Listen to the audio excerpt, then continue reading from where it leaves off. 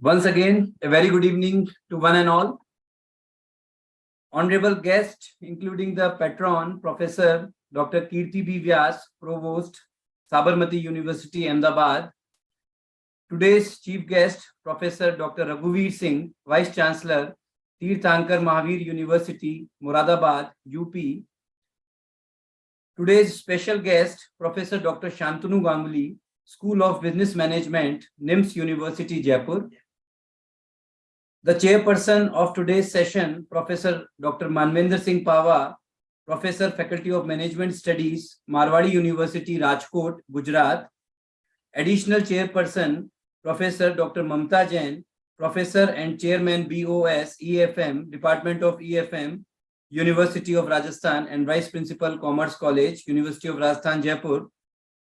Keynote speakers of today's technical session, Dr. Chai Ching Ten from Thailand, Dr. Gul Irkol Beyram from Turkey, the entire team of Inspira Research Association, Jaipur, team of Sabarmati University, Ahmedabad, Gujarat, and majority of learned participants from all over the country and abroad who have joined the program. I heartily welcome you all for the second day's session on advanced trends and practices in economics, education, technology, women empowerment, and applied sciences. As you all know, we have all enriched on inaugural day of the International Conference on Advanced Trends and Practices in Multidisciplinary Research and Innovation. And yesterday we have listened to Honorable Vice Chancellor Professor Vijay Veer Singh, Honorable Past President, Indian Accounting Association, Professor Harish Shankarlal Oza, Professor S.S. Modi, Conference Organizing Director and President, Inspira Research Association, Professor Vishal Gupta and myself, Professor Anil Mehta, Dr. Anukriti Sharma, Dr. Jolly Sahani, Dr. Rajneesh Clare, Dr. Chai Ching Ten, Dr. Ashok Kumar, and of course, Dr. Aarti Chopra, and number of participants from all parts of the country and abroad. So we welcome you, all of you once again. And now I would like to request Dr. Aarti Chopra, Conference Joint Organizing Secretary and Joint Secretary, Inspira Research Association, and Certified Corporate Trainer, Founder and CEO, Articurve Training Services, to invite and welcome our today's chief guest and resource persons, Dr. Aarti Chopra. Just a minute. Yes, ma'am. You can unmute. Very good evening to each one of you. It is my privilege, pride, and honor to invite our today's chief guest. Our chief guest is a renowned person, a renowned academician, and a great administrator. We are pleased to have you here, sir, as the chief guest of today's program. We have with us Dr. Raghuveer Singh, sir.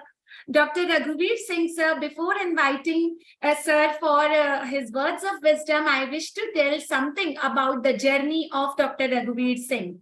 Dr. Raghuveer Singh is the Vice Chancellor of Tirthankar Mahavir University, Moradabad. That is a large multidisciplinary university. He is a postgraduate in management from Jamnalal Bajaj Institute of Management, University of Mumbai, and a doctorate from University of Rajasthan. He has been in management education for more than 27 years. Some of the prominent institutes he has served in senior positions are Director, Business School, Manipal University, Jaipur, Head, Management Group, BITS, Pilani, Founder Principal, Modi Institute of Management, Lakshmangarh, Director, University of Petroleum and Energy Studies, Gurgaon Campus, Director, IILM, Jaipur, Director and Executive Secretary, Indian Society for Technical Education, Delhi, and Director, JK Business School, Gurgaon. Such big names are associated with Sir's profile. He is also a trainer par excellence in soft skills. He conducts various numerous workshops for corporates like Parley and Department of Atomic Energy, Naval Dogs, Assam Oil, and many more. Dr. Singh has published 4 books and 48 research papers in national and international journals of high repute. He has been also invited in various lectures and refresher programs sponsored by UGC. He has 5 patents with him, and 7 PhDs have already been awarded under his able guidance. Sir, we are so glad that you accepted our invitation for being today's chief guest. We invite you, sir, with folded hands. I am sure with your words of wisdom, our participants will be highly motivated. Sir. Welcome. Thank you. Thank you so much, Artiji. Thank you so much. Let me on the outset thank Modi ji for reaching to me and inviting for this important international conference. I see one of my oldest and dearest friend, Professor Anil Mehta, out there. So I always become so happy seeing him out there. And another friend, Dr. Manvinder, is not visible. However, I'm happy to meet many new dignitaries here, including Dr. Ravi Modi, Dr. Shantanu Ganguly, Dr. Mamta Jain, and of course, two more expected guests, Dr. Chai Ching Tan from Thailand and Gulben from Turkey, not visible as of now, might be joining much later. So thanks so much for inviting me. I would like to share whatever little knowledge or little experience I have in research through having conducted large number of research workshops across the country and guiding some research scholars. And of course, self-reflection has worked quite a lot on me. And I would more focus on basically, the poor practices which happens in research, especially writing thesis.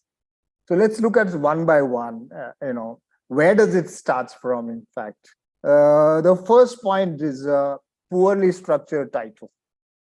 The practice in the country is that most of the universities force students to freeze their title before, in fact, they even develop their synopsis. That's the horrible way of doing anything of that kind. We in a university has laid a practice that you would start with a working title and you will be free to play with your title till you have a pre-thesis presentation. The simple reason behind it, because you can never predict the results before you have in fact analyzed the data. So it is important for anyone to bring the results in the title, show what important results the thesis has. Therefore, leave the thesis open, title of the thesis open, and let that be closed, just after having analyzed your data and the results are before you. That's one aspect as far as the title goes. Second aspect is that we use a lot of redundant words, like the study of so-and-so. I mean, if research thesis is not a study, what else is the study? It actually weakens your title, And the third important aspect is we, in fact, bring the regional geographical area into the title. That's the most horrible way of doing things. You have an option to show it in your research, what you call it, methodology page, or in operations definition.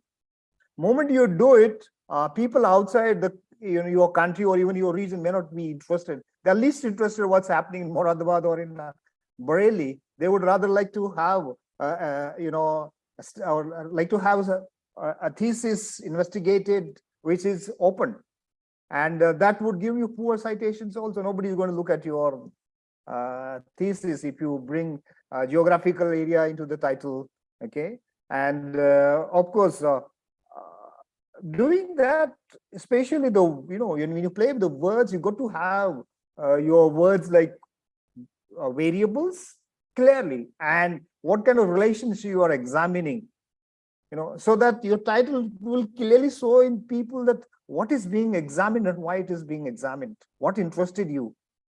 So the title plays very, very important. I see a lot of titles, they don't make any sense. The title goes as long as 2 lines. A crisp title won't go beyond 16 words. Beyond 16 words, I said. Anything around 12 words is a very good title.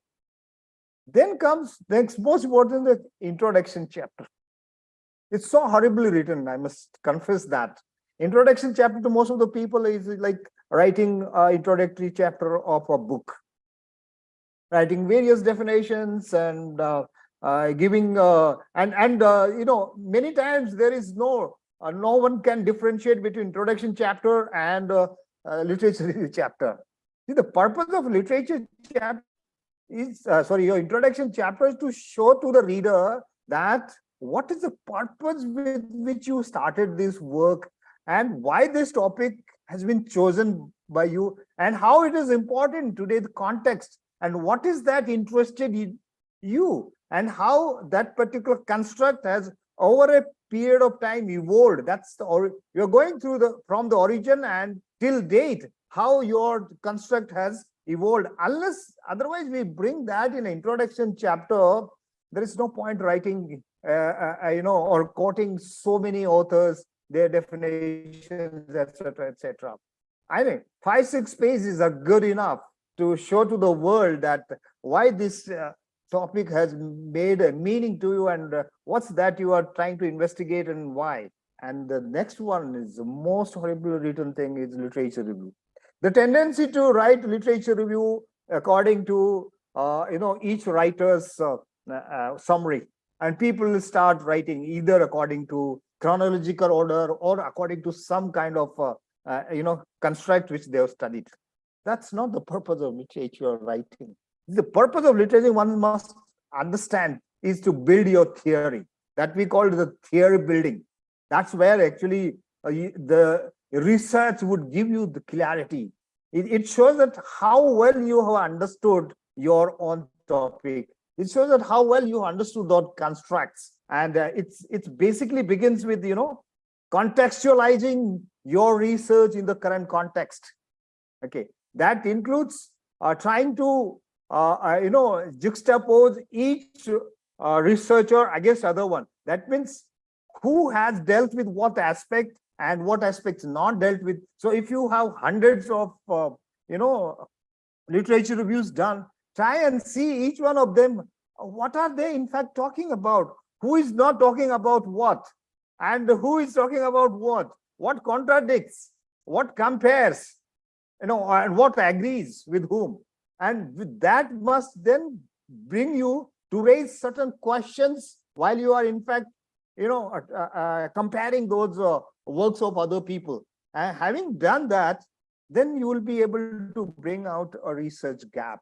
Unfortunately, the way research gaps are being brought out is atrocious. I mean, that's not the way. You look at 100 theses, 99 of them would, throw away the gaps. Nobody knows where it comes from.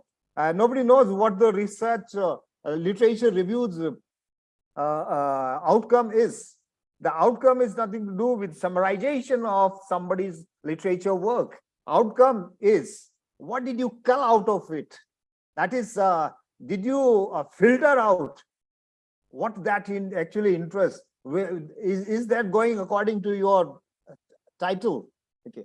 From there, the two most important things which emerge ultimately is, one, have you been able to develop a conceptual framework for your research? That means what kind of variables you are interested, what kind of relationship you are trying to measure. Has that framework been laid out in your literature review? And finally, you come out with your research model or research framework, which clearly indicates to someone who wants to read it, what are you trying to do from here onwards. So in my mind, a literature review is one of the most tough and one of the best possible way of letting the path set for your research. And if you don't do that well, you will never ever be able to defend your work. Someone who understands research would throw you down with few questions if you're not done it the way you are supposed to do it. From there, having done all that, you decide your research questions. Decide. I generally say research could be divided into two major parts. One, collecting data, and another, analyzing data. Now, when I say collecting data, that's a complete process part of it. And unfortunately, in our country, we miss that. Not many of us actually understand that part of it. And that's been given the least importance, least effort. Most of the effort goes into analyzing data because that's the easiest way to garbage in and garbage out. Putting all the data into SPSS, a poor thing SPSS would always give you results. But the question is, are your data worth analysis? Do they fit to the choice of your analytical methods? And do you actually examine that, or you don't examine that? I think that really happens. So having drawn the research questions, you now write a research problem, state a research problem.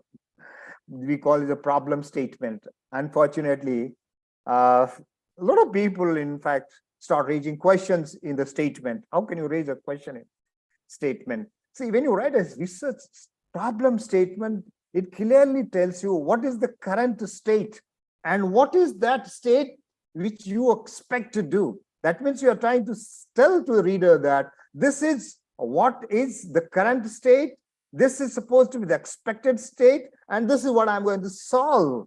So what are you going to do? That's you're going to put into your problem statement. So today, thankfully, with the advent of technology, you got to read how a statement problem is written, and from there you lay your objective, research objectives, and from research objectives bring out your hypothesis. And these four things, please remember, these four things should have a perfect alignment. If you don't align your literature review to your, or let me put it, your research question to your review, your problem to your research question, objectives your to statement problem, and hypothesis to objectives, the results would be much different than what you are in fact expecting. Because when you come out with your results, you got to run back to your literature review, that your results, whichever you got, how do they are contextualized in the literature review. Whatever, see, you will get almost about 4 types of results. One result could be completely new. It's a kind of a eureka kind, that's completely new. Another one could be, completely against the current text or current knowledge, that, right? Against, contradicting that. And few may be deviant to the existing, or few may be aligned to the existing. These are the 4 options which you got. And when you have to, you then go to discuss these results. What actually relates to what in the previous literature. Unless you do that, your research work will not be considered as complete. From there, there's another chapter, 3rd chapter, normally you call it methodology. Again, the big problem with methodology. We have a tendency to, in fact, write all theoretical stuff under methodology part. If people start defining various methods, whether it's a population, types of sampling, and sampling how the sampling size is to be calculated. There are a number of formulas written, and data collection method, etc., etc. No, please don't do that. Write what you are trying to do. For example, if I had to write something on population, I would write, what is my population? That is, what are those interested elements in which I'm going to collect my data from, and why have I chosen that particular population? Why not something else? Defend that. And then you say, my population comprised of all those demographic factors, geographical factors, whatever you want to include that. Don't define what a population is and how it is. And then you say, when it comes to your sampling, come and discuss what sampling method are you used, and why did you use that sampling method? Why not the other 5-7 different kinds of methods are? Okay, what made you to choose that? And then comes to sample size. Define what is your sample size. I'll just give a small example. Having a couple of years back written a paper on hotels. We picked up a sample size and used demographic variables, where we said our sample comprises of so many men, so many women, so many educated in hotel management, so not educated, blah, blah. The reviewer came back saying that, what is your basis of picking up so many women, so many men, and so many hotel educated? Can you please provide a reference? That actually put us into a kind of a thinking circle. Where do we get it? But couple of searches helped us to find a research study, which in fact gave us a rationale for justifying our sampling method. This is how, in fact, it goes. Anything which you want to write in your work has to be justified. And having done that research study, then the next one, most important part which comes is setting your hypothesis. Large number of people are not able to set their hypothesis, and they find a lot of difficulty in understanding the terms related to hypothesis. In one of the workshops, I happened to ask 2-3 questions. One of them was, tell me, when you get a result, especially, we'll get alpha results always, and P. I said, what is this P? And I said, what is this result being called significant? Result is significant. This is fine, but what is that meaning? And what is significant? What is P? What is assumed P and what is calculated P? And what is so significant about level of significance? Why we normally put 0.5, 0.05? Can I put it 0.01? Or can I make it 0.1? Yes or no? There's no answer. So, in a researcher, as we said, a research basically follows scientific method. That means there has to be a logic. So when I say put your level of significance 0.01, I need to find an answer to it. There has to be a reason behind it. Okay. If I say my research is significant, what does it actually mean? So there are a lot of terms and processes, methods, which requires a huge amount of logical thinking on it. And finally, I normally have another problem with today's student is deciding a method of analysis. Any method they will choose. And they say, then I ask, why have you chosen this method? What makes this to choose? Sir, he told, she told. No, but then why did you choose according to him?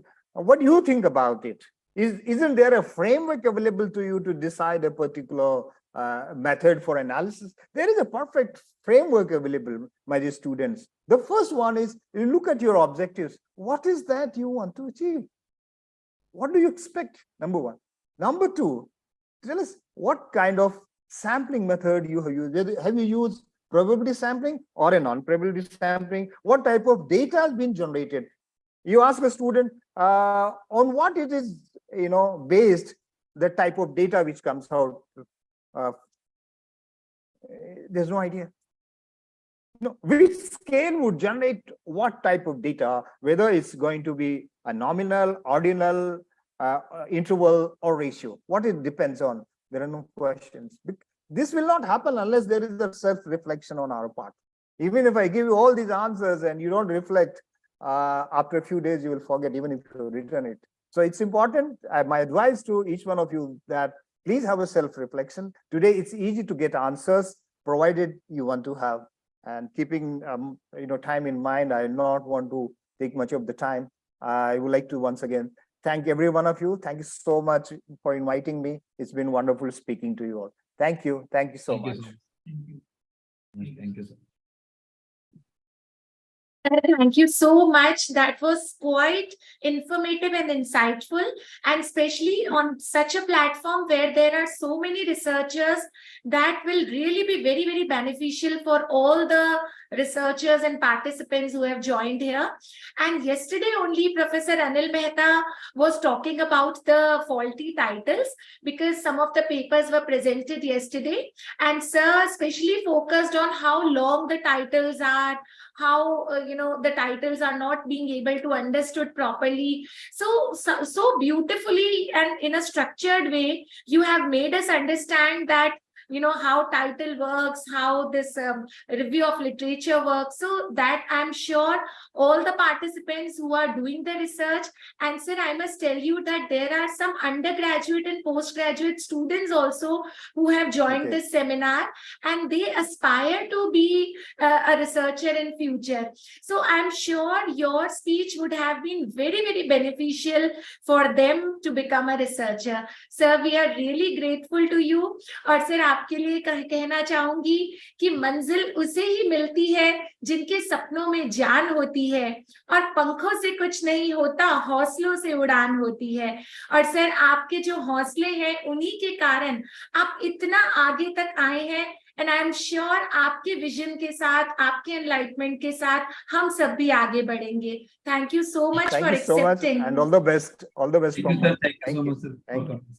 Thank you sir, thank you sir. Thank you. Ma'am, Professor Pava sir has also joined. I think he is in the car. Welcome, Professor Pava. We are waiting, sir. We are waiting for. Thank you so much, Atik. Thank you so much, Ravi ji. And my heartiest greetings to Professor Raghuveer Singh sir, who has been my teacher, my mentor. And at this platform, I would like to not only declare, just say a few words for sir. Is that because whatever I am today in research, it is just because of him only. So, because this is an association, this is something which a gratitude of a shishya to a guru is there. So, sir, heartiest gratitude to you, sir. And thank you, dear. Thank you. Yeah. तो ध्यान से drive कर रहा है क्या खुद ही? Drive कर रहा हूँ सर, नहीं कोई नहीं सर, ड्राइव ही कर रहा था। मैं भी साइड पे लगाता हूँ सर, वैसे भी। That's better. नहीं sir, I would like to say something about, because Anil Mehta sir is also there. Gratitude to you, sir, and Thank you. our Shantanu Ganguly ji sir. Gratitude to you, sir, and most respectful SS Modi sir, Sharan First Father, Mamta madam, Tan sir, namaskar and hello. So definitely, because I just left a little bit early because NAC team is arriving on 1st and 2nd. So I was a little bit occupied with that too. No problem. So that Never is mind. the thing. And so as soon as I will be reaching home, I will definitely be joining back. So it will take not more 75 than 10 minutes. presenters are today. Yeah, I understand, because you have given me all the pressure even before Ravi ji, my great friend. Okay, so this is because I will be joining after 10-15 minutes. Okay, Just sir. came to just take blessings of all the great people who are present over Okay. here. Thank you, sir. Thank you so much. Thank you, sir. So Professor Pava has finally disclosed how he is so active in research, how he's so profound in research. So we got to know, sir, because of Professor Raghuveer Singh and other teachers like him. So very nice. Madam, the nitty-gritties and the minutities of research, if you say, it is just because of his special sessions even after the college was over. We used to sit together. He was my director at Manipal University. So it's just because of him, whatever it is there. And his motivation only actually made me read a lot. So there is no actually shortcut to that. Thank you so much, sir. Thank you. Lovely. Thank you. Thank you. So thank you once again, Professor Raghuveer Singh, sir, for accepting our invitation. Thank you. Thank you. So now, moving forward, we have our special guest with us today, Dr. Shantanu Ganguly. Professor Shantanu Ganguly is professor at School of Business Management, NIMS University, Jaipur. Sir has completed 15 national government-funded projects and 10 international organizations-funded projects. That's a very, very big number, sir. Sir has been awarded D.Litt from Thames International University, Paris. Sir has designed and developed various online courses for Swayam portal. Sir has various papers published in various national and international journals of high repute. Sir has got 3 master's degree, including masters in library science and information management. Sir, your profile is so diversified. When I was going through it, I was so surprised to see that how one person can be so fantastic in the areas of science, management, and library science, information management at once. Sir, we are really, really glad to have such a versatile and such a dynamic person like you to be accepted our invitation as the special guest today. Sir, we welcome you with folded hands, Dr. Shantanu Ganguly.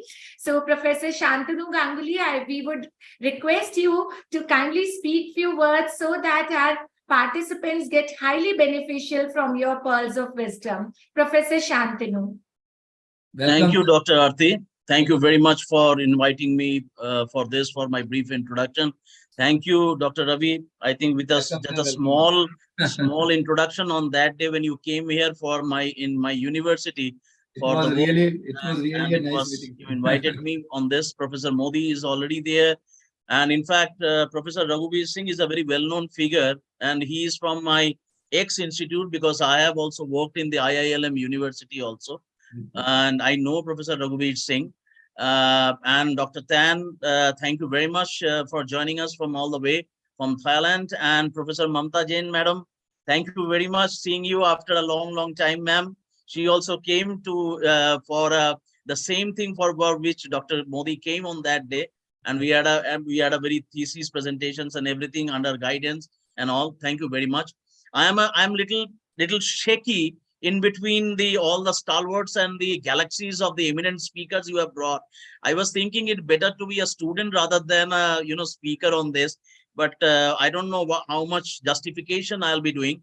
But one thing I would rather say that Professor Raghuveer Singh ought to set the ball rolling regarding the research, and that's an extremely important area in today's context to bring out a solid area of research, which is a very core subject to the core of my heart.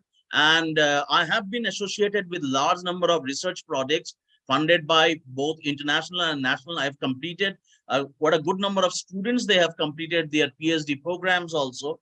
But when I was going through the topic and the brochure which Dr. Modi, shared with us regarding advent trends and practices in economics, education, technology, women empowerment, applied sciences, it was so vast. I think each one of them is basically a keyword on which one international conference should be done. So instead of taking the entire gamut of what Dr. Modi has set in the international event, so I think I picked up 2 very vital, important components. One of them was obviously the technology, because there is a tremendous technology boom is going on. In fact, many of you know that there is a Digital India Summit is going on in Delhi. And another one is on women empowerment. And in fact, this is one of the major area which I want to really look into these 2 aspects. And I want to bring in some of the and in fact, I would rather say that while doing this, I was, I'll just share my presentations. Please let me know if you can see it here. If you can see my presentation. Can you see my presentation? Yes, sir. Yes, sir. Yeah.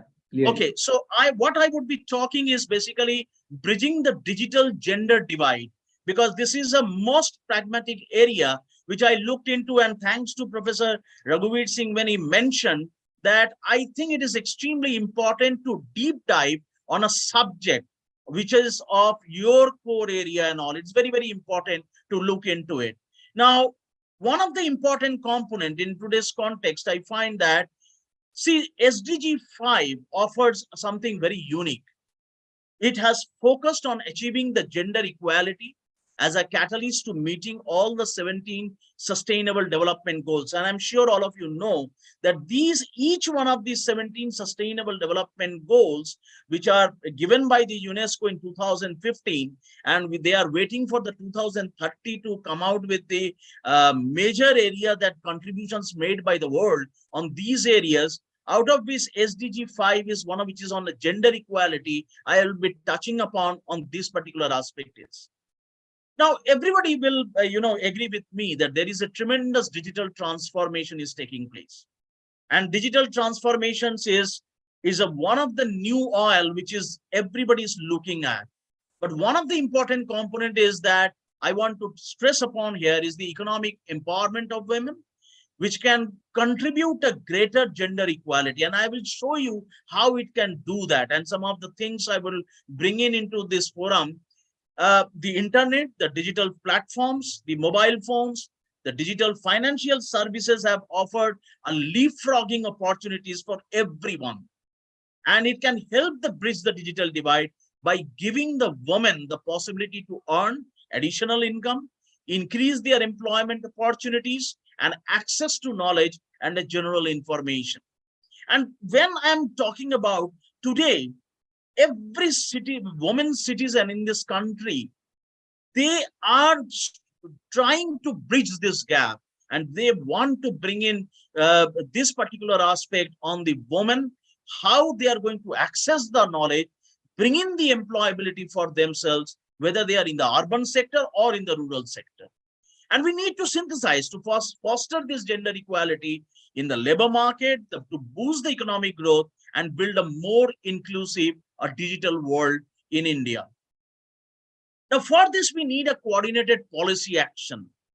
And this requires raising an awareness and tackling the gender stereotypes, enabling, enhanced, safer, more affordable access to digital tools, and stronger cooperation across stakeholders to remove the barriers to girls and women's full participation in the digital world. Digital technologies provide new opportunities to make progress, but technology fixes cannot address the underlying structural problems that drive the digital gender divide. So there is a concrete policy actions are required to foster the women's and girls' full participation and inclusion in the digital economy. So while at the same time addressing the stereotypes and social norms that lead to discrimination against women. So this is a very, very important area. So in the urban area, if I look at maybe in Delhi or NCR region, or maybe in Mumbai or in Kerala and all, there maybe the urban people, the urban women must be very much. But if I look at today, some of the rural sectors and where they have a tremendous opportunity and that they have a lot of inclusiveness, but the thing is that do they get such kind of opportunity to excel? That's $1 million question today. So some of the issues and concerns I want to discuss out here is that gender-based digital exclusion has many causes.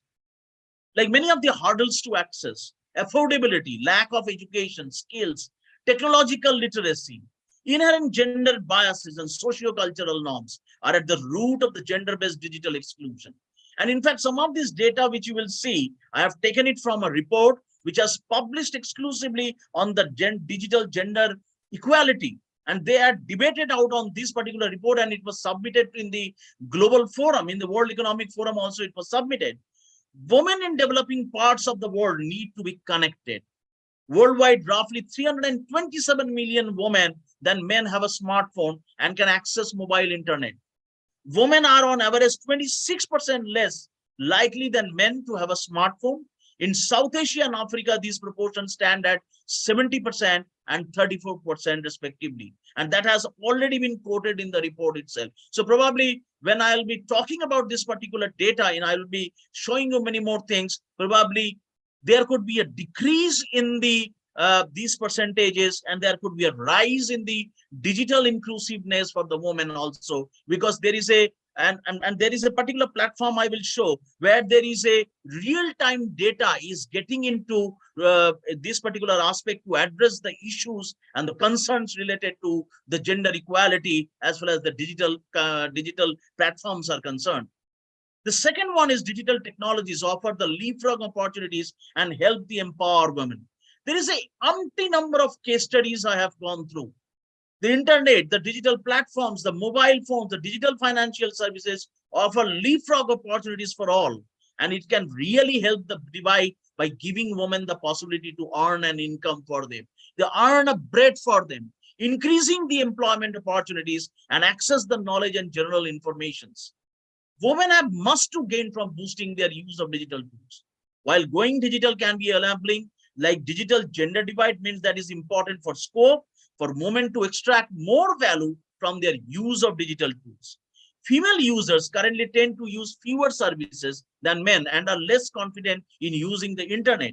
Online or video-based upskilling and tutorials may help women make better use of digital tools and extract more value from them. In fact, when I was discussing the couple of these matters with the Ministry of Science and Technology, in fact, they are coming up with very important different plan programs, different schemes they are coming out where they want to empower the women who are using different types of digital technologies. In fact, there was a very interesting program where I was delivering a talk. It was organized by Terry. It was on Women Entrepreneurship Development Program. It's called WEDP, where I have trained the different women and entrepreneurs to say, for example, how to write a business proposal, where to find the right kind of suppose somebody wants to find out a competitiveness, how he can find out those competitiveness, what are those areas, how to, and in fact I have given them a very interesting templates also, that if you fill up all those question and answers in that template, you would be able to develop a very interesting proposal for your own business and all.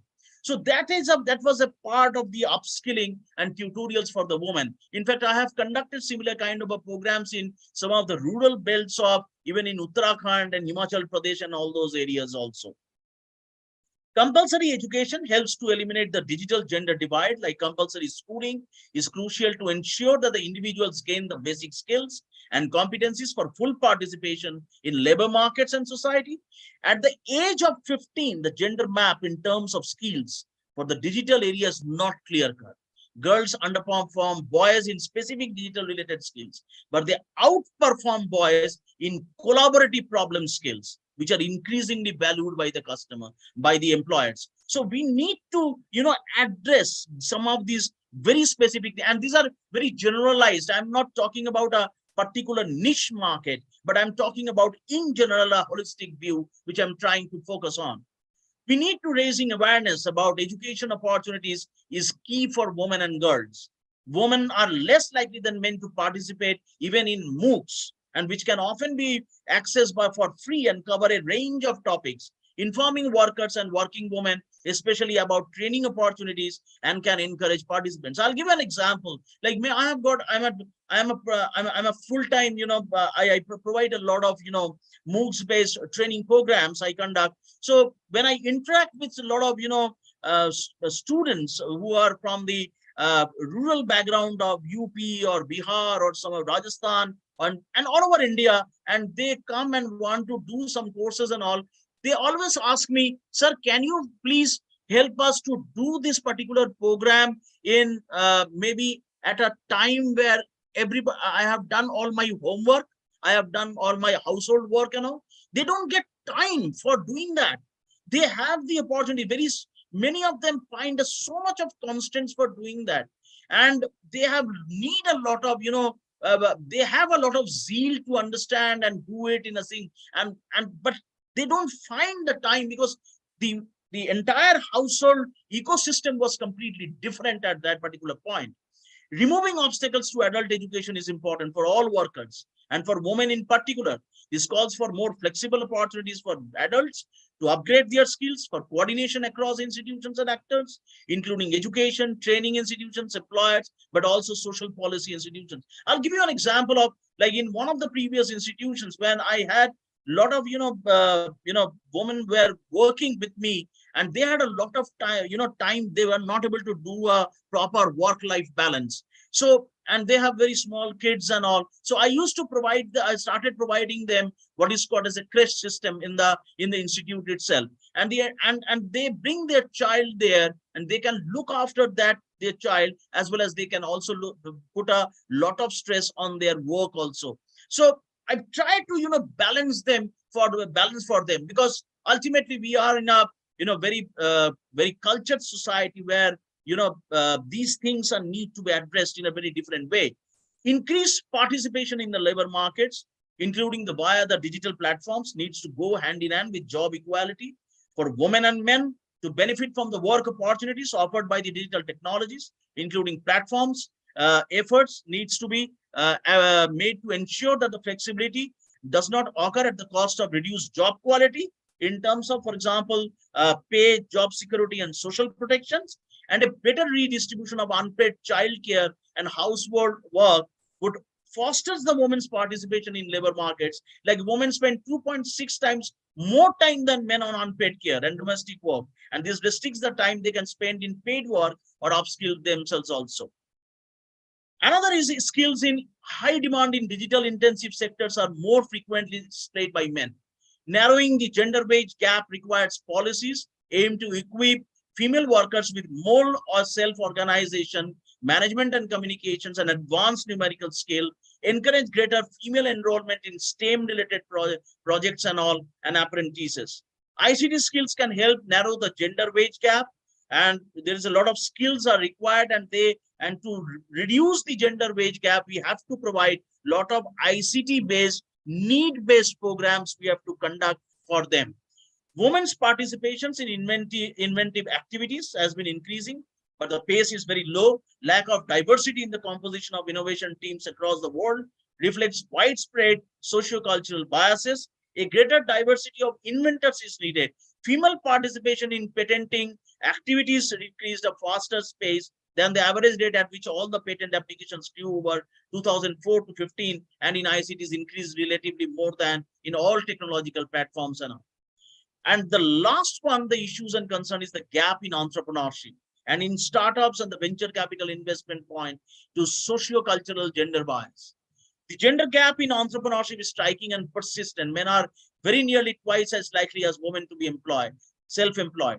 They are 3 times more likely than women to own a business with employees across even OECD countries. 90% of innovative startups seeking VC, the venture capital investments have been found by men. Women-owned startups receive 23% less funding and are less 30% likely to have a positive exit to be acquired or to an issue on public offering. So more emphasis on the, as far as the social entrepreneurship is concerned, more socio-cultural support has to be given to the women to come up with more entrepreneurship in that. I mean, well, one can see I was teaching in the in my college, the very interesting, the project developed on the Lijjat Papad, which is an extremely important project on a social entrepreneurship. How many such kind of projects are coming up in this country? And there are so many. In fact, I started doing such kind of a program with my students in my university, where I find that a lot of women are coming up with a very, very interesting. In fact, very recently I did a workshop on this, where very interesting topics, components they have come up as a part of their entrepreneurial programs and all. So G20's ambition is to bridge the digital divide.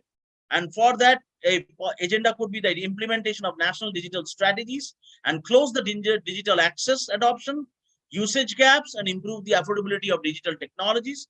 So a national digital strategy should include target both numbers and days for closing the digital gender divide across at least 4 dimensions, like extend the networks and digital access, promote access to affordability and use of connected digital devices, boost availability and promotion of an e-banking, mobile money, and increase the online safety also.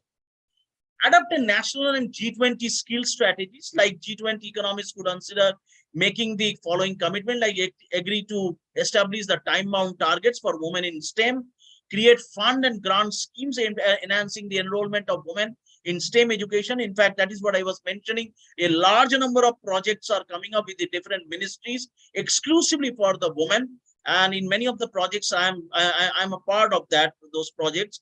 Establish awards and prizes, enhancing the visibility of women in STEM and in high technology sectors, and implement the awareness campaigns taking socio-cultural norms and biases and stereotypes. Foster women's entrepreneurship and engagement in innovation.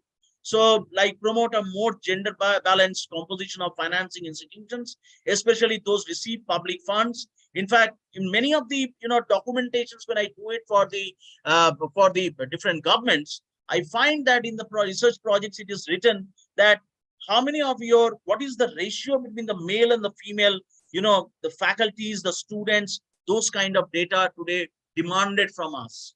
So it is, you can see that people have woken up, and there is an important role the women entrepreneurship has to play in these areas.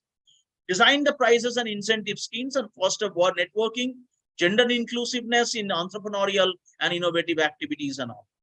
In fact, you will be all happy to know in the International Women's Day, there was a concept kept by UNDP, and you would be happy to see this particular called Digital, where innovation and technology for the gender equality was given the highest priority.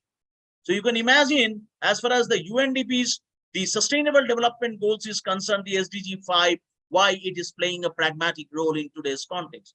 So digital divide has been the new face of inequality. In concrete terms, roughly 37% of the world's population still have no internet access.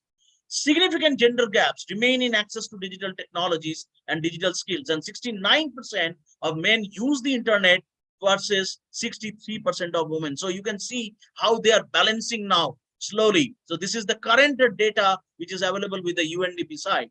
The digital device is not only about the hard infrastructure that increases the the human potential and all. In fact, there is a very interesting data what are generated by the Gender Digital Divide Index, and this is the snapshot of that. And if you can see, if you click any one of them, that particular, and that data is, it's a so continuous basis, it is changing. And in India, it is showing 62% clearly in that mapping. It is showing the divide index is showing on gender digital divide index. It is showing. If you look at the foundations, which are the foundations which are working towards GDDI, so you can see that those green color. That's why I have given the things in the green color. So the green colors, even India is also very actively working in these areas. And this is the real current area where people are doing an extensive research and extensive work in this area to bridge the gaps in these areas.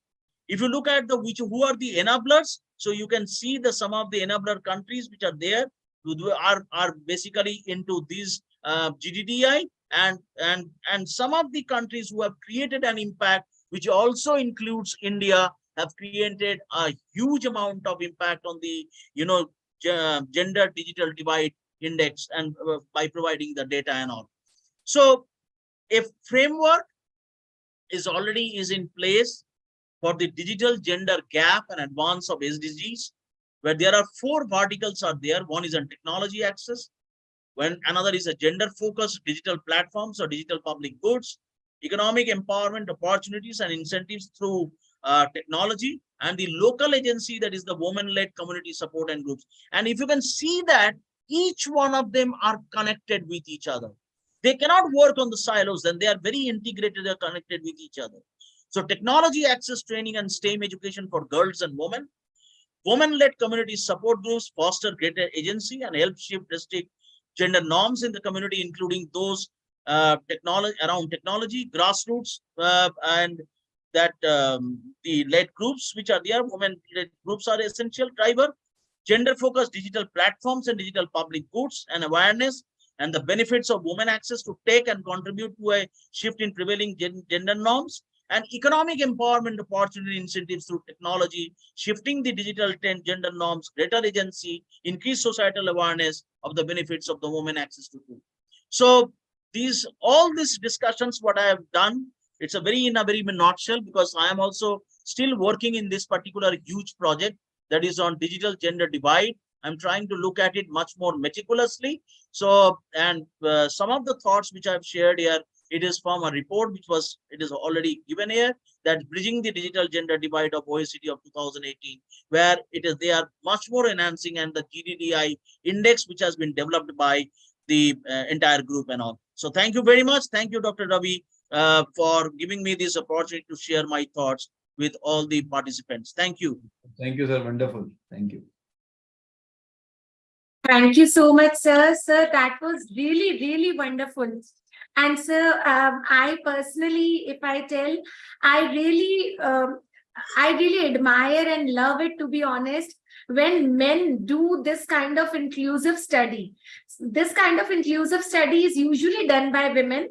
In our yesterday's session, Dr. Jolly Sahani, one of the keynote speakers, also talked about inclusion of women digitally and in other areas. And Professor Mamta Jain also in last of, I think 2 or 3 conferences back, she also talked about this women empowerment and inclusion of women in digital technology and other areas.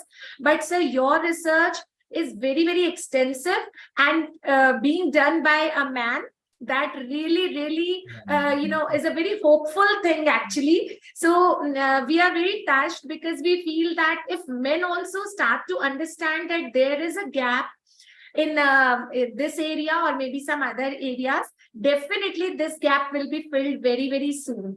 And so the data you have shown, they are very, very interesting. They are great data you have shown. So sir, lots of respect and thank you so much for accepting our invitation, and such a wonderful, remarkable speech you gave, sir. We are really thankful to you. We were actually amused. We were actually amused at your words. Thank you so much for accepting and enlightening our participants, sir. Professor Shantanu Ganguly, sir, your university is very lucky. Your students are very lucky to have been guided by you. Really, sir. He's Thank you so much. really a great academician. I can feel, sir, the girls at your university, they must be so fortunate to have your guidance. Thank you so much for accepting our invitation. Dr. Aarti, this is very important that it is, I mean, there is nothing called as a gender biasness here. Because see, whenever I'm going right now to different ministries and different institutions and all, I find that most of the projects which are there, or the funding or the schemes of the government of India are there. They are basically given a lot of emphasis on the woman and all. And they are trying to do a lot of things on the woman empowerment areas, because it is very, very important, you know, to bring up. See, we are in the so-called, you know, urban areas, we are all there. But look at the people who are there down the line in the villages areas and all. When I'm in fact, I'm trying to do a projects with the, because I have done in the hilly areas. Now I'm trying to do some projects in the, you know, in Rajasthan belt also, in different villages and all, where a lot of women entrepreneurships are, if it can be taken up. In fact, I'm coming up with one of, because I had 4 verticals. Professor Mamta Jain knows about it, that I am the director and professor of 4 verticals, and one of them is basically on that is on fashion, basically, and fashion and textile design, and where basically I am started working with my principle of fashion and textile design, a project called Avaran, and Avaran means, you know, wear, and that is what basically I'm working on, the sustainable fashion, where the different cotton is the is our pride, is our materials, and a lot of women are wearing the cotton clothes and all. And so I started working on those areas, and very soon I'm coming up with the projects on sustainable fashion for working on this, where women will be skilled and a lot of training programs will be done, and in the villages of Rajasthan, and we are going to take up that in a big way. So this is just a tip of the iceberg. This is just a tip of the iceberg. So wonderful. Sustainable fashion is also the interest area. I mean, for me also, it is an interest area. I also wrote one research paper on this. So, sir, we would request you that once you are into this project, kindly do accept our invitation again, and kindly do enlighten us on this topic also. Oh, sure. I am more in right now in more very deep research into sustainable development goals. I already worked quite good on the sustainable development goals compared to health and wellness being. So I'm coming up with, you know, sustainable tourism also. I'm working on sustainable fashion, and I also working on sustainable food. So these are some of the 3 major verticals I'm very deeply getting into the research, actual research based work I am getting into and trying to implement it. See, we can keep on talking, but what's most important is implementation at the grassroots level is the most important thing. And then on you come on all the challenges you come across in those areas. Thank you, sir. Thank you. Right, sir. Thank you so much, sir. So I thought I was not sure whether Professor Manvinder Singh Pava would Professor- be able to Professor join us, Pava but sir he has has joined. joined. Yes, yes. And I have Professor seen. Gul has also joined, ma'am. Joined, right, right. I have also seen, sir, because I was doubtful whether, because since he was driving, I was not sure whether he'll be able to join us, but sir has already joined us, sir. Bang on time, Professor Pava, you're bang He's on always time. on time. Time. So it is my privilege and honor to welcome now our chairperson for today's session, Professor Manvinder Singh Pava. Professor Manvinder Singh Pava is working as a professor, Faculty of Management Studies, Marwari University, Rajkot, Gujarat. Professor Pava is an alumnus of IIM Ahmedabad and is an eminent academician with a rich industry experience of 21 years, which is a rare blend of academia, industry, corporate consultancy, and research. Besides his graduation, post-graduation, and doctorate, he is a qualified company secretary, LLM, and MBA gold medalist. Professor Pava has delivered more than 100 special courses, FDPs, for a number of government and private institutions, including AICTE, ICSSR, and UGC. He has participated at numerous national and international conferences, chaired the sessions in India and abroad. His 70 research papers are published with various refereed national and international journals. 6 PhD scholars have already been awarded degree under his able guidance. He has also served as a professor and dean at School of Business, the Assam Kaziranga University, Assam, and he has been the professor at Manipal University, Jaipur. And sir is very, very close to Inspira. Sir always accepts our humble request to be a part of the conferences. So sir, we welcome you to be the chairperson for today's session. Aaj aapka kaam bahut bada hai. We have a lot of participants with us today. So besides your insightful speech, we shall be rendering you the duty to observe all the research papers also. That is Welcome, more sir. Welcome, Welcome, sir. sir. Welcome, sir. Thank you, Ravi. Honorable SS Modi sir, Raghuveer Singh sir, whom we have just now heard, and Dr. Shantanu Ganguly sir, who is himself a stalwart. I've been observing because while I was in the car, I was observing the speech of Professor Raghuveer Singh sir also and Dr. Shantanu Ganguly also. And after listening to both the stalwarts, there is nothing for me to just speak on any of the topics. But yes, I would say something on the research where Professor Raghuveer Singh sir has actually explained that what research is and how it is done. Whereas Professor Shantanu sir has actually implemented it in his areas of expertise and has told us that what are the various topics which are trending today in the areas of various areas of research and how the interdisciplinary research can be done, which is a need of the time. If we see the publication trend these days, so most of the thing which is publishable, particularly in you can say the journals which are of immense importance, is the interdisciplinary research only. And I would like to heartily congratulate all of you also, and especially Inspira Research Association, who have always been doing the conferences on interdisciplinary research. And in this way, this is a big opportunity for all the researchers to not only excel in their areas, but also interfere in other areas in order to have a better outcome. Now, if we see the indexed, you can say, agencies like Scopus, like others also, so which actually, if we see the indexing pattern, the most of the researches or the papers which are published are in interdisciplinary research, and the chance of publication increases when we are going for interdisciplinary research. And from the point of view of economics, education, technology, women empowerment, and applied science, which is the theme of today's research in which we have to undertake the advent trends. Advent means advanced trends and practices which are happening in these areas. I would say education is the most prominent one, because India is now witnessing the changes which is being brought by the new education policy. And let me tell you one thing, one big thing, which I think most of us might be knowing also.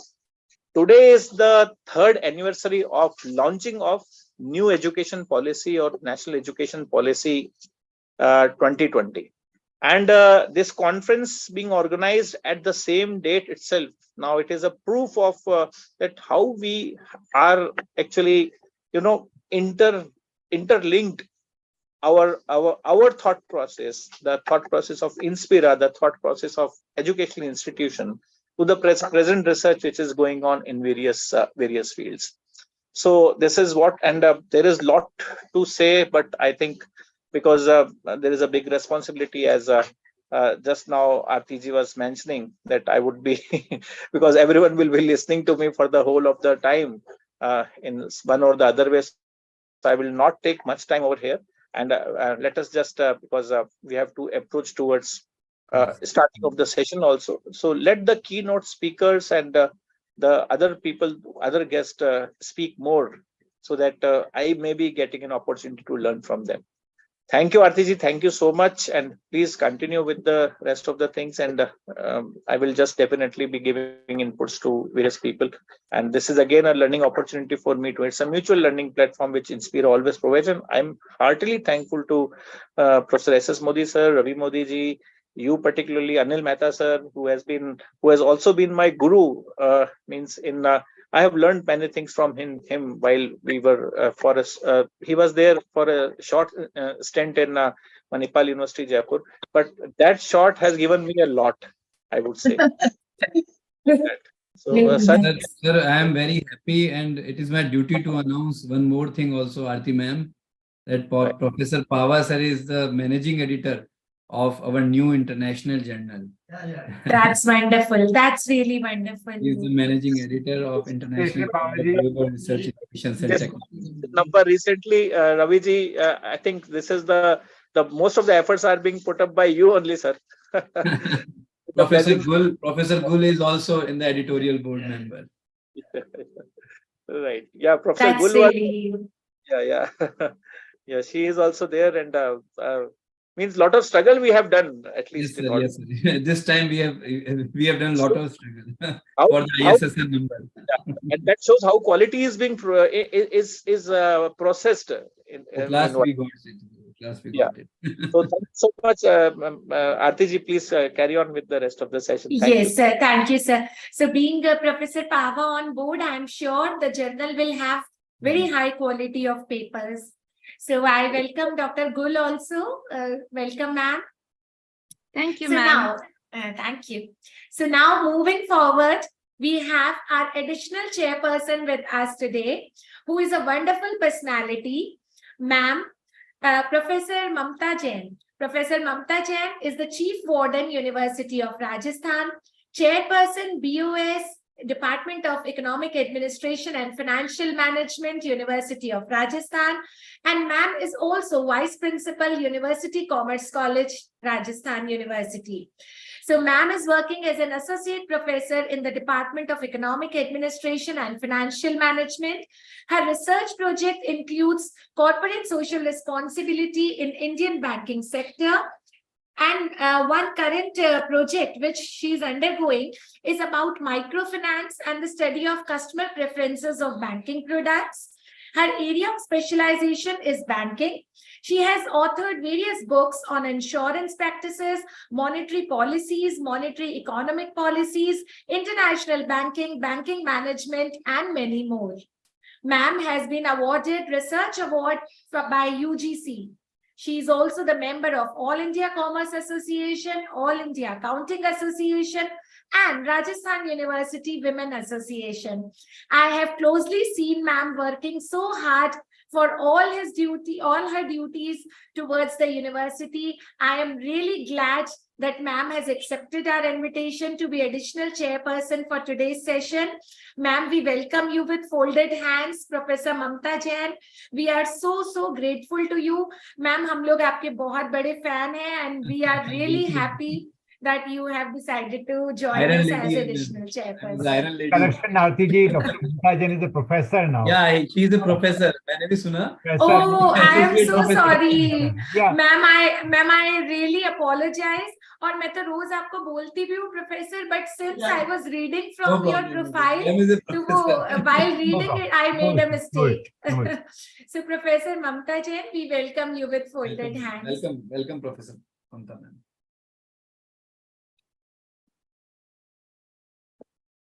Please unmute कर लीजिए ma'am. Ma'am, please unmute. Yeah, ma'am. Now it's okay. Yeah. it's I'm okay. audible. Yes, ma'am. Yeah. Thanks, Aarti, for wonderful words. Thanks, Ravi. And special thanks to Modi sir and the Sabarmati University for this opportunity. And the conference. One minute. Today's conference chief guest, Honorable Raghuveer Singh sir, special guest, Dr. Shantanu sir, chairperson, Professor Manvinder sir, keynote speaker, Chai Ching Chen, and other keynote speaker is Dr. Gul Ikrol Dera. So, thanks to all.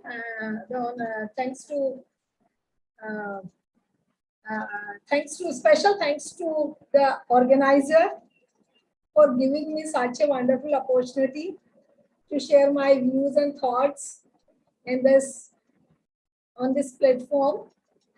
And as the topic, very vibrant topic they have selected, advanced trends and practices in economics, education, technology, women empowerment, applied science. First, I thought to take the women empowerment as a topic, but after that, again and again, I am choosing the same topic. So I just changed my mind and I just take the concept and the topic on in a banking sector. As we observe and see that there is a lot of change in a banking sector as emerging technology trends in banking and financial service sector, service industries. And the banking and financial sectors plays a very crucial role in the development of economy. And the development of banking and the financial sector depends upon the services provided to the customer in various aspects. And without banking and financial sectors, we can't imagine the other sector, because money is very important. Money plays a very important role in every sector of life. And banking and financial sector has seen a number of changes. As number of changes we can see, most of banks starts innovations, banking services with the object to create more value to customer. More value to customer means we can say there is a new innovations, new change, new phenomena. Yeah, we can say that new technologies have been adopted by the banking sector. And these impact on not only in the banking sector, but every sphere of life, whether it's we can say the international market, whether it's the distribution, whether it's the production, whether it's the marketing, whether it's the transport and hotel industry, everywhere. Because directly, indirectly, everyone is related with the banking sector. So as we just heard the name of chatbots, artificial intelligence, big data, blockchain, integration, cybersecurity, robotic process automation, cloud computing systems are some new innovations. and how these innovations have changed a lot of our life and in our banking sector also, and every sector. So these new innovations may be grabbed by the Indian banks. So these innovations, how they have changed the services, they have changed the life, they have changed the system. So banking system and financial institutions are integral parts of an economy. New trends are gaining momentum at a fast pace because customer finds it's very convenient and also flexible at the same time, because 24 hours these kind of services they are getting through the banks. And financial technology also resulted in the introduction of several technological advancements in the industry. So today we live in a digital era where technology is driving changes in almost every industry. Whether it's the use of smartphone, we can say, automation to boost operation, cloud computing, data analysis. So smart use of technology is becoming really an integral part of our in a success of business. So what recent technology trends we have just observed and we have just gone through. So first we can take it a chatbot. Chatbots is what? Chatbots means like chatbots act as a financial virtual advisor. As like other way the financial advisor give the advice to the customer, advice to the layman. As like that, financial advisor virtual chatbots. And through chatbot is a computer programming that simulates human conversation through the text and voice commands, and also act for the suppose the customer have to pay some payments, so it gives the time to time payment reminders and give the bank offers, how many offers are being provided by the banks, and the policy offers, and also the transactional updates, and also the timely notifications which policies installment is due. So there are so many such things. Customer don't have to go to bank physically, rather he can get every information, every text and every kind of messages through this chat box technology. So chat box really the don't give the customers to the help and to the convenience. Today customer don't have the patience to attend the long hours in a queue and obtain their queries resolved. Rather they can resolve through chat box. So no need to go to physically to the bank branches. Rather they can resolve their problems and their grievances and any kind of information query through this chat box. So chat box are utilizing by banks and by many companies, and it gives a lot of convenience. It gives a lot of convenience and the convenience in a working of the banks and other industries. Second one is we can say artificial intelligence. What exactly artificial intelligence? Artificial intelligence is the simulation of human intelligence processes by machines, and banks are using artificial intelligence for variety of tasks, as in which a task they are using. First of all, fraud detection. Fraud detection means whatever kind of fraud is going to happen with the customer, with the bank, with the company, with the business, in any kind. So fraud detection, artificial intelligence is very helpful. Customer service, mortgage approvals, anti-money launderings. These are the such kind of things in which artificial intelligence is very much helpful. And banks are using for providing the services to their customer and helping a lot to the customer. So customer is well secured. Customer is a well protected. Customer is a well, like we can say the well up to date of their whatever the information they require, of their accounts, of their payments, of their loans, of their policies. So number of such kind of product and services, they can very easily find out and trace their all kind of transactions. So they can also predict the market trends. What will be the market trends? And according to that, they can invest their funds and utilize their funds in a better manner and can get the very high rate of return. So artificial intelligence not only helps to the bank, rather to the customer, rather to the layman's. So, and lower the cost also and improve the productivity. Means that there are so many such kind of things which earlier the employees are doing for the customer, because there is a long queue and they are entertaining to the each and every customer individually. But through this artificial intelligence, they can save their time, and that can time to be used for productive use. And then productive use definitely enhance their performance, enhance their productivity, enhance their efficiency. Because such small things, they are not using their time for these purposes. Rather, they are thinking in terms of more innovation, more performance, more better, giving the opportunity, giving the product and services to the customer.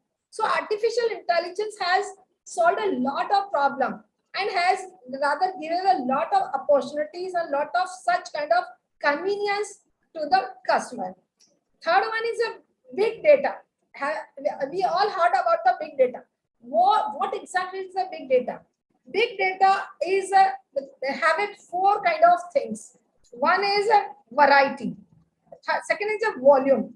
Third one is a velocity. And fourth one is a value. So big data means data are stored by the banks. But now the variety of data means wide range of data, from transactions to the credit score and to the risk assessment by the banks are stored.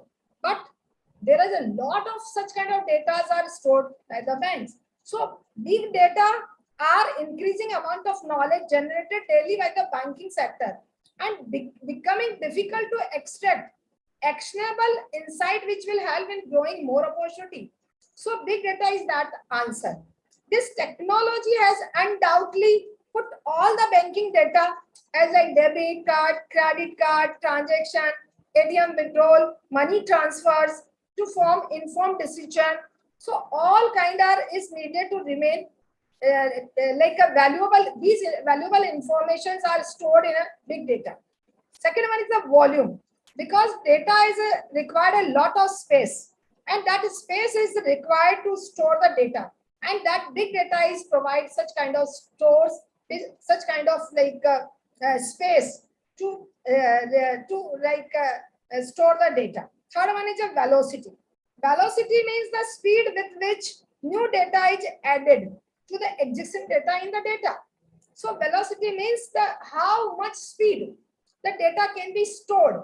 So through that big data platform or big data apps, data can be stored very speedily, or rather provide the stores also. And the value, and this correspondent to the real-time applicable of the result of big data for business decisions. Suppose the data is stored with you, then definitely whatever time it is required, these data, through these data, decision can be made very easily, because we know that data is stored in a very space. Data is stored in a form of big data. So these kind of stored data can be used for the time of the decision and the time of the taking any kind of investment, and any kind of whether it's a customer, whether it's a bank, they can easily take decision whenever and whatever and kind of decision they want to take. Next one is a blockchain integration.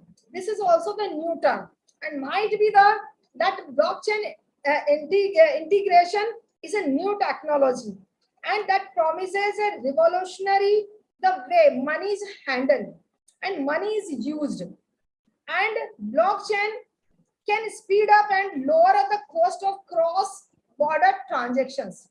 Through this blockchain, the blockchain is a very cost saving, and we can transfer money from one country to another country very easily with a low cost.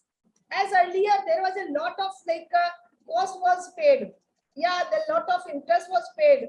Yes, surcharge was paid to transfer the money from one country to another. But now through blockchain, it's become very easy and very faster. Rather instantly send money and resolve reduce the operation cost.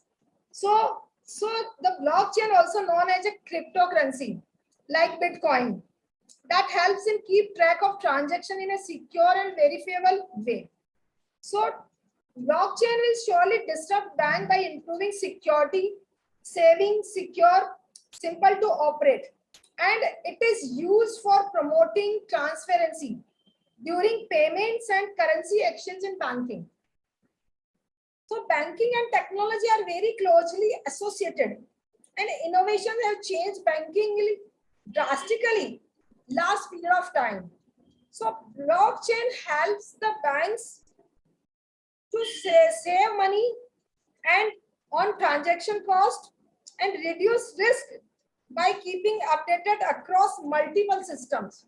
So blockchain is also the new technology through which banks operation has become very fast and very systematical and very secure. Next one is a cyber security. Cyber security is a very common and everyday basis. We heard this cyber security, but what exactly the cyber security? Cyber security means the guard against the attack, guard against the damage, and malwares, viruses, and hacking, data hacking, theft, unauthorized access to the network devices, programs, and data. So cyber security is a banking, in a banking sector, banking is a one such industry that deals with the sensitive and personal information, and that personal information should not be leaked. If this personal information is leaked, then definitely there is an adverse impact on the customer's profile and the bank's transactions and all. So security is essential, and bank institution must be ready with the plans to attenuate the damage if any mischief occurs. So cyber security gives the protection to the customer, give the protection to the bank. So through these cyber security, banks must share best practices and knowledge to assist customer avoid the probabilities of cyber attacks. Next one is a robotic process automation. This is also the new phenomena and new technology through which the banks have made their system very we can say the smooth. So using advanced business process automation tools to automate many mundane and the repetitive tasks, allowing the employees to focus on more value adding and customer centric activities. So using RPA, the bank can use customer service bots to deal with low priority questions from customer like account balance and like payment queries, and save the time of human agent to handle with high priority consent. So high priority consents are just settled by this robotic process automation, and these tracks the accounts, send an automated notification to the customer, and customer become aware, and customer become aware and take the decision accordingly. Suppose there is a message, there is a text message, there is something other a notification, and he immediately can just contact the bank and just hold the account, and just a debit card, whatever the credit card he and she is using, then stop. So so that robotic process automations always just like make aware the customer, and through this customer is become attentive. Cloud computing also enable the financial institution to reduce their data storage cost with a pay as you go primary pricing model. Cloud computing data can be saved there, so there is a less space required by the banks, because whatever the data they can save in cloud computing. So fraud detection, reduce cost, tighten security, compliance with the regulation, customer relationship management, greater scalability can be the achieved. Now, next one is voice banking. Through voice banking, future banking, voice assistants such as Amazon's Alexa, Google Assistants become more prevalent. Customer can use voice commands to perform banking transactions, making banking even more convenient. Green banking. Nowadays, banks are focusing on the green banking. And in green banking, the eco-friendly banking services and products they are providing, and whatever kind of projects they are investing, their other first thing that the project is socially and economically and environment friendly. Then they are just using their funds and giving the loans and advances to these to the customer who are using these loans and funds for eco-friendly projects and eco-friendly green banking projects. So these are the such few innovations and advent of the technology through which life has become very easy. Rather, I have just like focus on a banking sector, but we can say that not only in a banking sector, but every sphere of life, these technologies are using more. And in a conclusion, I will say that the Indian banking system will further definitely grow in size and complexity while acting as an important agent of economic growth. And using such kind of technology, definitely banking is boosting. And not only the banking, if the bank are taking boost, then definitely our economy is also boosting. Economy and bank, we can't make them separate because they are interdependent. So it is very much sure that future of banking will offer more classy services to the customer with a constant product and process innovations. And while bank deals with rising demands, increasing flexibility needs, new demographics, so technology come into action to deliver efficient customer experiences. So I have discussed the new technology in the banking sector, which affect directly and indirectly the every sector, every sphere of life. So thanks to the organizer for giving me such a wonderful opportunity to share my views on this topic, new advanced trends and practices in banking sector. Thank you. Thank you.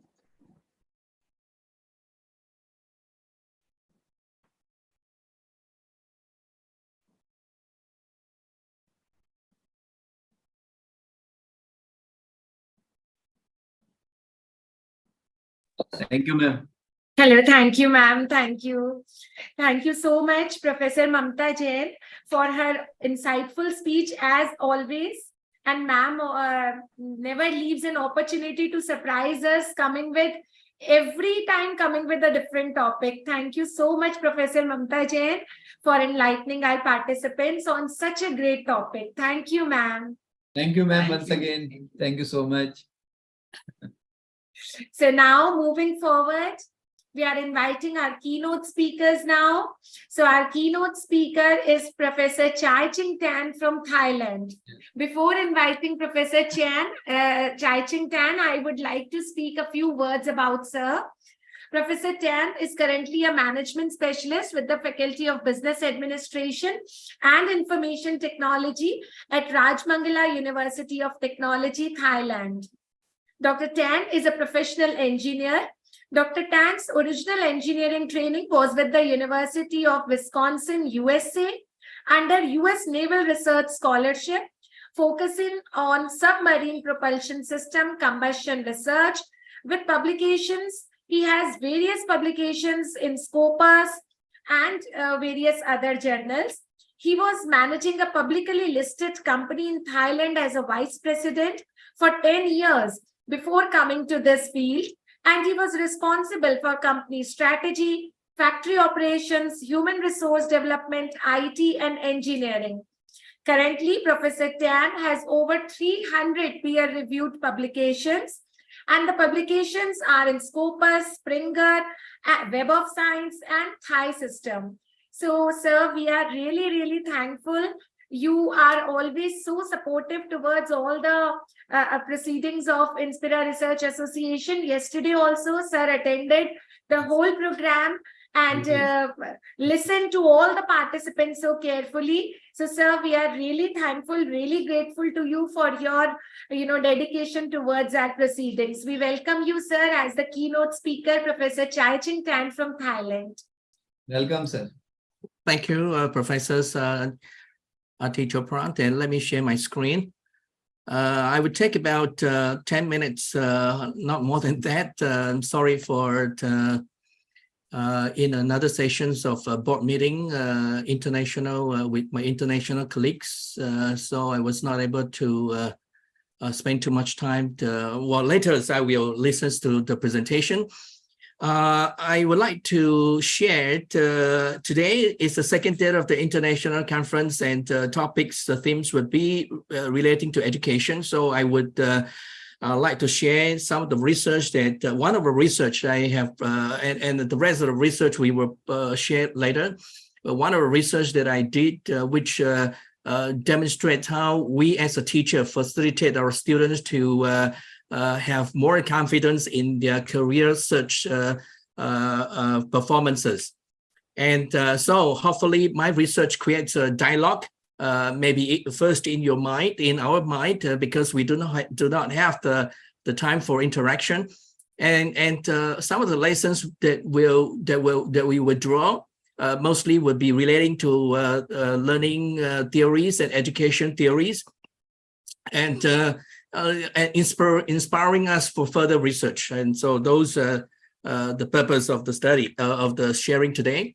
3 universities that I survey, I think it's almost about 800 students. Kunming Medical University students surveyed mostly first year, second, third, fourth year. And this is physics, chemistry, science universities, and one of the normal, very big university. So the understanding is relatively simple. The ultimate aim of the students is that after they graduate, they are confident, or before they graduate, they're confident that they're able to get a job. Of course, it depends on the social trends, whatever, but the belief that they have the potentials and capability to do that, it's very important. And professors, Mantulas, and many other professors have already discussed the issues, such as using social cognitive theory and many other types of theory. And so what myself is not from the education. I'm strategist, strategic management, and so. But as a teachers, we also have the duty to educate our students in such a way that they build the capabilities and of course towards the career, a good career path. So study self-efficacy is our direct responsibility. We want them to have the belief, the confidence that they are very good in and competent in the study. And that comes from what, as the teachers, we always preferred, we would always love to do. That is the active participation behaviorally from the students. And there are a lot of factors. I call it the stimulus, which stimulates their efficacy, things going on in their heart, in their mind. And campus and social lives are very important stimulation. Student-teacher relationship. Definitely, the perceived quality of life on campus and during the studying period. The personality, particularly, there is one very important is extraversion. There are other personality which I tested. It was not significant. Student burnout is also part of the individual factors. Very, very important. If they get burnout, they are overloading and they are not able to absorb more information. Faculty qualities, cognitive and emotional, which will drive their behaviors, and the energy that spans the vigor. And of course, they are able to receive moment by moment the academic performance. So those are the things that I tested over this. You can see that so the campus lives are very important after the COVID. The relationship and are very important burnout. And so all these are very normal issue. The demographics, I would just give you a glimpse. I'm not going to discuss the demographic, although the research in the futures we have, we can understand, we can extract a lot of insights. But basically, you can see there are relatively equal distributions over the types of field, and the genders and years, first year, second year, third year students, and whether live on campus or off campus, and whether the university that they are in during the survey are the first choice or not, and whether they have regular habits. Those are the things that students can do. And so basically, all these variables indicates 3 point something, which is in the meters, slightly over the meters of a 5-point Likert scale, from strongly disagree to strongly agree. So it means that not all the students will be very active, and there are pretty normal distributions. So even though we as a teachers try so hard, and the university invests a lot of puts a lot of investments on the infrastructures, education technologies, or the campus life, but you will see that not everyone will truly benefited. So, and that is good for researcher. There are other factors that probably would be more active and more attractive to help us as a teachers to bring the competency, to develop the competency of the students. And before we do the testing, which I have already demonstrated the model for you, before we do the testings of the model, we have to make sure that all the variables are in proper validity. So these are the normal routine work of the researchers. I'm not going to go through that, but you will see that the model that I just demonstrated to you, it fits pretty well, relatively well, both on the data and the theoretical parts. And so it's good model. So coming to my conclusion, sorry that I have the time, limitation of time. My conclusion is my intention of today is to draw a dialogue, create an opportunity for us to have dialogue. Of course, in the futures, maybe we will have the dialogue.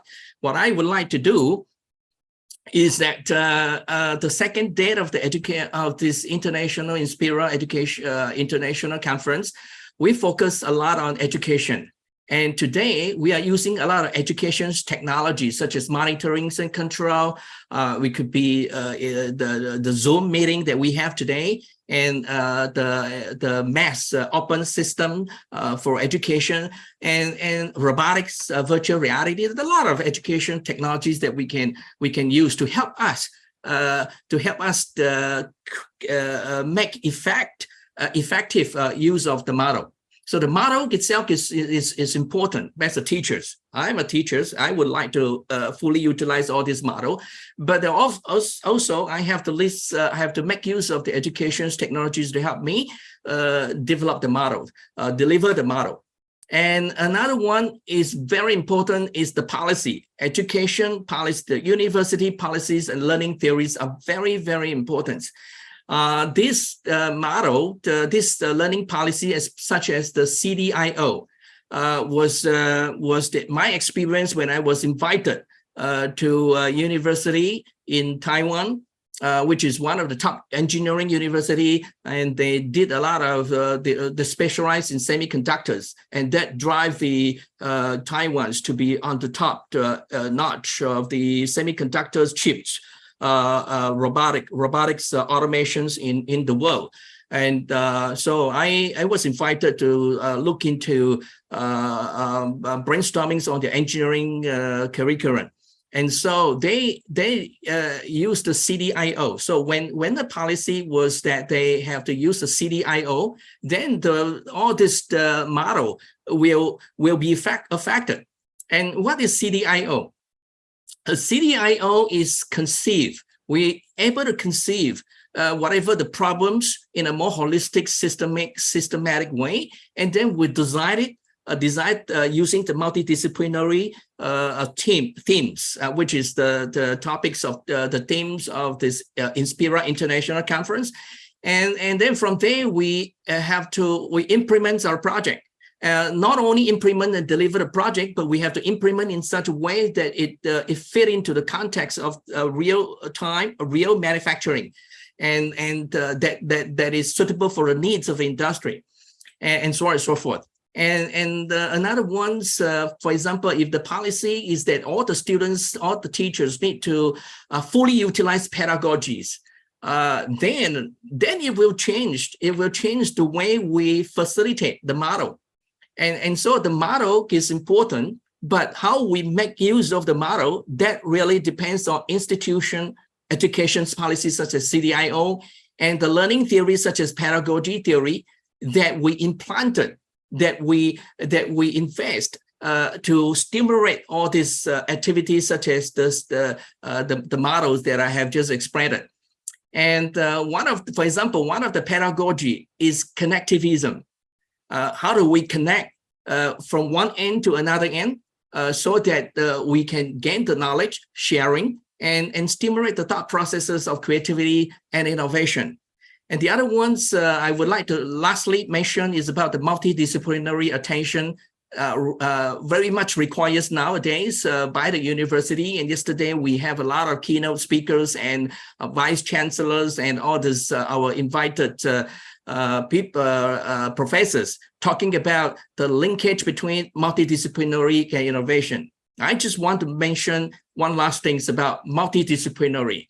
From a strategist point of view, from a strategic management perspective point of view, multidisciplinary is just similar to terms such as partnership that we have used yesterday, resources, integration of resources, co-opetition, collaborate to compete. So we collaborate to compete with multi-stakeholders, different types of enterprises, to create innovations, to create investments, to create even new business models, sharing of resources. In the meantime, of course, they compete. So in a way, is that through the multidisciplinary from the strategic management point of view, we appropriate, we distribute the values to different types of different companies who join the multidisciplinary partnership. And of course, people with different capability will capture the value differently. And that is what the strategists or strategic management people are thinking in terms of multidisciplinary, in terms of competition. So again, I would like to conclude that me as taking the role of a teacher, my job is to stimulate the students to be able to increase their higher orders of thinking, cognition, and engage actively in their behavior. And I found that doing that, it improved their self-efficacy capabilities, confidence in their study, which drive them to have capabilities and confidence in career searching, which I think is one of the role of we as teachers. So thank you very much, and thank you. Back to Professor Sarthi. Thank you so much. That's Professor Chai Ching Tan with his keynote speech. And sir is very right. Yesterday, Professor Oja was also talking about almost the same theme.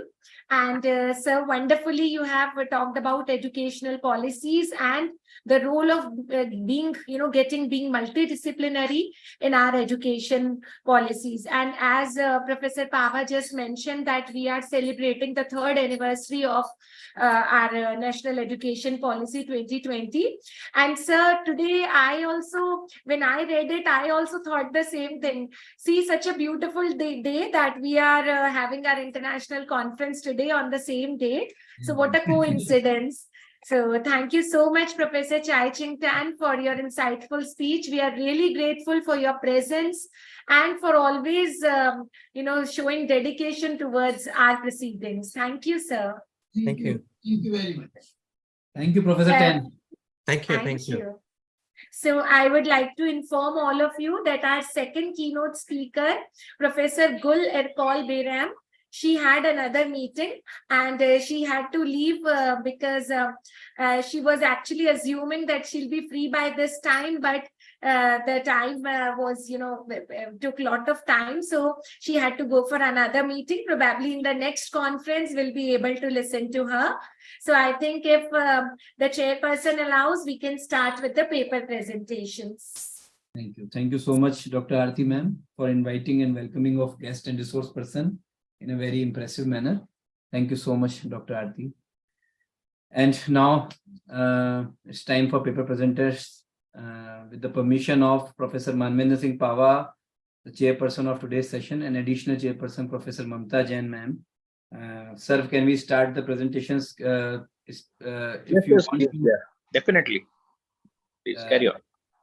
Sir, can you suggest some few words to? Yeah, what the before thing is, yes, starting? like every time we have certain, you can say some protocols, some rules and regulations for doing this. So because number of presenters is very large this time again, which shows a success of the conference itself. So 3 minutes to every presenter, and strictly 3 minutes because I have set some time in my other mobile also. So strictly 3 minutes will be allowed, and then afterwards there will be a ring, and before 3 minutes you have to program yourself for 2.5 minutes and then half a minute for your conclusion. And another thing is that without your video on, the presentation This is the has to be there, because presentation will not be counted as though it's a virtual thing, but at least we have that facility of so please ensure your bandwidth before you present over here also, because even if because it's not strict, so strict, we are not strict always, and this time also we will also not be that much strict, but it will not look good while you are presenting and you are not there. So it is just like, proxy presentations, I would say we would discourage that. So rather, if you are not at all available at that time, make yourself available afterwards, but allow yourself and us also to view you, to see you and to hear you, so that we can actually justify that. And that may affect your marking also, because we are going to announce the best presenters awards also in during this session, as we have been doing it before too. So please take care, and I would like to congratulate everyone well in advance, and best wishes to you for your presentation. So Raviji, without wasting time, let us start the presentation itself. Thank you, Professor Pava, sir. Yeah. And please, I request to all the presenters to please write down their serial number in the chat box so that I can easily recognize you. And please log in with your registered name only. So thank you so much. The first presenter is at serial number 4, Dr. Chandrasekharan Praveen, former principal from Kerala and a independent researcher. Yeah, please unmute Dr. Praveen. Yes, sir. So can you hear me, sir? Yeah, please, sir. Continue. Okay, sir. I'm going to share my screen. Just a minute. Please permit me to share my screen. Yeah, now you can share. Oh, yes.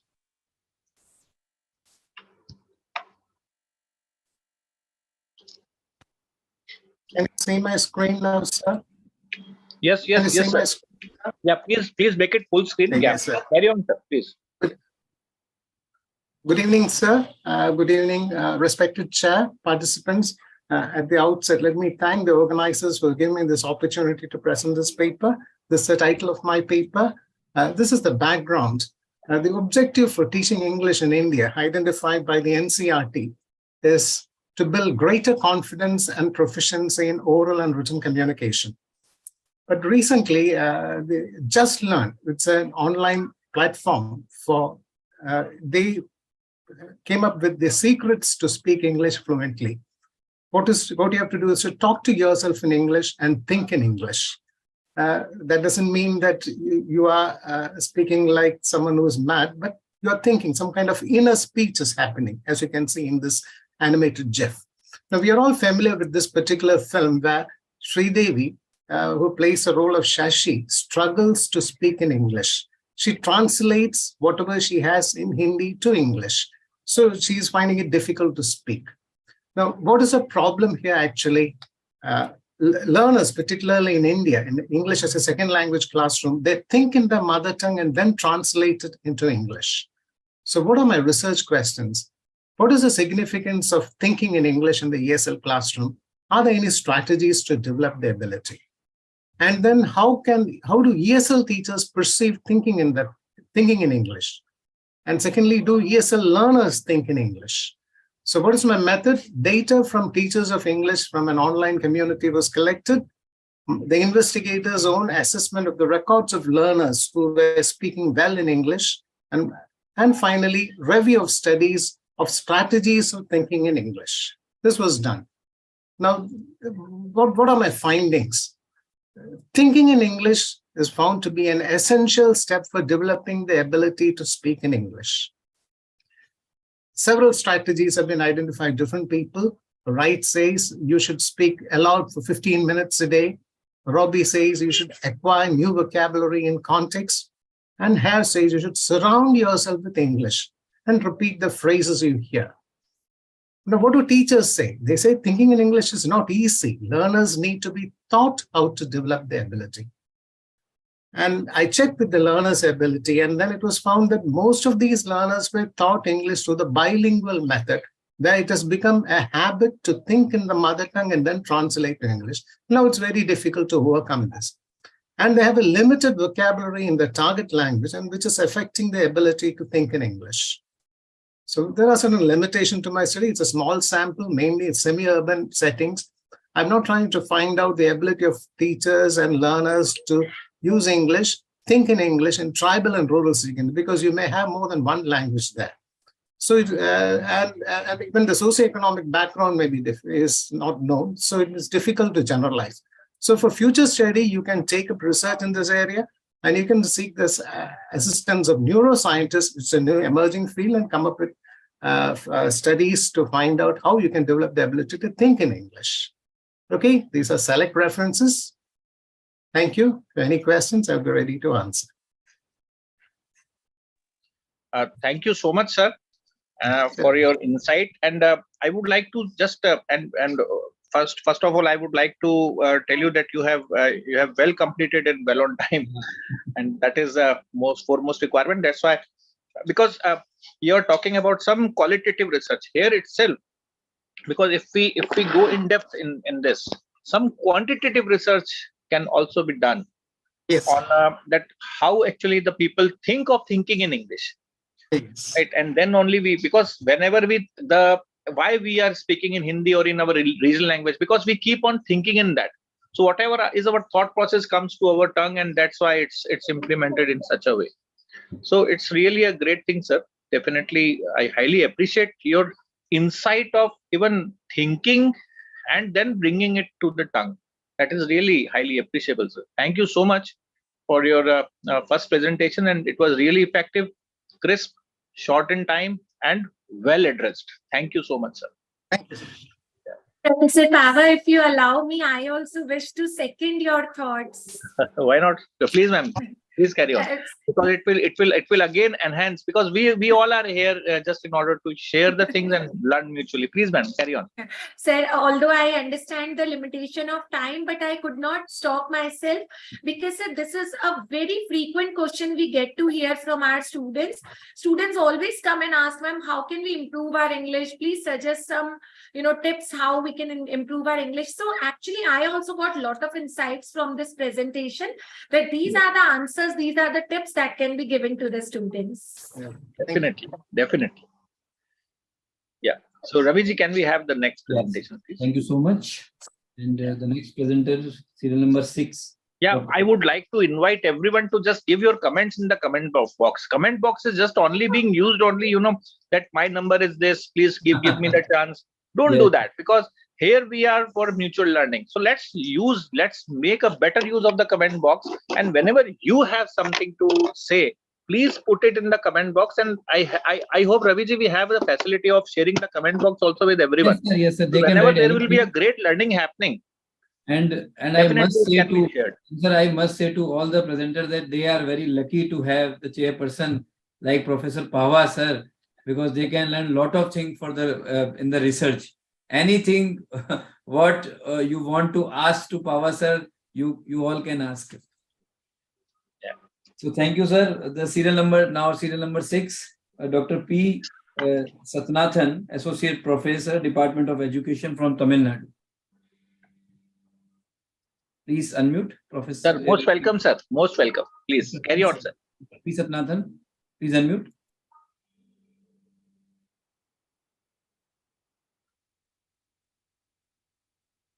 Dr. P. Satnathan, you are in the list. Please unmute.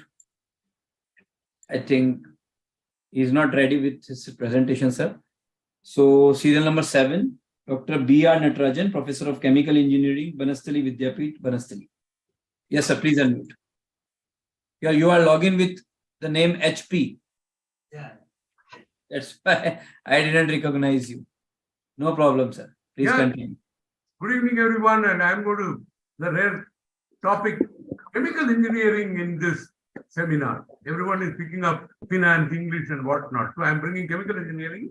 In the broader sense, the field of chemical engineering deals with areas which include thermodynamics, fluid mechanics, heat transfer, mass transfer, process control, reaction engineering, process synthesis, modeling and simulation, environmental pollution control, and plant design.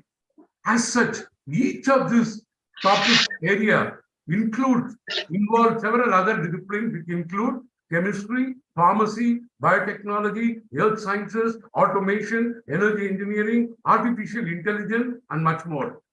The multidisciplinary aspects of chemical engineering gets appreciated when one realizes that even though the coveted Nobel Prize is given in physics, chemistry, medicine, economics, literature, and peace, there are 9 chemical engineers who have won Nobel Prize till date. Right, that shows the diversion of chemical engineers to work in interdisciplinary and multidisciplinary areas. The general public does not normally view the chemical process industries and chemical engineering profession as being very innovative fields. Today, innovation means, electronics and computers and whatnot.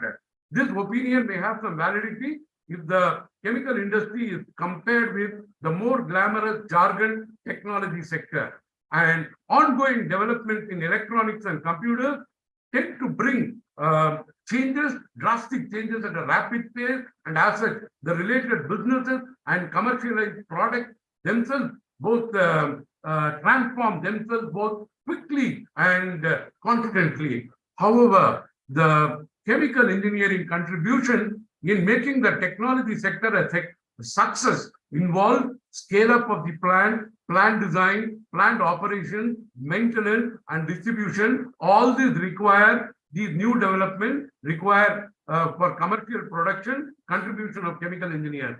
For smartphones,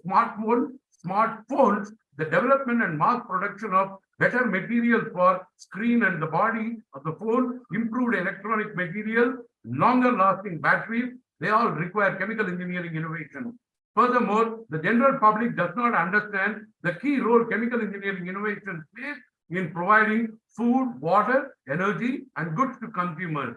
To remain viable and competitive, the chemical process industries must innovate every day far beyond just standard R&D activities of the company.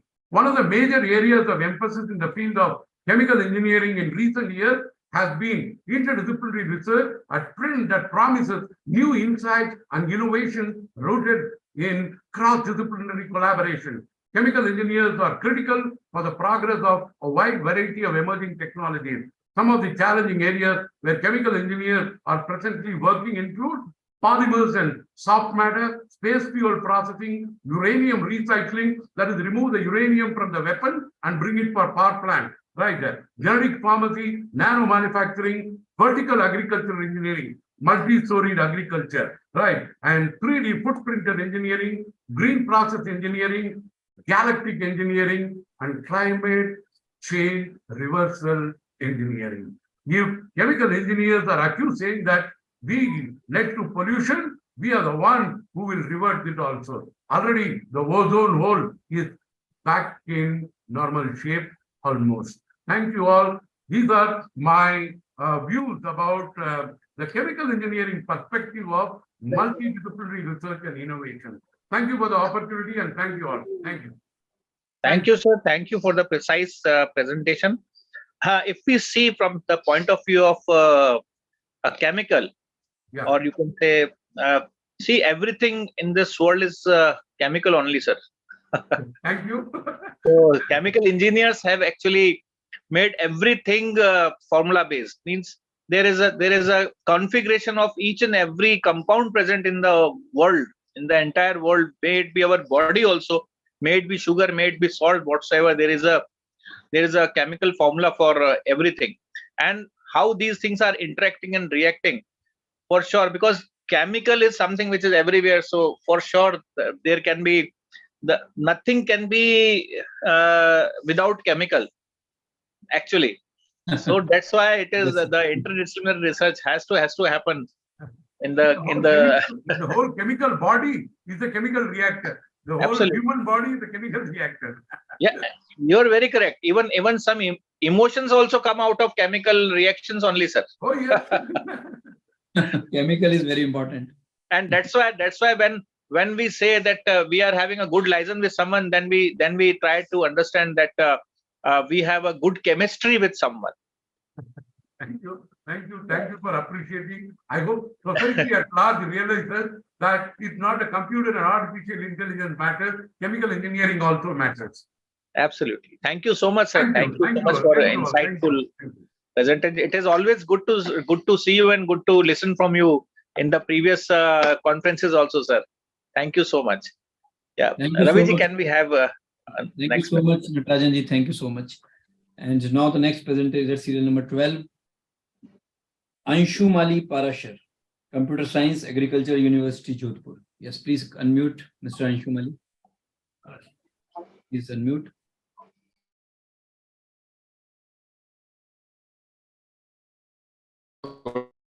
Please unmute. I think you are logging with 2 devices. Unmute. And your network is not appropriate. Yes, sir. Audible. Your network is not appropriate. We are not able to listen you.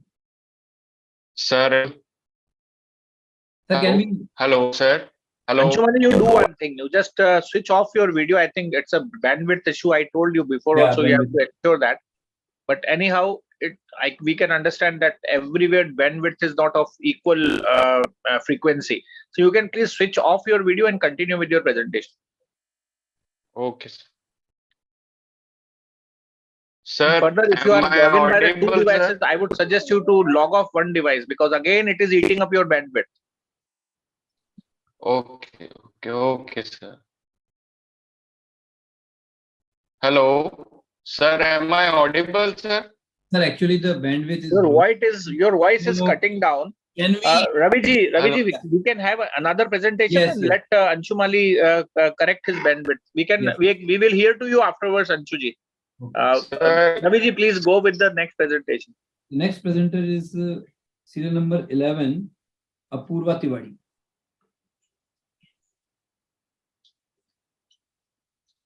Apurva ji, are you there? Apurva ji, please unmute. She is a senior research fellow, University of Rajasthan. Okay. Hello, sir. Am I visible? Yeah, now you are visible and you are audible. Please continue. Sir, I'm sharing my screen. Please tell me if it is visible. Yeah, please share, please share. Your time starts now. Okay, sir. Sir, is my screen visible to you? It's coming up. Okay. Yeah, carry on with the full screen. Okay, sir. And be precise, okay? 3 minutes. Now it is Okay. 2 minutes. I hope, 42 sir, it is seconds. visible. Yes, sir. Yes, carry on. Okay. First of all, good evening and thank you for this opportunity. The topic of my presentation today is an inclusive lens to drive performance in work groups. Now, first of all, a brief definition of inclusion. Inclusion is the degree to which employees within an organization, they feel that they are part of critical organizational processes, be it involvement in decision making or access or information to resources or ability to influence decision making. Now, recently the debate has shifted from diversity to inclusion. It is because people have come to this realization that we can make use of diverse opinions only if team members feel included.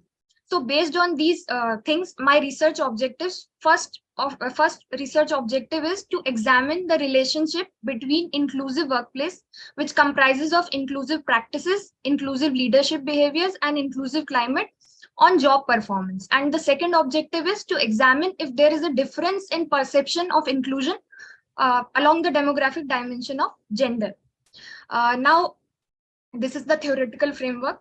I have taken social identity theory as my basis, and this has been my research methodology. First of all, the population for this study, the employees working in IT companies, I have considered those employees, and sampling technique which I have used is non-probability sampling, because it is a purposive sampling where only those organizations who have a formal diversity and inclusion policy in place, they have been considered. Now, 400 questionnaires were circulated via LinkedIn and online emails, and 384 participants, they responded, and their responses were complete in all aspects, and they have been considered. And methods, I have used statistical tools like regression and Z-test to conduct my study. This is my research framework. So workplace inclusion, its impact on job performance, I have measured. And these have been my research hypothesis. Now, directly coming to my results, the results of multiple regression analysis, it shows that there is a direct and significant relation between inclusive workplaces and job performance. And if we consider the R-square value, so like about 67% of the change in job performance was predicted by these three variables of inclusive practices, inclusive leadership, and inclusive climate for both the genders, male and females. And second observation is there is no significant difference in inclusive climate with respect to gender. Like males and females, they do not perceive inclusive climate to be different, but they perceive inclusive practices and inclusive leadership differently. So this has been the major observation. Now, based on this, the conclusions are, if IT organization, they wish to create positive perception towards their organization, so they should be working on fostering an inclusive climate by implementing inclusive practices such as inclusion focused recruitment, diversity and inclusion awareness training, and establishing an open door policy for reporting discrimination incidents. And finally, my limitations, some of the limitations which still remained were other dimensions like religious orientation or caste could also be used to see the difference, and other intervening variables could also be explored to that, so that the model can be explained in a better manner. These were my findings, statistical findings. Thank you. Okay. Thank you so much, Apurva ji. Precise and good, but you have exceeded the time. Anyhow, Sorry. fine, no, it's okay, fine, it's okay. So we can call the next presenter, Ravi ji. Yes, sir.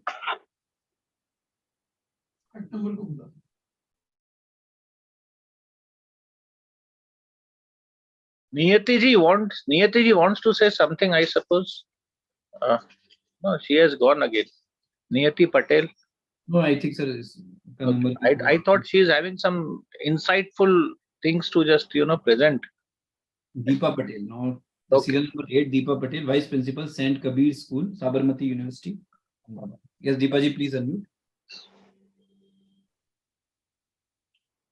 Good evening, everybody. Good evening, all the dignitaries.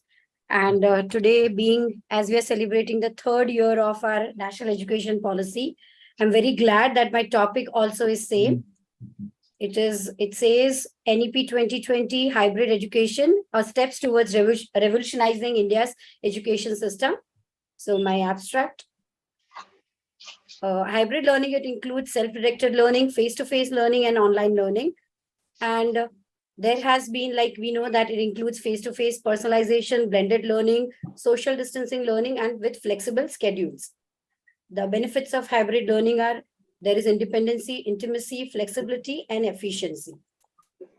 The objectives of my study are to have an equitable and vibrant, knowledgeable society by providing high-quality technological education to all, to see that each and every child gets deep, individualized, learner-centered experiences for students, and to study that students adapt to new education policy to get effective results in academics due to technology. The hypothesis. Deepa, can you make it full screen? Just a minute, sir. Yeah.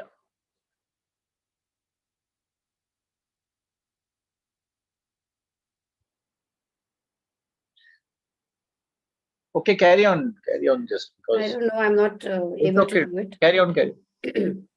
The hypotheses are increased use of high quality technological education will definitely lead to improved academic performances, thereby removing educational disparities. It will also result in greater degree of individualization and learner-centered experiences for students with increased engagement, motivation, and academic outcomes as compared to traditional education. It will have a positive impact in the academic performance of students, improve grades, and increase participation. The variables of the study.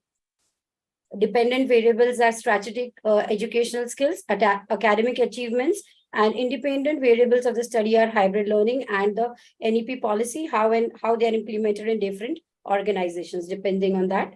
One of the main potential challenges of hybrid learning would be the concept of students' engagement, because particularly if you. Deepa, where is your analysis? It is there, sir. Just a minute. What I had done, sir, I had collected the data from 400 students in around 6 schools in Ahmedabad itself, and with a Google form. These were my questions.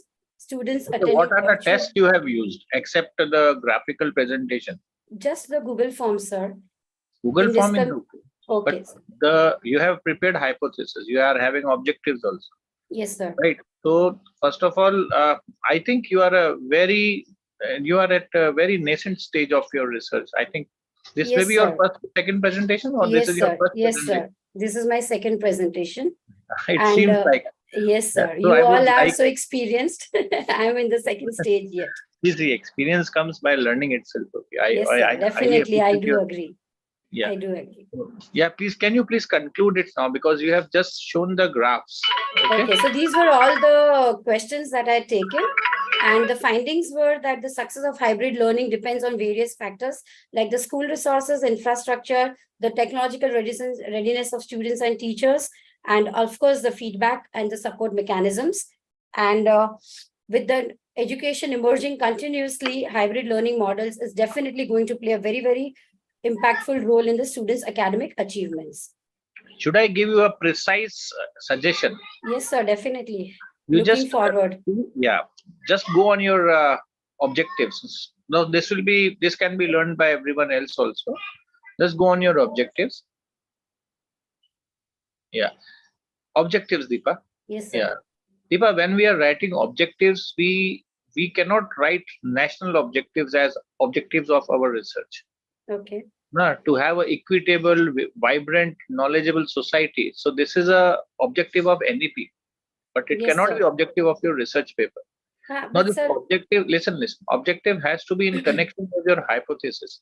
If you see the language of your hypothesis, it itself is confusing. Hypothesis is something which is prepared in order to test the theory which you have, right? okay. And when we are preparing hypothesis, it is subject to be tested.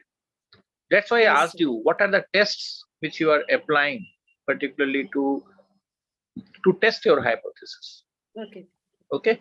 I'll definitely work on Please, it. yeah. So please try to establish a connection between your objectives and the Objectives. hypothesis. What actually, think about what you want to test. What can Okay. be the probable conclusion that will give a language to your hypothesis, then you can connect it with your objectives also.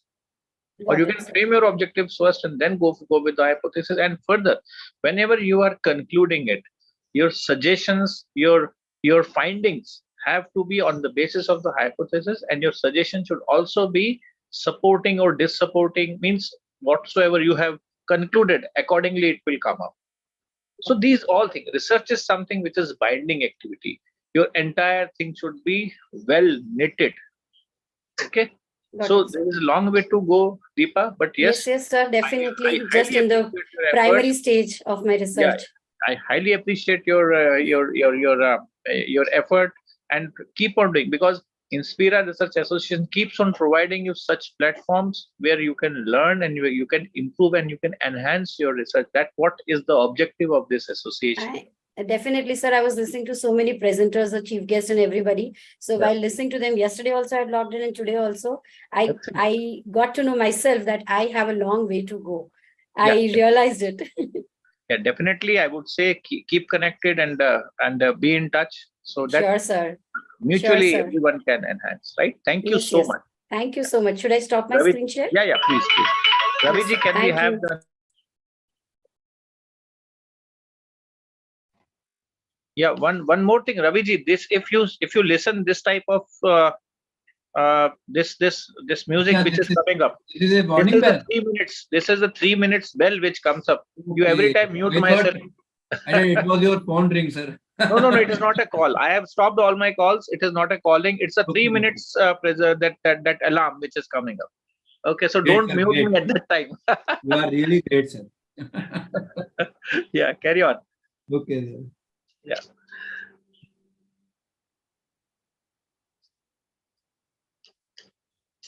Yes, serial number 13, Dr. Manyata Mehra, Assistant Professor, Department of Management from Gurugram, Haryana. Please unmute, Dr. Manyata.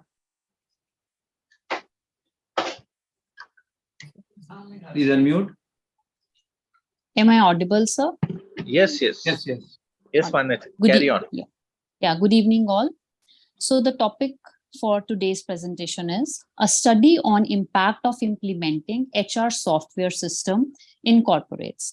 So let us start with the meaning of HR software. So what is an HR software? It is a digital key for handling and streamlining the day-to-day HR activities, and by and large achieving the HR objectives of the organization. So HR software makes it possible for HR staff to more readily assign their time and assets to additional useful and productive endeavors.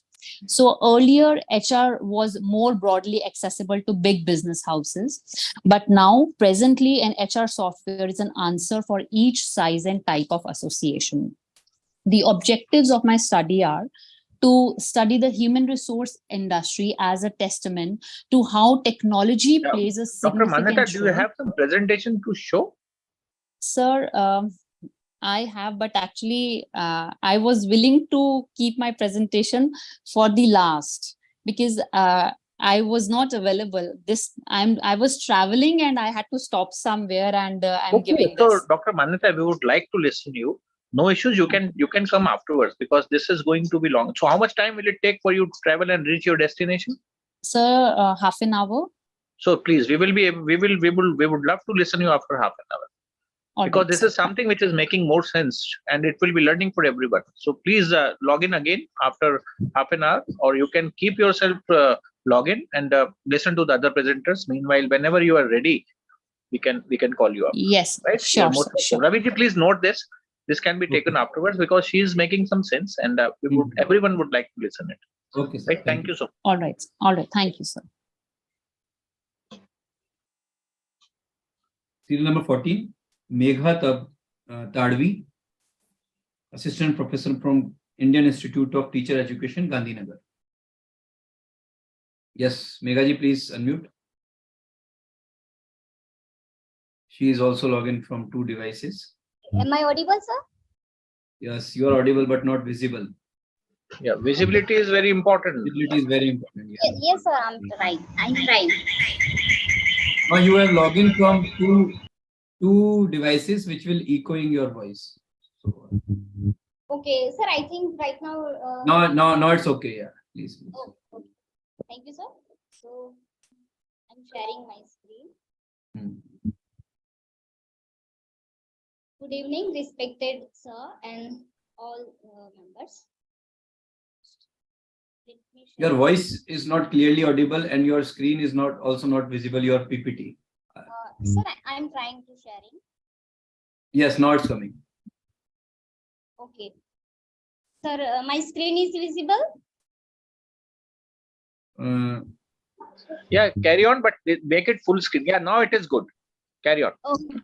Okay, so my topic for this seminar is trends in teaching practices and issues for Gujarati subject at secondary level. In my conceptual framework, I emphasize on the different parts of my research topic. NEP 2020, sorry, 10 is missing here. NEP 2020 emphasize on Indian languages.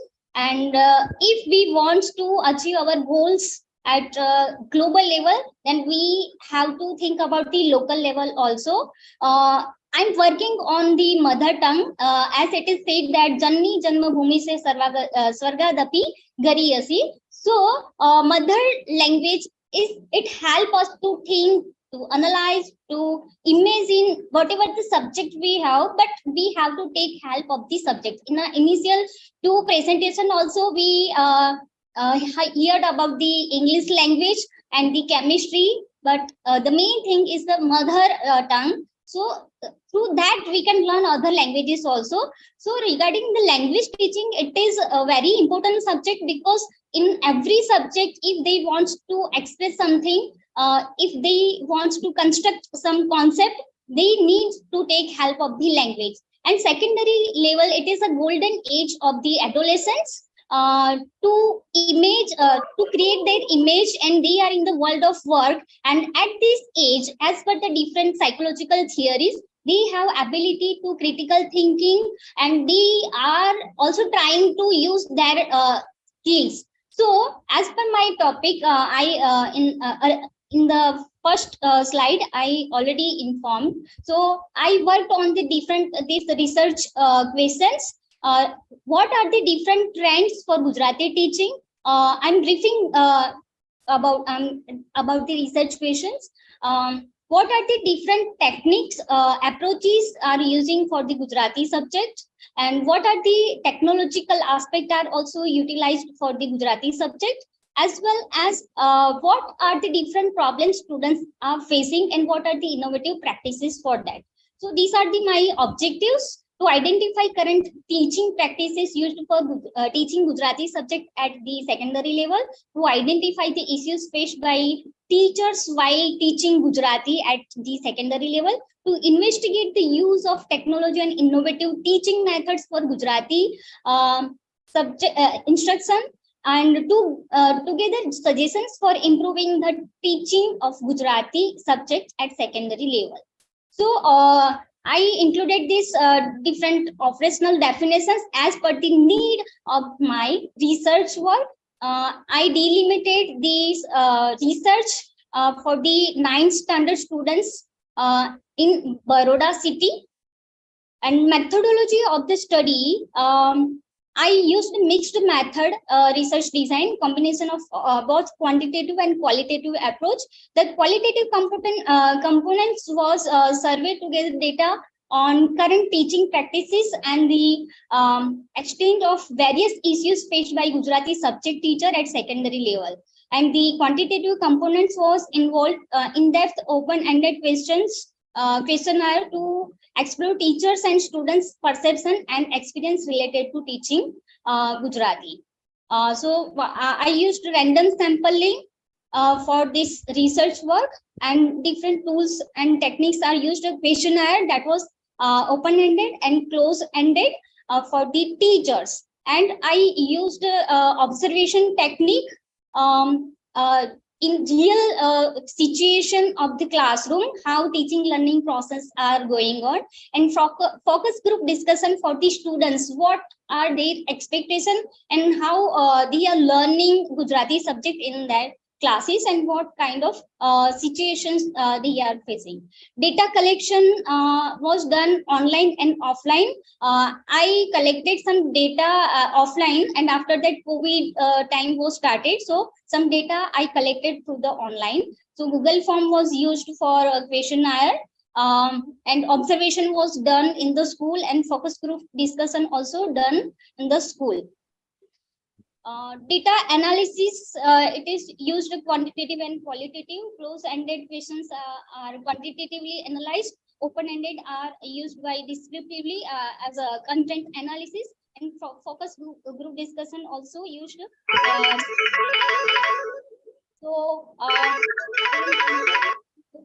These are the different findings in which innovative practices are there. We are storytelling monoact that are the old, but yes, somewhere innovations. Time is up, so conclude it as soon as possible. Okay, sir. As action speaks louder than words, it is need of the time to use student-centered approaches-based teaching with innovative practices. So we need constructivist approach, activity-based teaching. We require inculcation of the values and life skills also, because जैसे हम कहते हैं भाषा जाएगी तो संस्कृति भी जाएगी. So with the language, all the virtues, values, and the very things are related to the language. So it is my concern that mother tongue, it is also a very important part in the education. Thank you. Okay, Megha ji. Yes, sir. Kem cho? Majama chu, sir. Okay, I have recently joined Gujarat. This is my 28th day in Gujarat, rather. So I'm also learning Gujarati and enjoying Gujarat also. So Megha ji, your presentation was good, but at the same time, I think you said that you have used both the approaches. See, whenever we say you have the methods, the focus group method and the observation method which you have used. These are the part of the qualitative research, and at the same time you have collected sample from the quantitative research type of thing that you said that you have randomly collected the sample. So a little bit more conceptual knowledge is required by you. Okay, so just have an in-depth study of research methodology and keep attending some of the workshop which Inspira Research Association will be doing in the near future. Okay, sir, so which will sir, this is just one small part of my research work. On the basis of this, I started my PhD work, enhancement of LSRW skills, and lots of things what I had to talk in this, but because of shortage of time, I can't inform that. Yeah, have some in-depth knowledge of qualitative research, right? Yes, sir. Okay, carry on. Thank you so much. Thank you too much, sir. Ravi ji? Yes, sir. Thank you so much. Serial number 15, Lima Pereira, research scholar from Vistas, Chennai, Tamil Nadu. Yeah, Lima ji, welcome. And your time starts now. Okay. Yes, good evening, everybody. Sir, as you have given the, I think the topic is like an extemporary speech. You have to finish it in just 2 minutes or 3 minutes.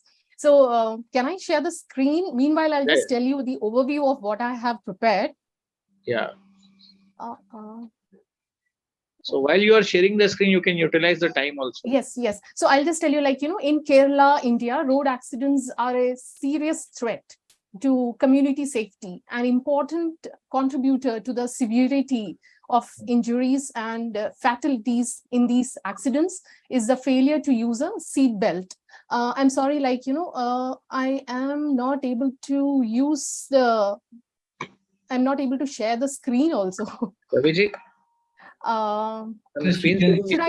Yeah, I'm not able to present the PPT. Just press the share screen button. Yes, you will be able to choose what you want to share, and either your entire screen or whatsoever that will. Yes. Actually, I'm using a different system, Mac, so it is having so many options. Okay, it's okay. You can present like extempore itself. You just want to do like that. I will give you 30 seconds extra. Carry on. Okay. So, like, as I said, in Kerala, you have a lot of accidents. So an important contributor to the severity of injuries and fatalities in these accidents is the failure to use a seatbelt. So one interesting response is the use of AI-based seatbelt detection devices. So the use of a seatbelt can be detected in real time by the system because of the integration of computer vision algorithms, deep learning models, and sensor technologies. Road conditions, traffic patterns, and cultural norms are only some of the elements that must be taken into account when adopting such systems in Kerala. So this investigation employs a computer science lens to examine the usefulness, difficulties, and prospects of introducing AI-based seatbelt detection devices to the state of Kerala. Sir, I'm still finding it difficult to share the screen. It's okay, fine, because Okay, you just so carry on. We are able to understand what you're saying. Carry on, carry okay, on. all right. Oh, okay, thank you so much, sir. So I'll just quickly go to the research objectives. So I have found 4 objectives actually. The first one is to develop and optimize computer vision algorithms or deep learning models specifically designed for accurately and efficiently detecting seatbelt usage in the AI-based system, customized to suit the specific requirements of Kerala's road environment. As you know, like Kerala's road are very, very narrow sometimes. The second objective is investigate and evaluate the effectiveness of various sensor technologies such as infrared or pressure sensors in detecting seatbelt usage in AI-based systems. The third one is explore innovative approaches to address challenges unique to Kerala, such as variations in lighting conditions, occlusions, and different body postures, aiming to enhance the robustness and reliability of AI-based seatbelt detection systems in the region. So I'll just quickly go to the conclusion because there is no time. So yeah, carry on, yeah. The conclusion is like, as you implement AI-based seatbelt detection systems in Kerala, it has the potential to substantially enhance road safety. However, additional research and development is required to address the unique challenges and factors of the region. So by optimizing computer vision algorithms and selecting appropriate sensor technologies, it is possible to accomplish accurate seatbelt detection. So defeating these obstacles, such as varying illumination and body postures, will improve the dependability of the systems. Then effective implementation is ensured through the design of user-friendly interfaces and performance evaluations. The effectiveness of these systems is largely dependent on the development of computer science algorithms. Implementing AI-based seatbelt detection systems can encourage the use of seatbelts and prevent road accidents, which in turn make the roads in Kerala safer for everyone. Thank you. Thank you so much, sir. Thank you so much, Limaji, because this is again one more aspect of having the road security and road safety in the you can say in the interest of the general public. So really it would be a good research if it will be having a good outcome, because your thought process and your idea is very good. And before we proceed further, I would suggest you to just first patent this. If you are if it is not, I don't know whether it is patentable or not. If it is, then do it, because this is again going to be a very good landmark, and then afterwards you can start your studies. So that can, or either you can just start the process of going with that. Okay, and then algorithms and all other things can also be patented, because that is again one thing. And then of course a research can be done in order to just check out that how to what extent it will be helpful and effective. Great. This is what should the research be. It should be helpful for the public, for the nation, for the society rather. So very good, and I highly appreciate your efforts for that. Yeah, so thank please you so send much. your presentation, because that will be required. Yes, right? I will definitely. Yeah, and do it now itself. Email it to Raviji. Ravi sir. Yes, I also requested. Yeah. Yes. Please Thank you give so me your much. presentation on the mail ID. Okay. Yeah. Thank you so much. Thank you. So, sir, can I call next? Carry on.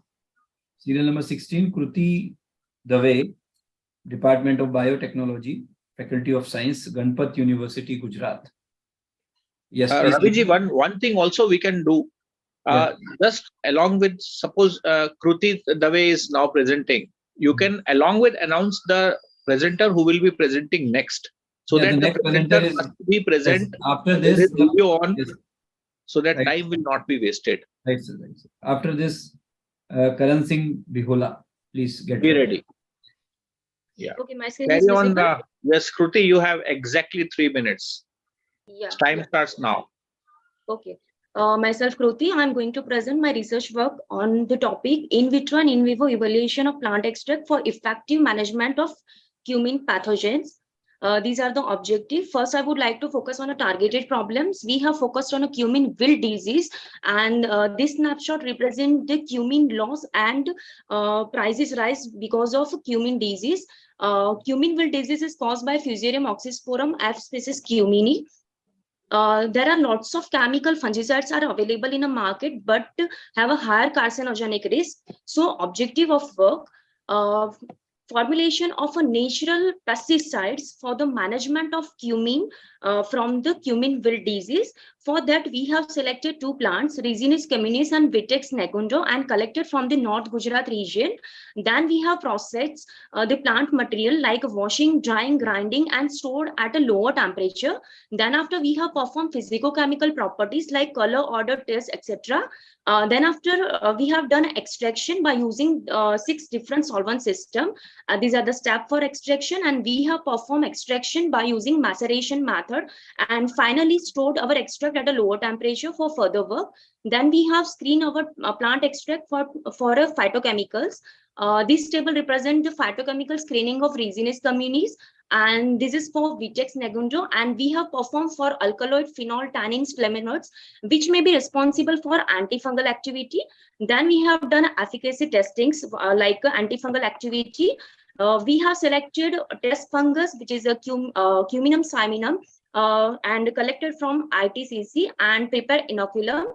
And then after, we have performed antifungal activity by food poison method.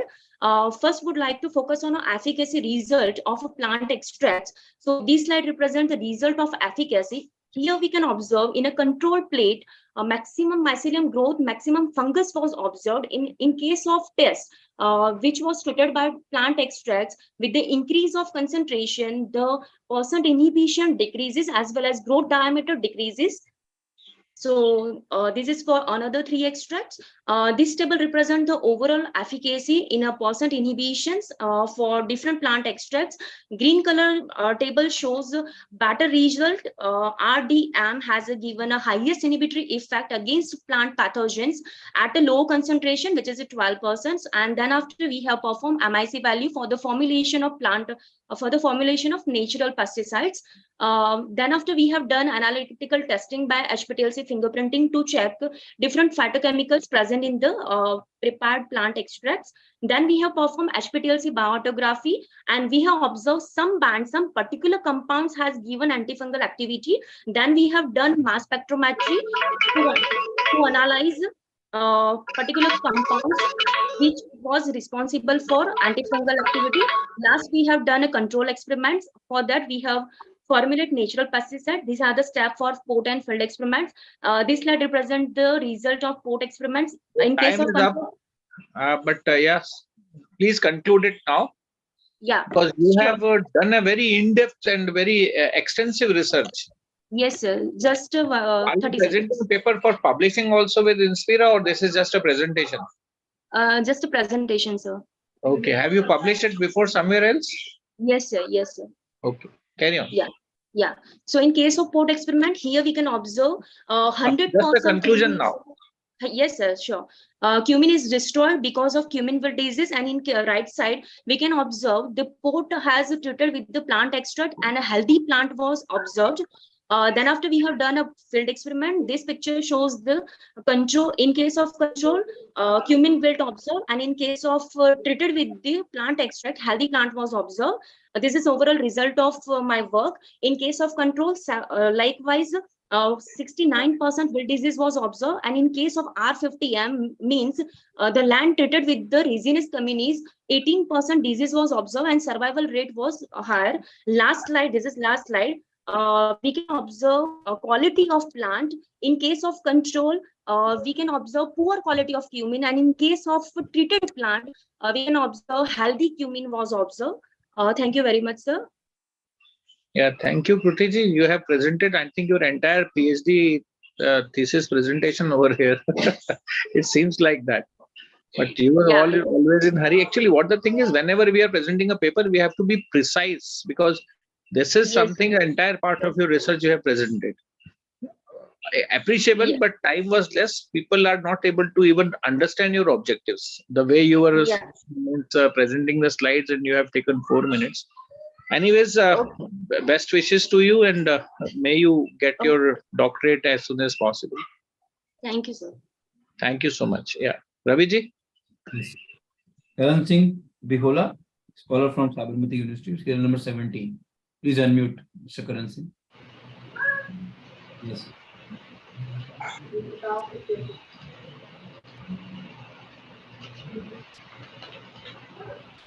Karan Singh, your time starts now.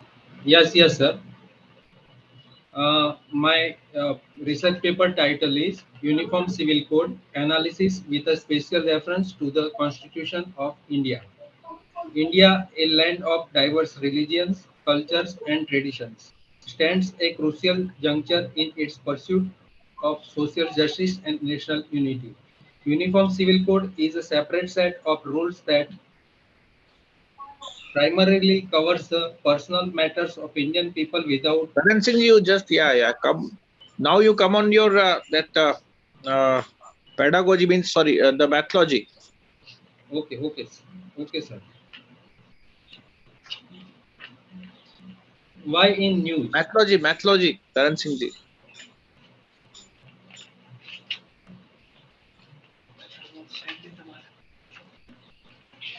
This is background and the historical things.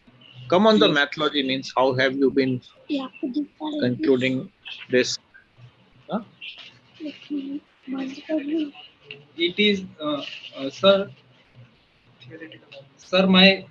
my presentation, my research paper presents only on theoretical, and paper is a result of doctrinal research methodology.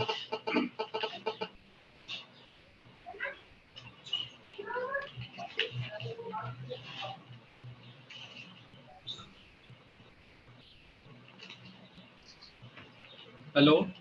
Yeah. Carry on, please. But what the thing is, I can't see the methodology. How you will be able? Is it a doctrinal research or a non-doctrinal research, Karan Singh ji? Doctrinal research, sir. Doctrinal research have to be supported with some hypothesis. I can't see anything over here. No, sir. So, what are the doctrines have you been using? Because it's a legal research, I would say. In the process of making this paper, several journals, books, and articles were referred and taken into consideration. Internet has also been a support in this process. Hence, this paper is a result of doctrinal research methodology, sir. Okay, so what were your conclusions out of it? Means how will you conclude it? That whether there should be a uniform civil code throughout? Yes, sir. With repeated exhortation by the judiciary, a strong women's movement, and a majoritarian government, there is a better chance of it getting through now. All India Muslim Personal Law Board is clear that it shall oppose any attempts to adopt a uniform civil code yet. The recent Triple Talaq Act found approval in most places, including Muslim women, though crisis still protest. Thus, in an age when citizens' rights are paramount significance and the admitted position is to move towards a society which respects human rights irrespective of caste, religion, region, and gender, an imperative to legislate on a uniform civil code cannot be denied. Conclusion: the implementation of universal Actually, your conclusion slide was only displayed. You were reading from the previous slide itself. So Okay. we have gone through the conclusion, and yes, you have concluded. But still, I would like to tell you one thing, Karan Singh ji. There, just try to see the insights of, because India is a federal state. You understand that. Now there is disparity among the states themselves in order to implement the civil code. Yes, sir. So can that be really you can say removed, or can it be uniform in that sense too? Because again, it is again it would be again be unconstitutional to make it uniform. So is your research problem again valid? That is again one thing we have to you have to just see it from that point of view, right, Karan Singh ji? So just Yes, try to have some good insights from some of the good scholars. Take some researches from National Law University. You are also in Gujarat, I suppose your name suggests like that. yes, sir. Okay. So just try to go through that. And some research has also happened on the similar topics in Nirma School of Law. So Okay, sir. just try to look into that too. And some is also going on in Marwari University, which is our university. Okay, Anyways, sir. thank you so much for your presentation. Yes, it is something which needs an insight. Okay, sir. Thank you. I think next is Mr. Apoorv Banerjee. Yes, sir. Mr. Raviji? Apoorv Banerjee. Yeah, and who's the next? Please announce that also. Yeah, please unmute.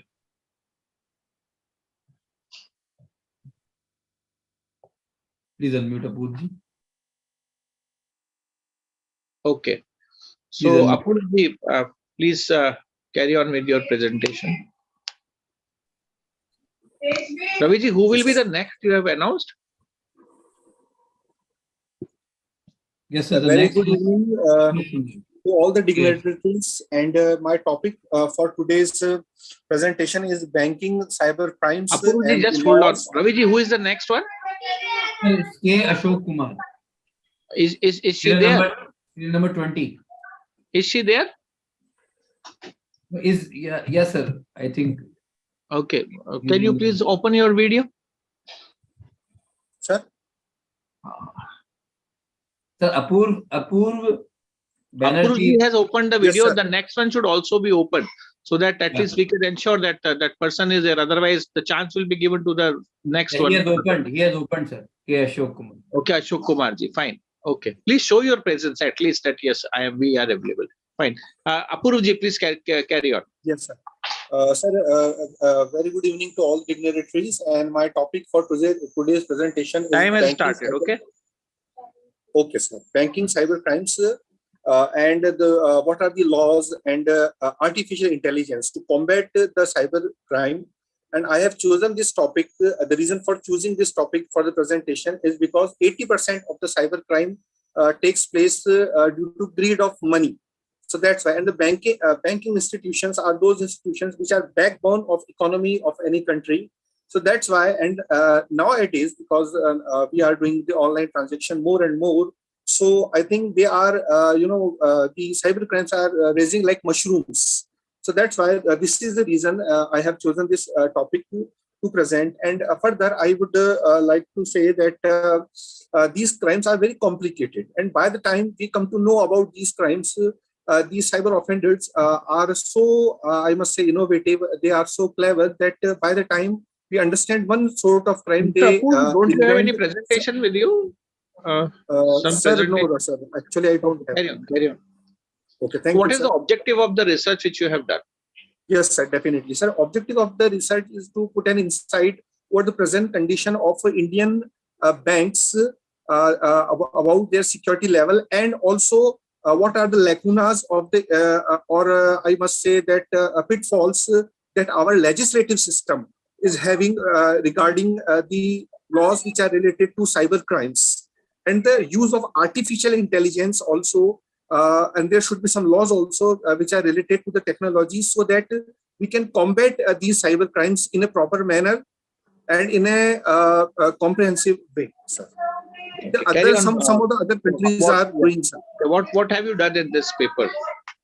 Sir, I have presented what are the problems that a bank is facing, what are the laws, what are about the inadequacy of laws, and what we need to do by comparing it with some other countries like USA or UK, and about their laws. And also I have given some ideas about what kind of artificial intelligence can be used to combat the cyber crime in Indian banks. Okay, so how will you conclude this? Sir, I will conclude first that the lame approach should be stopped, and legislature need to do some prompt amendments, which we are not doing. Last amendment took place in year 2008. After that, no amendment has been taken place, and we have only one law. Still, we don't have data protection law with us. So we have only one law, and that is the IT Act. We are not making comprehensive laws like UK and USA. They are having Computer Misuse Act. They are Graham-Leach-Bailey Act, which is especially only for banks. So we are what we have done, that we have gathered all the things in just one act, and that is IT Act. And we are also not having anything for data protection like it is there in the UK or USA. So this is the lacuna which we are facing, and we need to overcome this, because we have to, cyber crimes time to time it changes. So we also need to make changes. We need to make amendments in our We have laws. made some significant changes in the Indian Penal Code also, which actually empowers now, because previously when cybercrime used to happen, it was difficult to define whether a crime has happened or not. So now a significant change in IPC also has been done, besides taking in line with this. Let me tell you another thing also. There are certain amendments which have been done in Companies Act also, which actually protects the white collar crimes too. So yes, work is going on. Yes, I understand, and it is a duty of the government to come up with the laws as soon as possible. But yes, there is a lot of scope to work.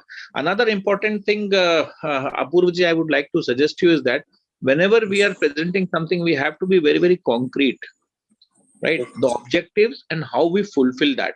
Now, there was lack of methodology also. There was even your presentation was not there. So this is something which you must be prepared when we are presenting in any of the conferences. Please don't take it offensively, because your topic is very correct, very good. But a lot of research can be done on this. You can even witness. You can even take some of the evidences from the people, those who are you can say those who are using, or those who are they are afraid of doing online transaction because of happening of the cybercrime they have been reading here and there. So a survey can be done.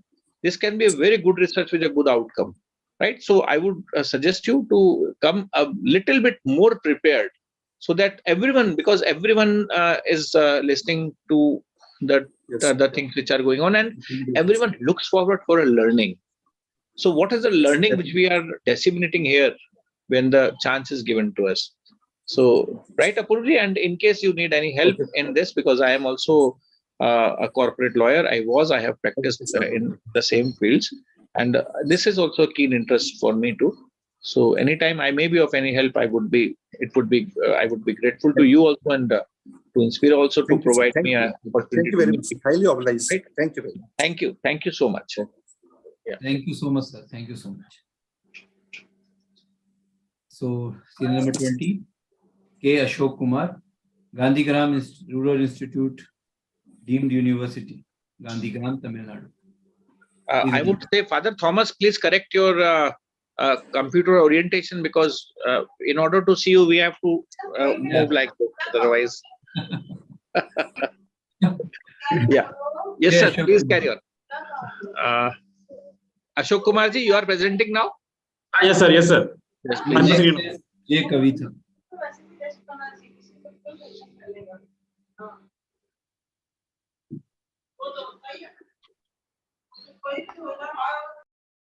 Sir, can you see my PPT, PowerPoint presentation? Yeah. Oh, yes, sir. Okay, sir. So,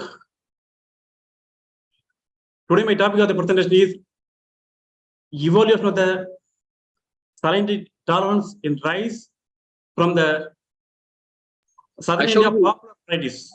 Ashokji, you are faculty of genetics or agrogenetics?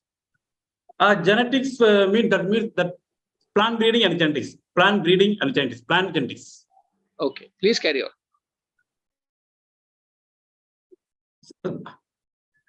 Sir, then here the paddy is one of the major food crop in India, and also we have consumed mostly in the paddy. And here the salinity stress is one of the major stress. At that time, reduce the yield of the rice. In India, it occupies 9.3 million hectares of salinity African land. Here the aim of the study is to find out the effect of salinity stress at the germination and seedling stage of the rice varieties. For the methodology, we have chosen 14 rice varieties. Of them, 8 were traditional varieties and 6 were modern cultivars. Here we can see the morphological variation of the selected rice varieties. We can see the pictures describing the various colors. Some are white, some rice are color rice, some are white color rice. So here we have the 8 varieties are popular traditional varieties from the Tamil Nadu and Kerala. So here we have chosen salinity stress. We imposed by using the 0 millimolar, 100 millimolar, 150, 200, and 250 millimolar concentration.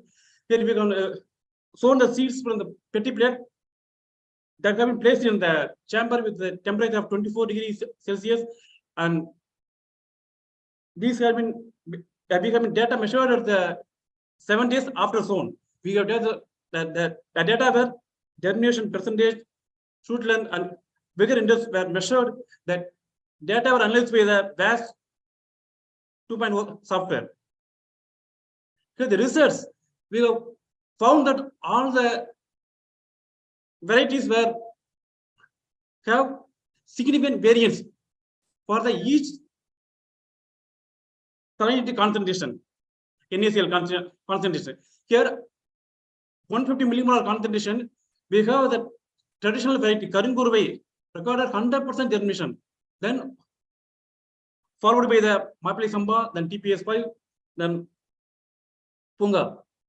Here this table 1 represents the germination percentage of 14 varieties. Of them, the Karingurvai have a higher germination percentage at higher level of germination, higher level of salt concentration also. Then followed by Mapali Samba. This is one of the popular variety in Tamil Nadu. Then TPS5.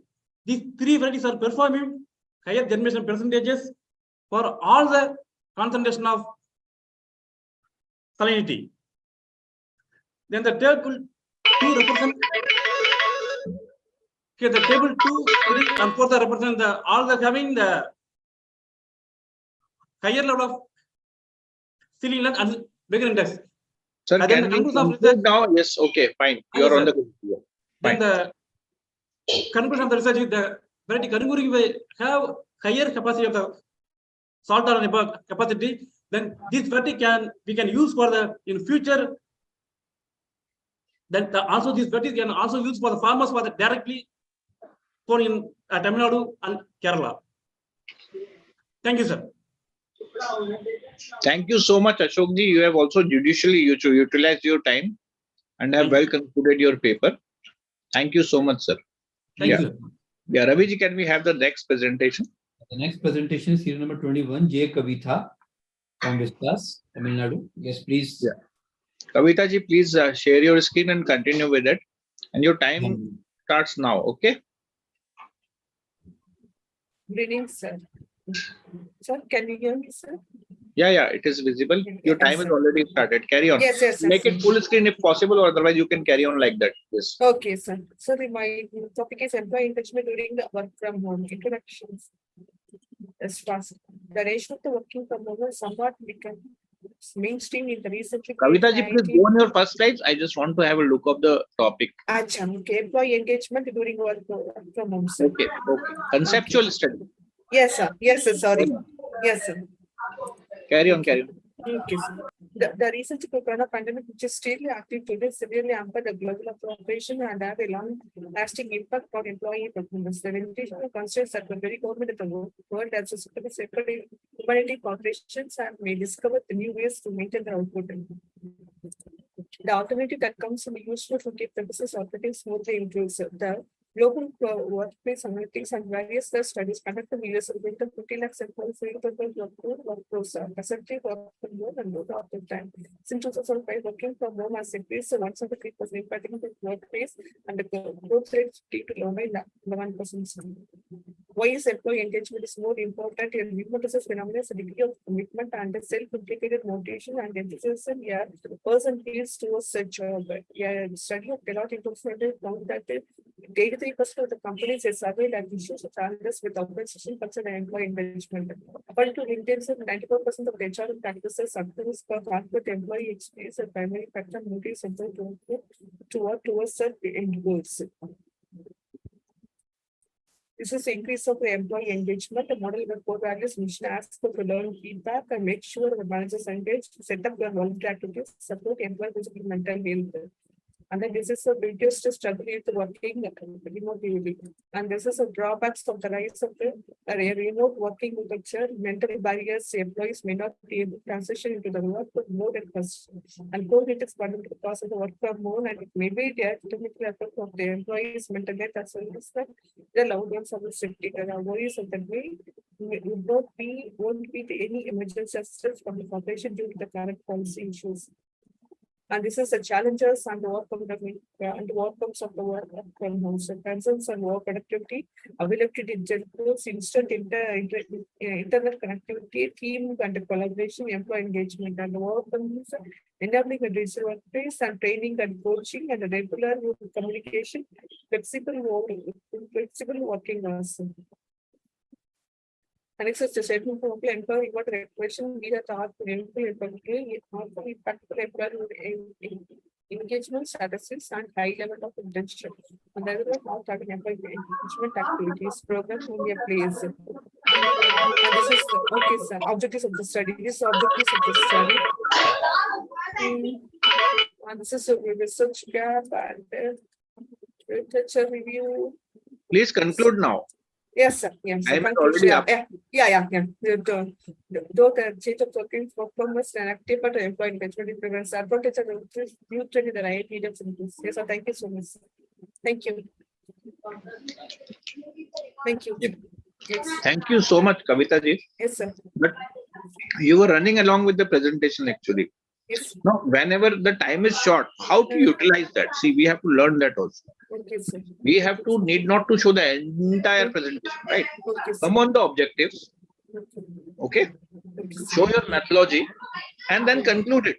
Okay, sir. It can happen when we are having long presentation and time is short, so that it makes actually some sense. Okay, sir. Sure. Right, Sir. Kavita ji? Next time. So your topic is very good.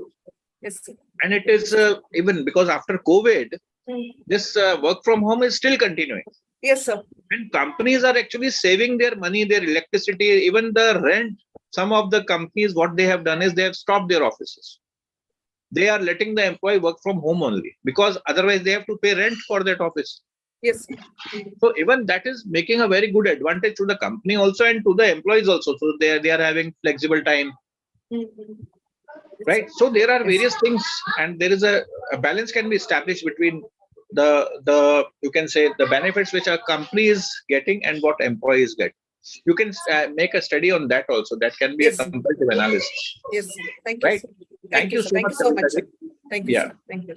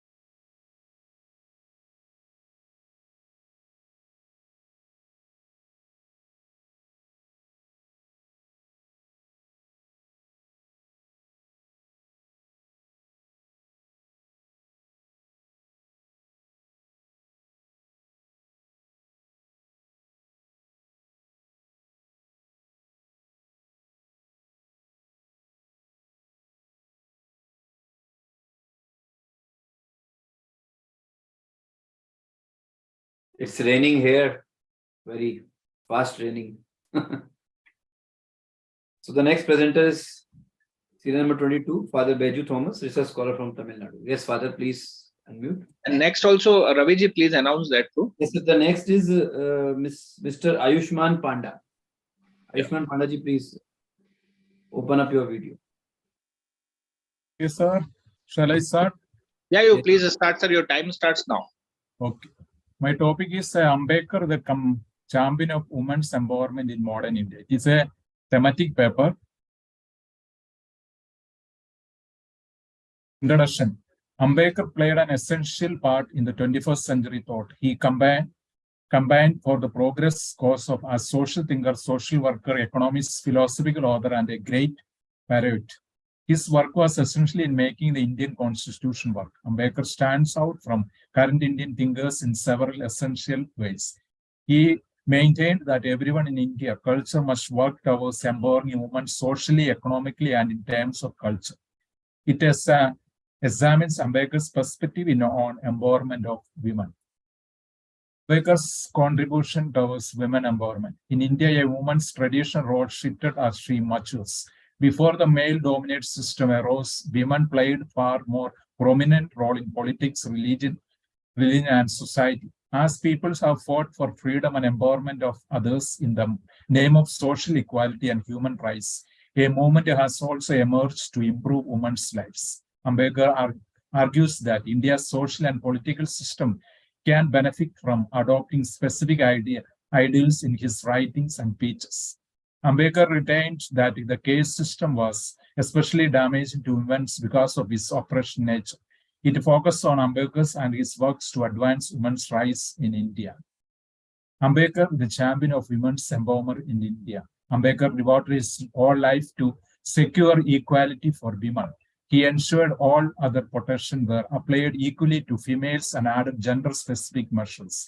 Hence, Ambedkar was essential in encouraging women in pre-independence India to work towards social change. Increasing women's role in government, society, and wellness is essential for human advance in future. Ambedkar's advocacy for female equality, a core pillar of his new social structure, made him a national hero in India. Ambedkar's vision of women equality and empowerment in India has yet to be fulfilled. Even today, women in India continue to be denied fundamental constitutional rights and political voices. Conclusion. Ambedkar's pioneering effort in battle for equality owed much to women, all race, ethnic groups, religion, economic background, and orientation. By openly sharing these thoughts, he motivated others to join the battle for equal rights for women. He devises everyone to gratitude for how he has improved our world. However, Ambedkar and his equitable society ideal have transformed the lives of Indian women and the nation's social structure, and this fact has not received nearly enough attention. Ambedkar paved the way for women's equality, irrespective of race, class, or religion. His teaching and thoughts inspired many people to work for the gender equality. Everyone owed his respect for his effort to advance humanity. Thank you. Thank you, sir. Yeah, thank you, Father Thomas, for your insightful, rather, I would say it is an article on Ambedkar, right? But yes, there are various research which has happened on Ambedkar itself. Yes, sir. So please look into that also. Okay, sir. I will go. Right? And then from that point of view, if you will go with you will get the methodology also how to do it, which is actually not there in this paper particularly. Okay, sir. I will do it. Yes. Your research is also on this Ambedkar itself you are doing? No, I am doing on inclusive education, sir. Sorry? Inclusive education. Inclusive education. So you can even do one thing, that role of Ambedkar in inclusive education, how he has actually contributed. Okay, sir. I will do that. That can be a very insightful article, because Ambedkar has been instrumental in not only in our preparation of the constitution, but in the entire India also. Yes, sir. Yes. He is the one who is you can say a figure which is remembered and which is admired by everyone. Yes, sir. Thank you, sir. Right. Thank you, sir. Thank you so much.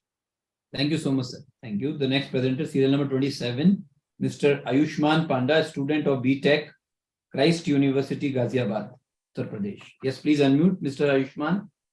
And the next presenter Yes, is, sir. after this, Snigdha Panda. The two pandas Yes, are sir. So, is there I'm any starting, sir. relationship, or you are means No, sir. out of No, sir. I'm completely independent? different.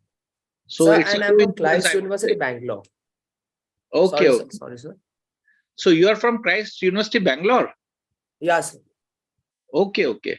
But sir, Ravi ji has announced about Ghaziabad. There is a one more fact. Yes, yes, sir. Because we have received we have received his abstract. It is mentioned Christ University, Ghaziabad. I think I don't know. I don't know, sir. It must be. I don't know. I'm in Maybe Christ it, University, Bangalore. yeah, Can maybe be. it was our operator's mistake. We will check. Okay. So it's fine, sir. No problem, sir. Because it will impact your certificate also if it is not corrected. No, you also check once what you have sent. You might be having some thought of Ghaziabad. You might have written some Ghaziabad, because Sure, sir. I'm just checking. operator doesn't make such mistake. Means what I understand, because such type of things are not there. Okay, Yes, Anshuman, sir. please, Sir. carry on with your presentation. Time starts now. Yes, after the presentation, I will check and right away inform you. Yeah, Snigdha, be ready. Sir, is my presentation visible? Yeah, carry on. Yes, 3 sir. minutes, okay? So, yes, sir. Done, sir. Good evening, one and all present over here. This is Ayushman Panda, and I'm going to present on the topic, the entrenchment of digitalization in the field of HRM. My objectives and methodology of this presentation, I'm going to put a light, seeing the time limit, I'm going to put a brief light on the topics of digitalization in HRM, technological achievements and its effects, future and scopes of digitalization in HRM. First of all, digitalization in HRM. What does this term mean? What is HRM? We have been listening about human resource management, and various sectors in our industry. There has been numerous amount of research on this particular sector. But what has the role of digitalization held in this field? HRM is the most dynamic sector of any organization, which holds the main framework for the overall management and development. The inculcation of digitalization technology in HRM has completely reformed the way of its management, with time management and organized selection and much more. Productivity, efficiency, workplace happiness, work-life balance, and much more. These coined terms, as small as they seem, hold that much impact in one person's life. Technologies like AI, machine learning, are acting the links to transform the field of HRM into productive, efficient, and time-saving. The tasks that take repetitive time to complete could be completed in a jiffy. Now, what does the technological advancement hold for the HRM? Technology and HRM might seem completely two different fields, but when two important sectors of any organization combine, the development of industry is inevitable. Technological achievement provided with smart devices, the types of reduction and automation of manual work, like going through numerous number of files just to find a small error. It can be done with advanced chatbots within a minute. Advanced connectivity, and last but not the least, mobility and security, which is now the most prospering field in the industry. Data security, which is one of the prospering field in the CS industry itself, is getting more number of attention, because the larger the amount of data is increasing in this state of the 20th century, the more important the security has become. Now, digitalization is future and its scopes. What are the future and scopes of digitalization? The surge of AI has not only helped in development of HRM, but has also established such impression in terms of organized workplace. It increases the efficiency of workers, the productivity of workers. In these terms, the kind of development that we hold into gives an advanced number of boosts. The employees get maintained between work-life balance, workplace happiness, and get escape from the chaotic amount of work. This in terms for an accomplished amount of workforce, which is an asset for any organization. The future of digitalization in the field of HRM is wide and more difficult. Complex work completed, so it's almost complete. This is the last slide. Complex work completed in less amount of time, more involvement in the field of HRM, and new innovation in the field using advancement leading to core development and much more. Please conclude now. Yes, sir, it's completed. I'm just telling the concluding line. So to end my presentation in one single line, I would like to say that technology and HRM may much differ they were, but when they'll unite, they will only result in the development of industry in each and every. With this, I conclude, sir. Thank you, and I'm open for questions. Thank you so much, Anshuman. I would highly appreciate the presentation you have made, the PPT which you have made, rather than the content, because content, why? content is also good, but it needs a lot of refining. When we are talking of Yes. HRM and when we are talking of digitalization of HRM, it takes a lot of things which have to be inculcated, right? Yes, I completely. And Yes, sir. good research can be done that what impacts and how it impacts, right? Yes. So I have some. We expect some better presentation from you in the next coming time. But we highly appreciate that you are a student. You're not even a research scholar, and the way you have been presenting, it is learning for everyone. The tones, the pitches which you have been using in your presentation while you are presenting were very much Yes, appreciable. You will be a very good presenter. Improve your Thank you, sir. content in a better way so that it can touch good heights, so that you can win good awards. This is a very good platform for So those actually, who the next time this presentation takes place, I'm going to make a research on this college, the HRM in this my college, and how the digitalization is impacted it. I've also talked to some professors, and they're about to boost me about it. Yeah, you On can the take first day my help itself, also if you want. I can help you out in framing out the objectives and the methodology also, that you Sure, can sir. It means a implement and lot, you sir. can come up further, right? It will help a lot, sir. Yeah, surely, Thank you so Arjun. much. Looking forward. Okay, thank you so much. Thank you Yes, so much. Snigdha ji, Sir, you are Aishman. ready? Yeah, Snigdha ji, please unmute. Serial number 30, PhD Scholar, Department of Statistics, Vivansha University, Cuttack, Odisha. Yes, please. Please unmute yourself, Snigdha. She is already unmuted, but your voice is not audible. Snigdha ji, your voice is not audible. I think you have not connected. No, you are not audible.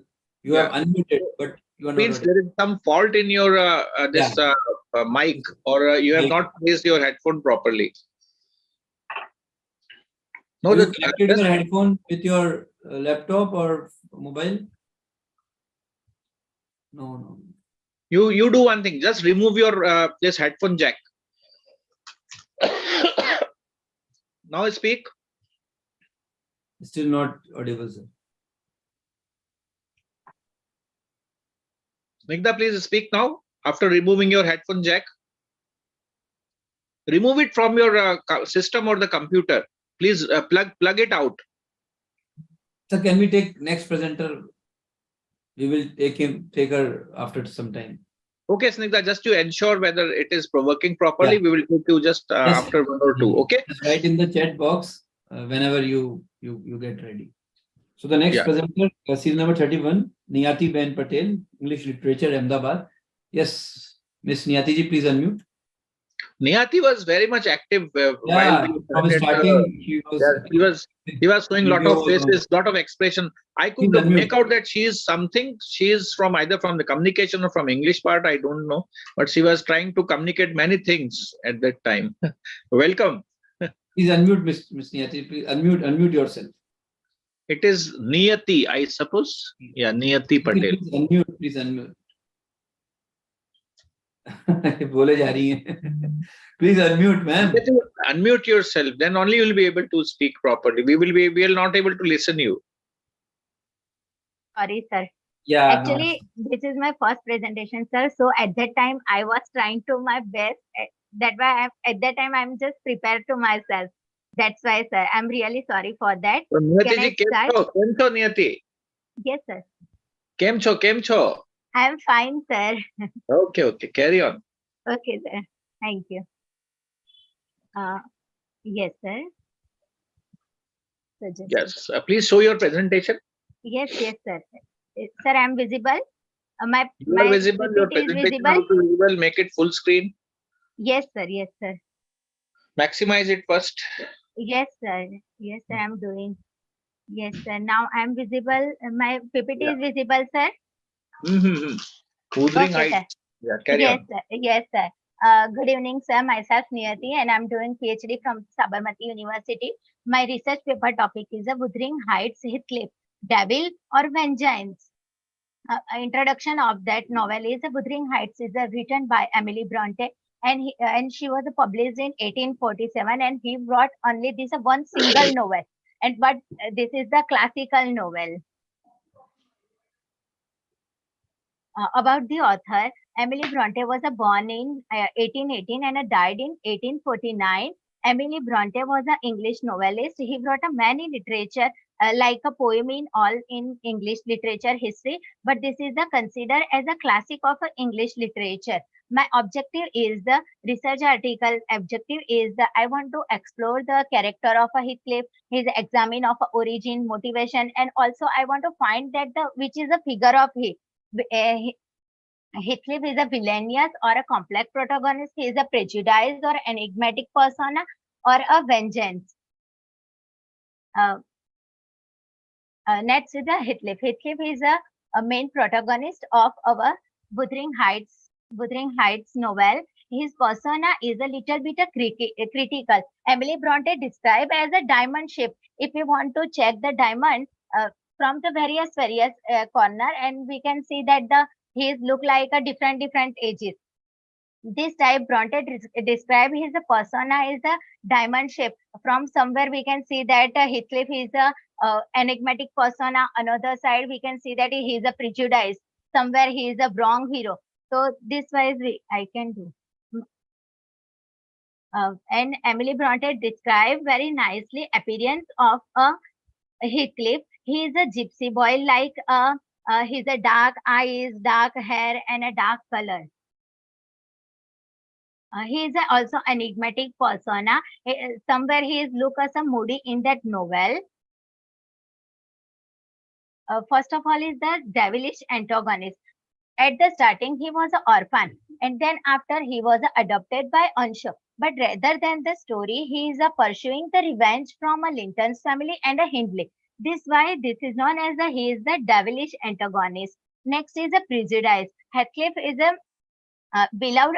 Catherine is the beloved of Heathcliff, and somewhere he is rejected by the Edgar. This moment he is just thought that from his social status and looks, he just got the resignation from the Catherine. This why this is the crucial role.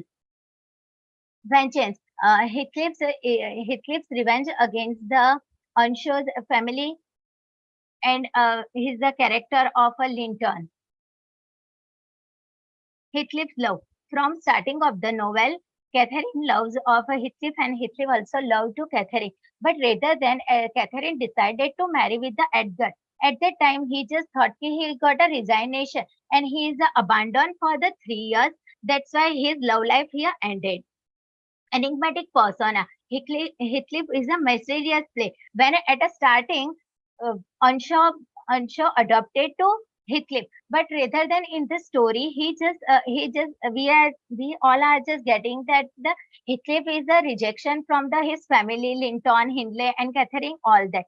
This why this is the enigmatic persona is here. And Emily Bronte brought his here that he is just like a wrong hero. But here she also described that he is a complex sympathy, and themes for a love, retribution, and human condition also is here. So ultimately, we just said that. So just Niyati, time is up. Okay, sir. So by outpouring, my finding is a Heathcliff persona is a devil shape, like a diamond shape in a. It one edges. He is a devilish. Another side, he is the antagonist. One side is a prejudice, vengeance, and the wrong hero. So Yes, you have the this is what is called, you can say, analysis of the entire personality of one of the character, I think. Yes, sir. Yes, sir. Right. So in the same way, this is what the you can say the beauty of doing research in the languages is that how do you perceive and how do others see it? You actually make the others see even without seeing the things. Right? Yes. I highly appreciate, because that's why we were not able to listen you, but we were actually able to see your expressions at the time when you were making some faces also, some signs also. Okay. Thank you, sir. So, all the best for your Thank further you, sir. Actually, this is my first present, so I'm. So great. Thank And you, it sir. is on English. It has to be like this itself. Very good. I highly appreciate that, and keep on doing good work. Okay. Thank you, sir. Thank you. And take some time if you can come to Rajkot also. Okay. Sure, sir. Sure. Thank you, sir, for the invitation. Okay, thank you. Yeah, Raviji, we can have another Yeah, presentation. Snigdha ji, please, you can try again. Please unmute. Snigdha Panda. Yes, please speak, ma'am. Hello. No, you are not, ma'am. It means it is at your end. The mistake is at your end. So the next Yes, just try to get the things done and try to use another device rather. You can use your phone also. Okay, I can suggest you to use your phone, and along with that use your laptop and mute one of the device so that voice can come from one and you can present on other. Okay, Snigdha, try it once again. We will give you one more chance, but that will be the last chance, Snigdha, right? Yeah, Raviji. Thank you so much. Yeah, the Nirmalesh Kar, serial number 32, research scholar from Birmingham. Nirmalesh ji, please unmute. Nirmalesh. Yeah. Can I hear me? Yes, Nirmalesh ji, please carry on. Okay, sir. I am presenting my PPT also. And yes. My PPT is visible, sir?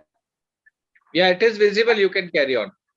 Yes, sir. I would like to convey my heartfelt gratitude to all the dignitaries who listen to me. And my topic 3 is minutes, your time starts now. Okay, sir. Okay, sir.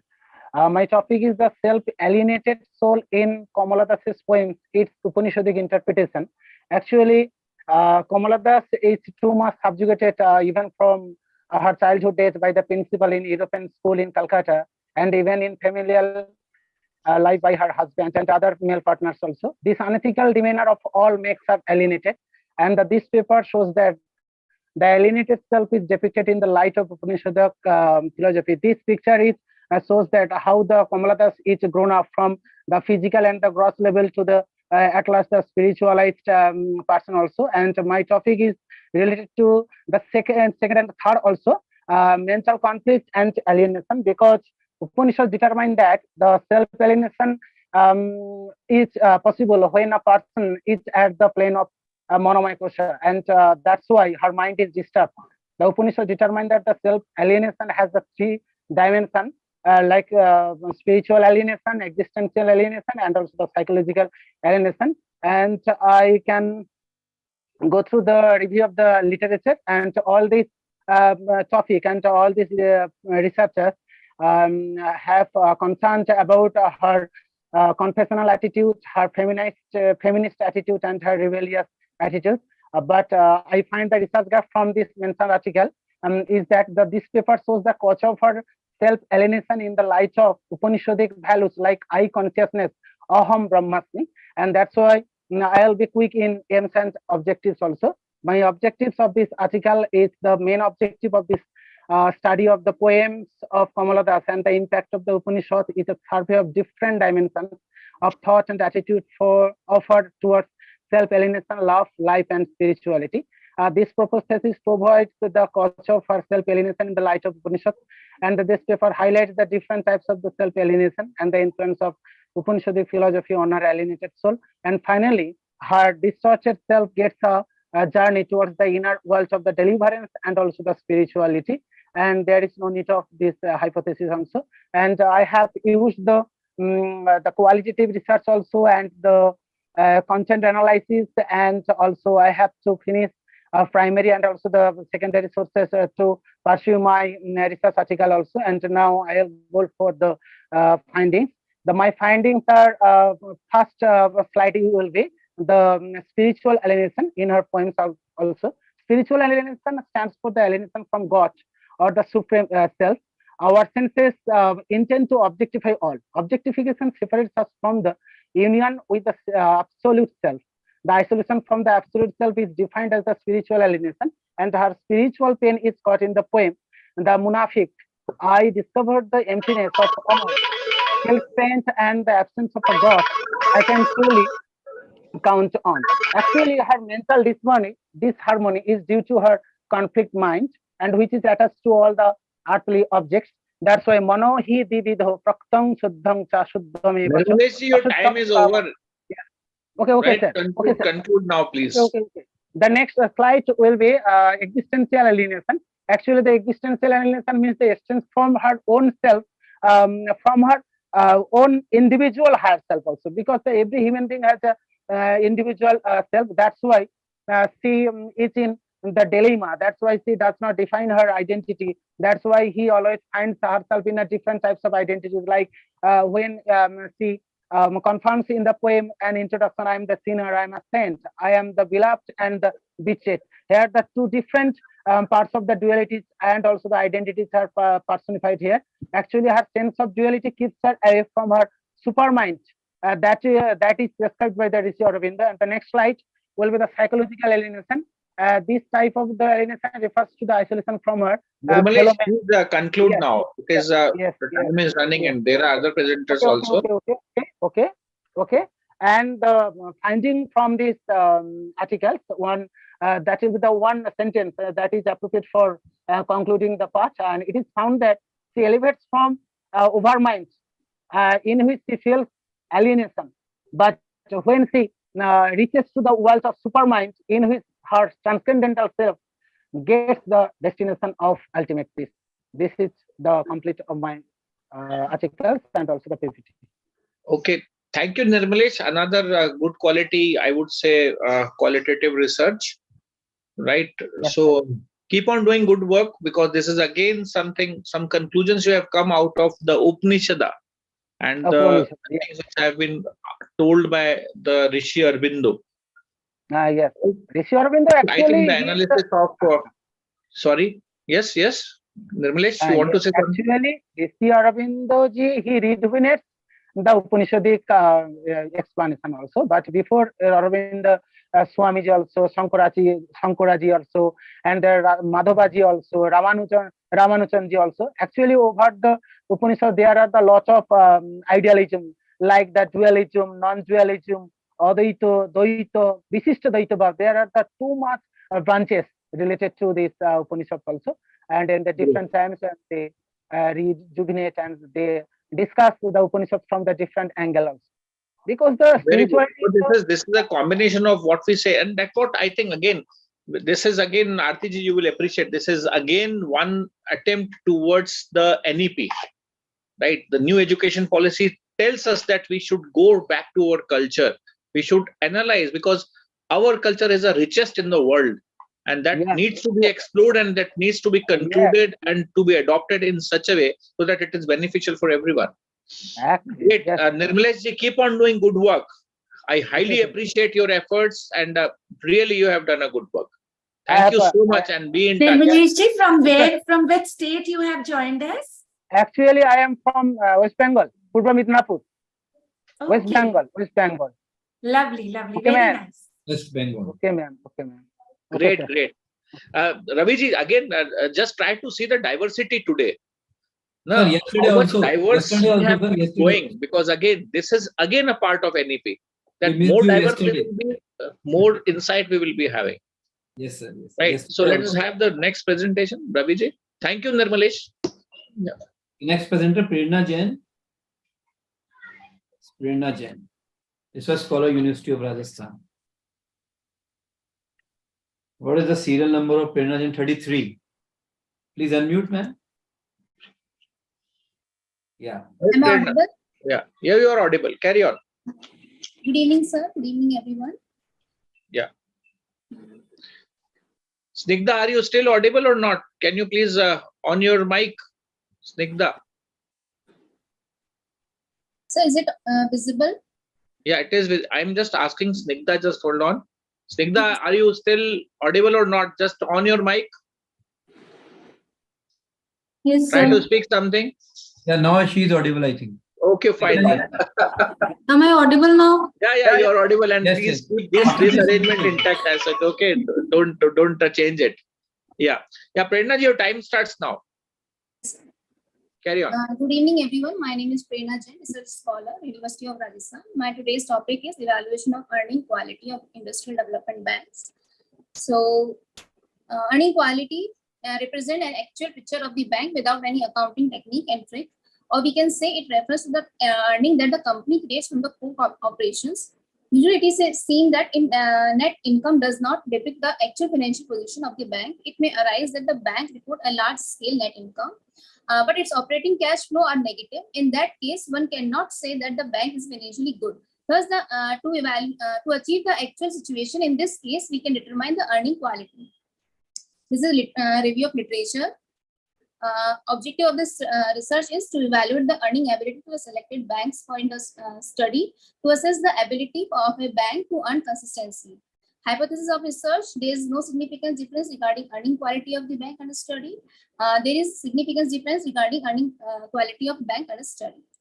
Research methodology is period of the study. This study covers the period of last 5 years, 2016-17 to 2021. Data collection techniques: secondary data collection, research report of banks, annual reports of banks, management books, journals, research papers, etc. Selected banks are Industrial Development Banks, Industrial Credit and Investment Corporation of India, Industrial Finance Corporation of India. Results and analysis: the total assets of any bank mainly comprise of the loan and advances, investments, etc., which are expected to generate a desired rate of return at a minimum cost and expenditure. To assess the relative efficacy of the different categories of the bank under umbrella, different ratio on total assets and various heads of expenditure to total assets of selected banks are analyzed as a graph. There are some ratios related to the earning quality. Operating profit to total assets ratio: it is a measure of profitability commonly used in the banking industry. This ratio establishes a relationship between operating profit and total assets. Net profit to total assets ratio is established a relationship between net profit and total assets. This is also known as net profit assets ratio. A high ratio indicates a better income generating capacity of the assets and better efficiency of the management. High ratio indicates better earning potential in the future.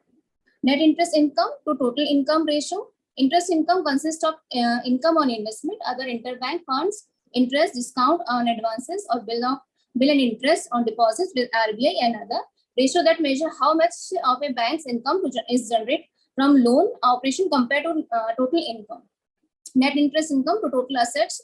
The net interest margin show the bank ability to maintain low interest on deposit while maintaining high interest on advances as a percentage of total assets. Net profit margin: this ratio determines the relationship between net profit and revenue or sale of an organization. A company's net profit is a difference between revenue and expenditure during a specific accounting period.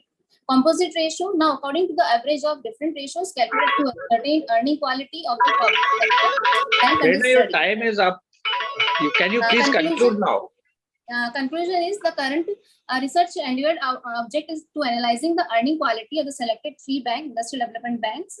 The quality of loan assets is the most important factor of the basic viability of the banking system. Information on the movement of earning quality for 3 industrial banks were elaborated along with a separate combined unit of comparison. Fluctuations have been noticed in both addition and deduction during the 5 years reference period. Thank you. Yes, Prerna, a good piece of work. Is it earning quality or quality of earning? Earning quality. Are you sure about it? The terminology is not earning quality, I suppose. It is quality of earning. QUE, because you have mentioned that. So when we are mentioning certain terminologies, we should not change the nomenclature of the terminology as such. Okay, so that is to be noted, one. Secondly, I would like to suggest one very good insight over here, which can be even means we are many scholars are there. If they want to do some work on it, we have been doing work on service quality. So, is service quality impacting the earning quality? That is also a work which can be done, which I think nobody has even touched upon. Right, so this can be one of the work which I suggest if somebody wants to do.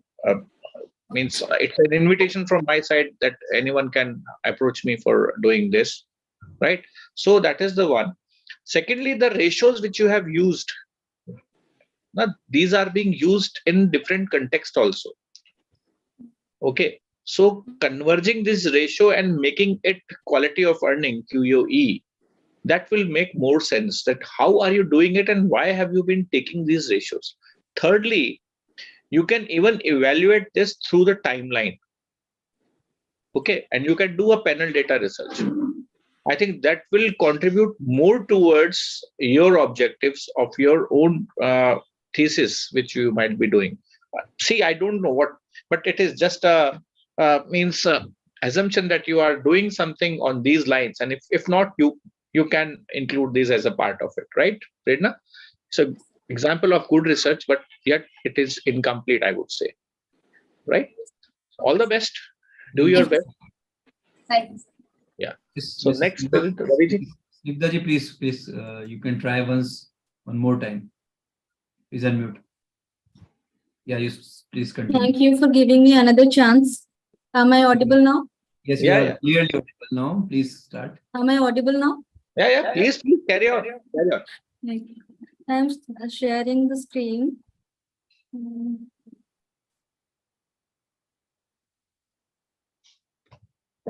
So your time starts now, Snigdha ji. My research topic, associated risk factors of anemia under 5 children in India, an application of Poisson regression analysis. And this paper is made by me and my supervisor. I am a research scholar of Department of Statistics, Revansa University. And I'm going to the introduction of this topic. Anemia among children under 5 is a major health issue in India. Anemia is a condition that marked by level of hemoglobin in the blood, lower level of hemoglobin in the blood. According to the National Family Health Survey Round 5, which is a recent health survey done by the Ministry of Family Health and Welfare Department, find out that 67% of children under 5 have anemia, which is higher than NFHS 4, which was drawn in the year 2015. NFHS 4 was drawn in the year 2015, that is 59%.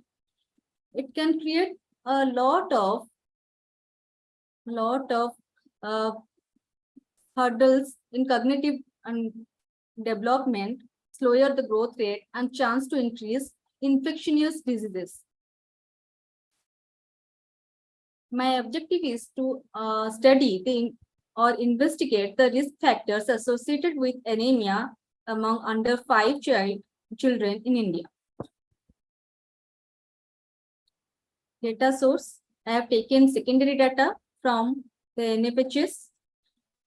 And NFHS is a large-scale multi-round survey conducted by Ministry of Health and Family Welfare Department with the collaboration of International Institute of Population Science, IIPS Mumbai. And this data, we can download this data from DHS website by applying through their website, and I have abstracted some related data to my topic by the SPSS software. I have taken a Poisson regression analysis because to test or to check the risk factors, Poisson regression analysis is a best regression method to find the factors associated with anemia. It is a count regression model. It is one of the count regression model, and the model is probability of yi equal to yi. Sorry. It's okay. It's carry on. It's a good research. I would like to see it furthermore. Carry on. To the power minus lambda i, lambda into lambda to the power yi. Here, the anemia for the ith child is taken as yi, and the probability is small y. And the mean of the Poisson distribution is lambda I. And this is the result. I have taken only social factors, not economical factors, because it's a part of my research work. I have already communicated to a Scopus Index journal. So here I am presenting only a social factors. Social, if we go through the place of residence of the children, the urban area childs are less anemic than rural area because they don't know the balanced diet, what to feed their child, and the sex of child. Male children are also less anemic than female children, because in a country like India, always parents are neglecting the female children's.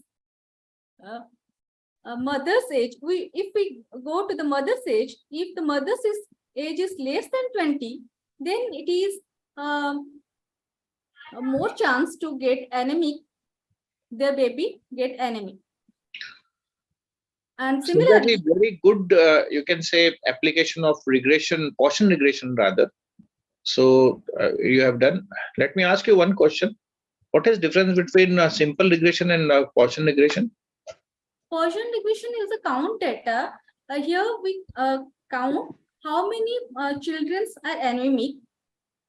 Which one regression, normal regression cannot.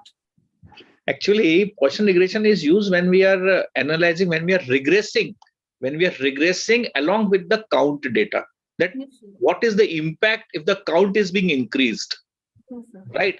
And this is one of the method which is used in what you call as specifically, you have also used it in medical statistics. This is what it is called. Okay, or biostatistics. It's called biostatistics. Yeah.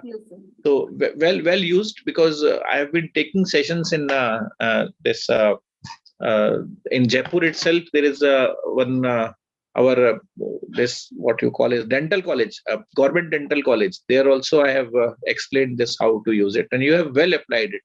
Very good, excellent.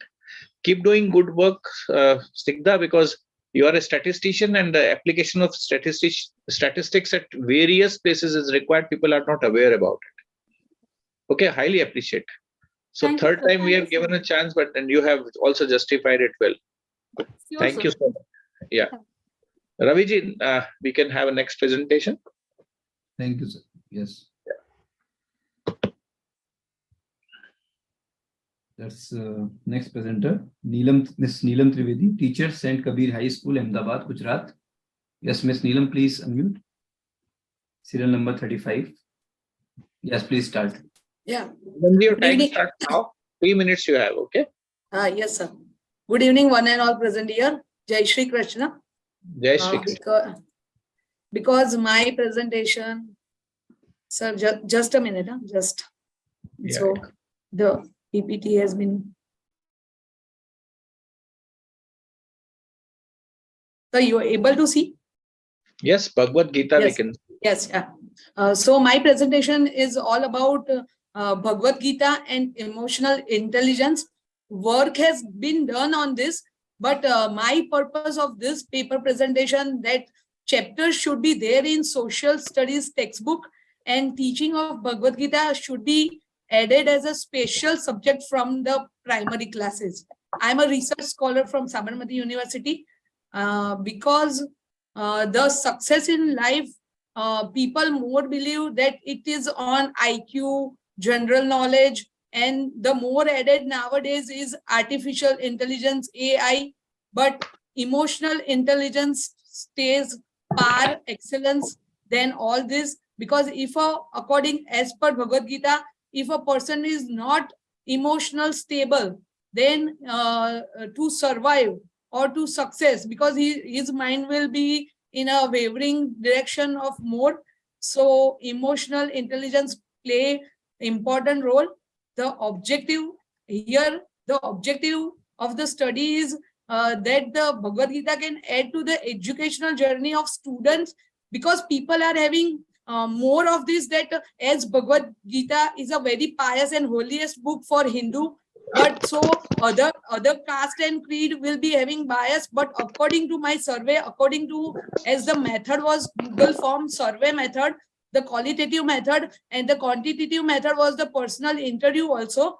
So taking personal interview to the students of few school, and I visited some coaching classes also. So there were other caste and creed students. So I don't think so there is any bias, and this melodious book is welcome by all. And as many parents also, I met many parents also taking personal interview. So they also believe that Bhagavad Gita, some chapters would do wonder in the life of students, as is the objective says that it covers all these factors like anger management, great self-awareness, time management, self-confidence, empathy, and kindness. So the objective is also that IQ, just the IQ doesn't make a person more successful. In EI also plays most important role.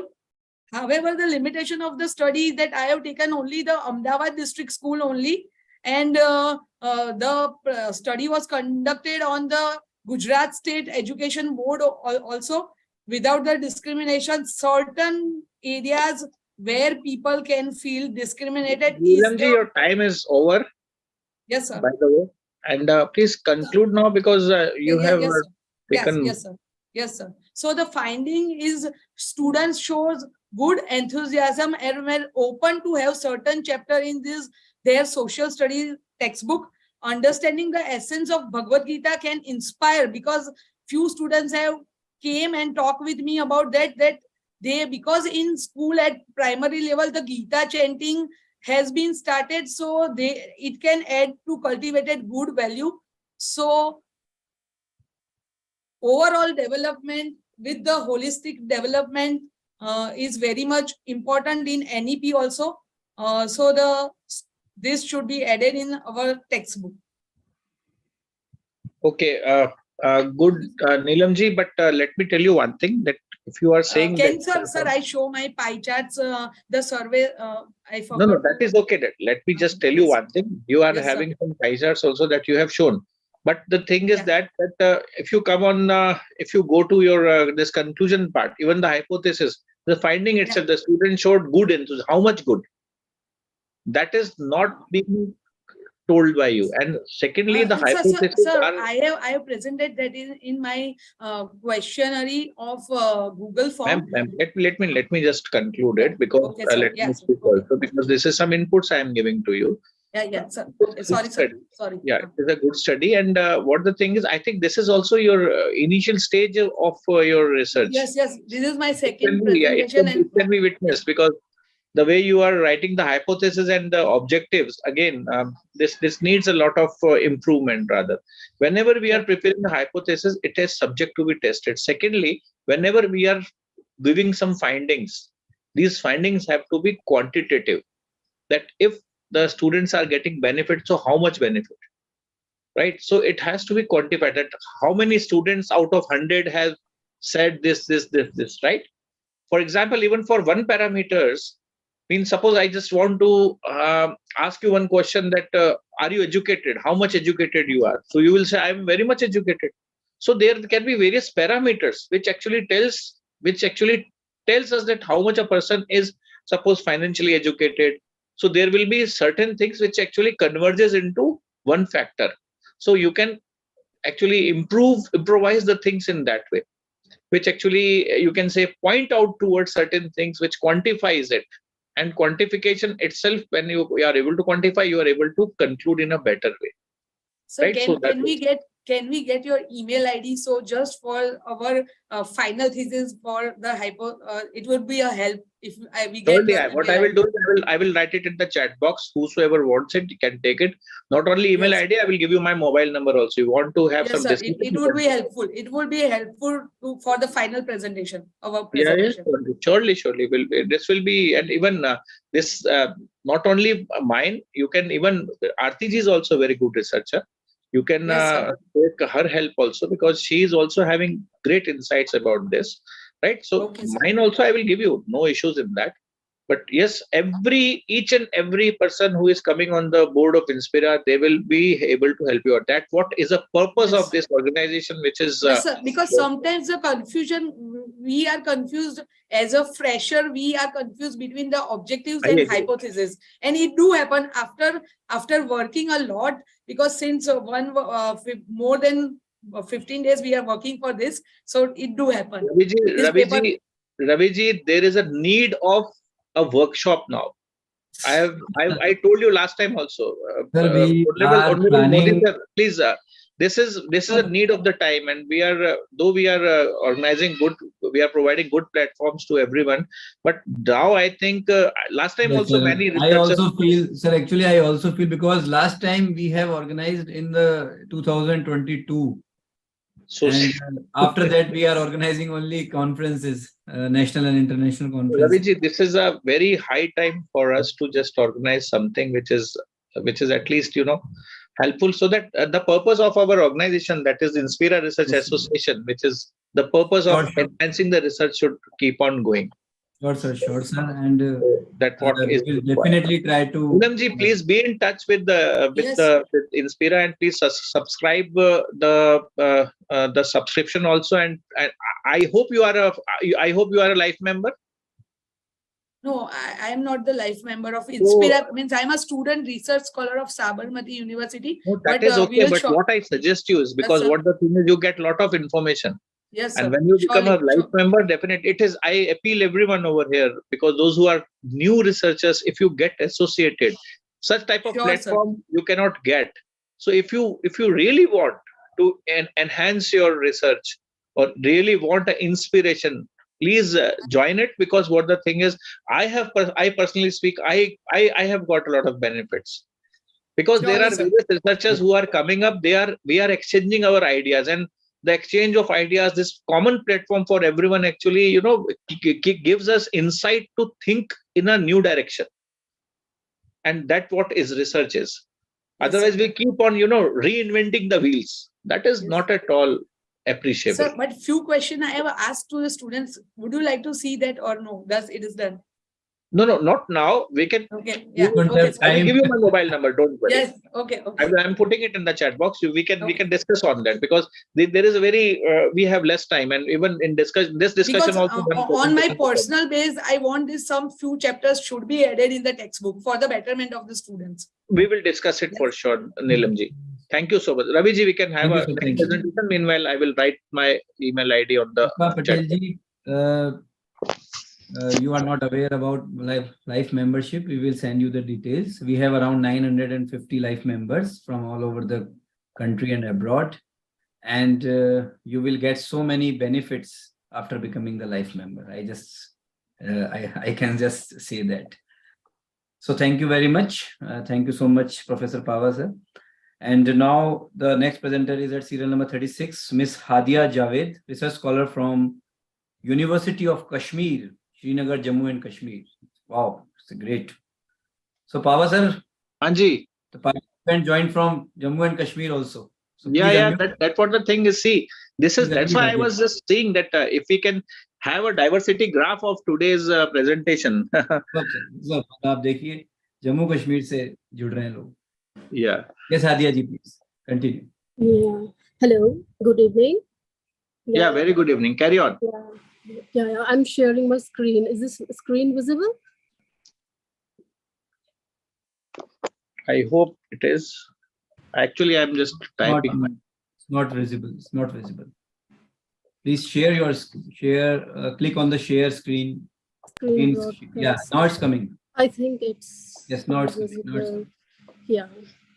Yeah, it's okay now. Please continue. So I'll start with my presentation. So the title I'm going about is Digital Technologies and the Human Connection, Experiences of College Students. So I'm deliberating on the digital technologies in education sphere.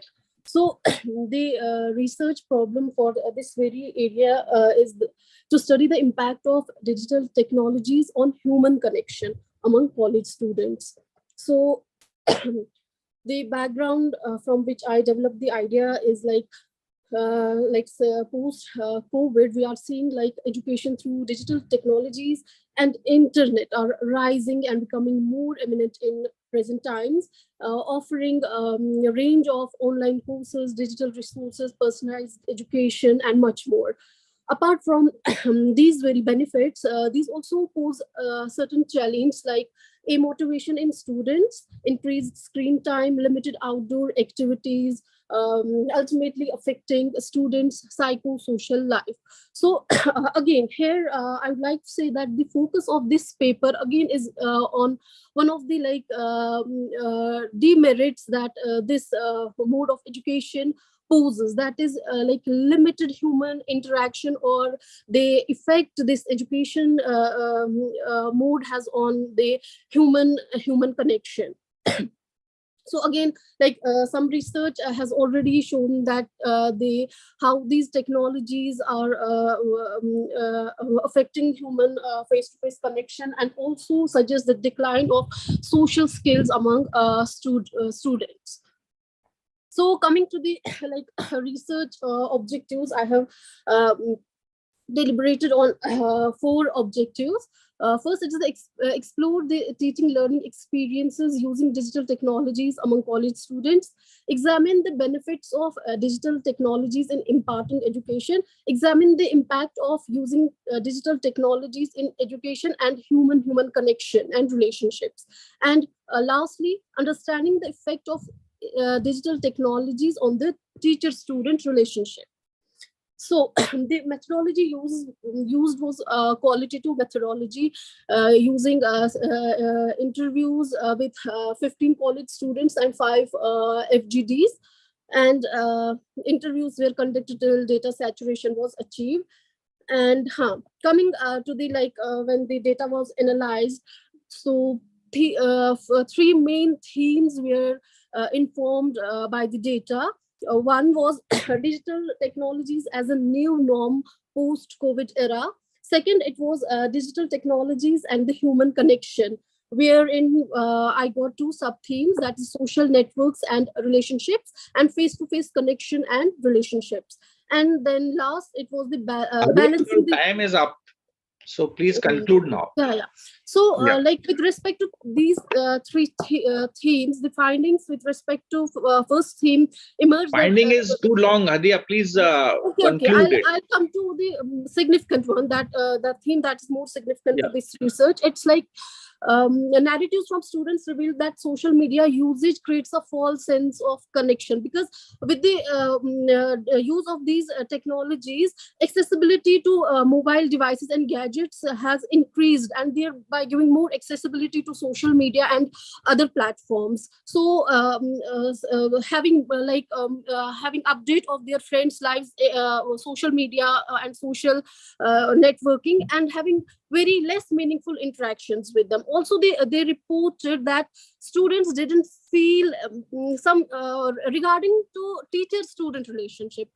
Participants revealed mixed experience, like some didn't feel any disconnection with their teachers, while others were apprehensive of the relationship they had with teachers, as many didn't even know their teachers during the COVID times when they were having the education via this mode. And related to the third theme, that was like they had this understanding of balancing. Yeah, you have exceeded the time limit now. Okay, these are the final findings, sir. And coming to the recommendations, the recommendations suggest. Okay, just in one line, can you conclude it? That what is now your final? This has this is like balancing the two. Like while it proposes, it gives prospective benefits of using digital technologies, but at the same time we have to be very mindful of the human interaction and human connection, which might take a back seat by prioritizing digital education. So digital mode of education rather.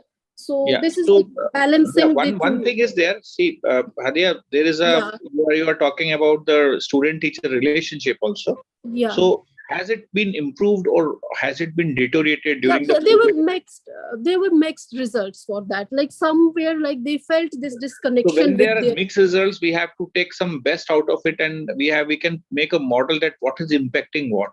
I would suggest you to go on model building and test the model and come back in the next conference probably. Yes, sir. I'll surely do, sir. Because this was exploratory, because I had used qualitative. I understand. It can be seen. Yeah, yes, I can work further on the idea. Yeah, so this is what the thing is, because the impact of this can be a little bit more, where you can prepare some model and you can test the models also. Yeah, Okay. sure, surely, sir. Hadia, all the I'll best. Yeah. Thank you, sir. Thank you, sir. Thank you so much. Raviji, we can have next presentation.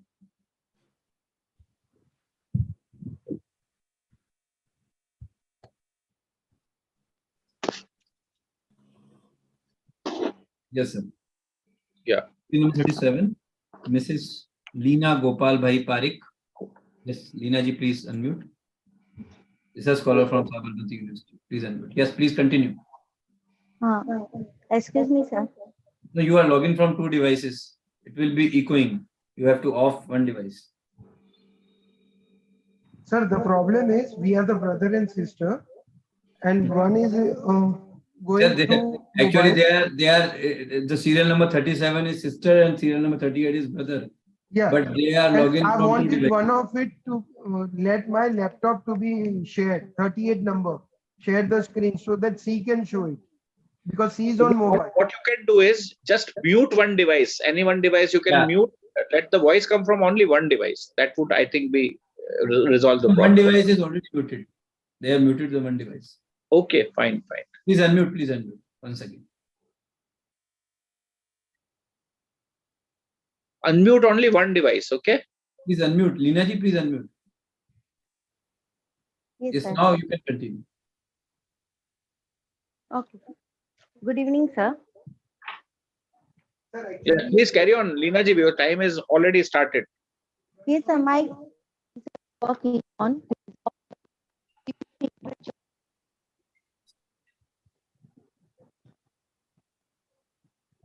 Ravi ji, can you hear anything? I cannot. Nothing. They have some technical problem from their side.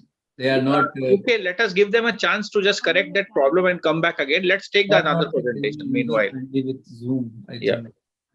So, Leena ji, next presentation we can have of yours. And Ravi ji, who is the next one? Yes, sir, I'm finding it. Yes, this is serial number 39, Mr. Chirag Kumar ईश्वर भाई Patel. Sir आज तो मतलब आप अहमदाबाद क्या चले गए? अरे गुजरात और अहमदाबाद से आ रहे हैं सर, क्या बात है ये?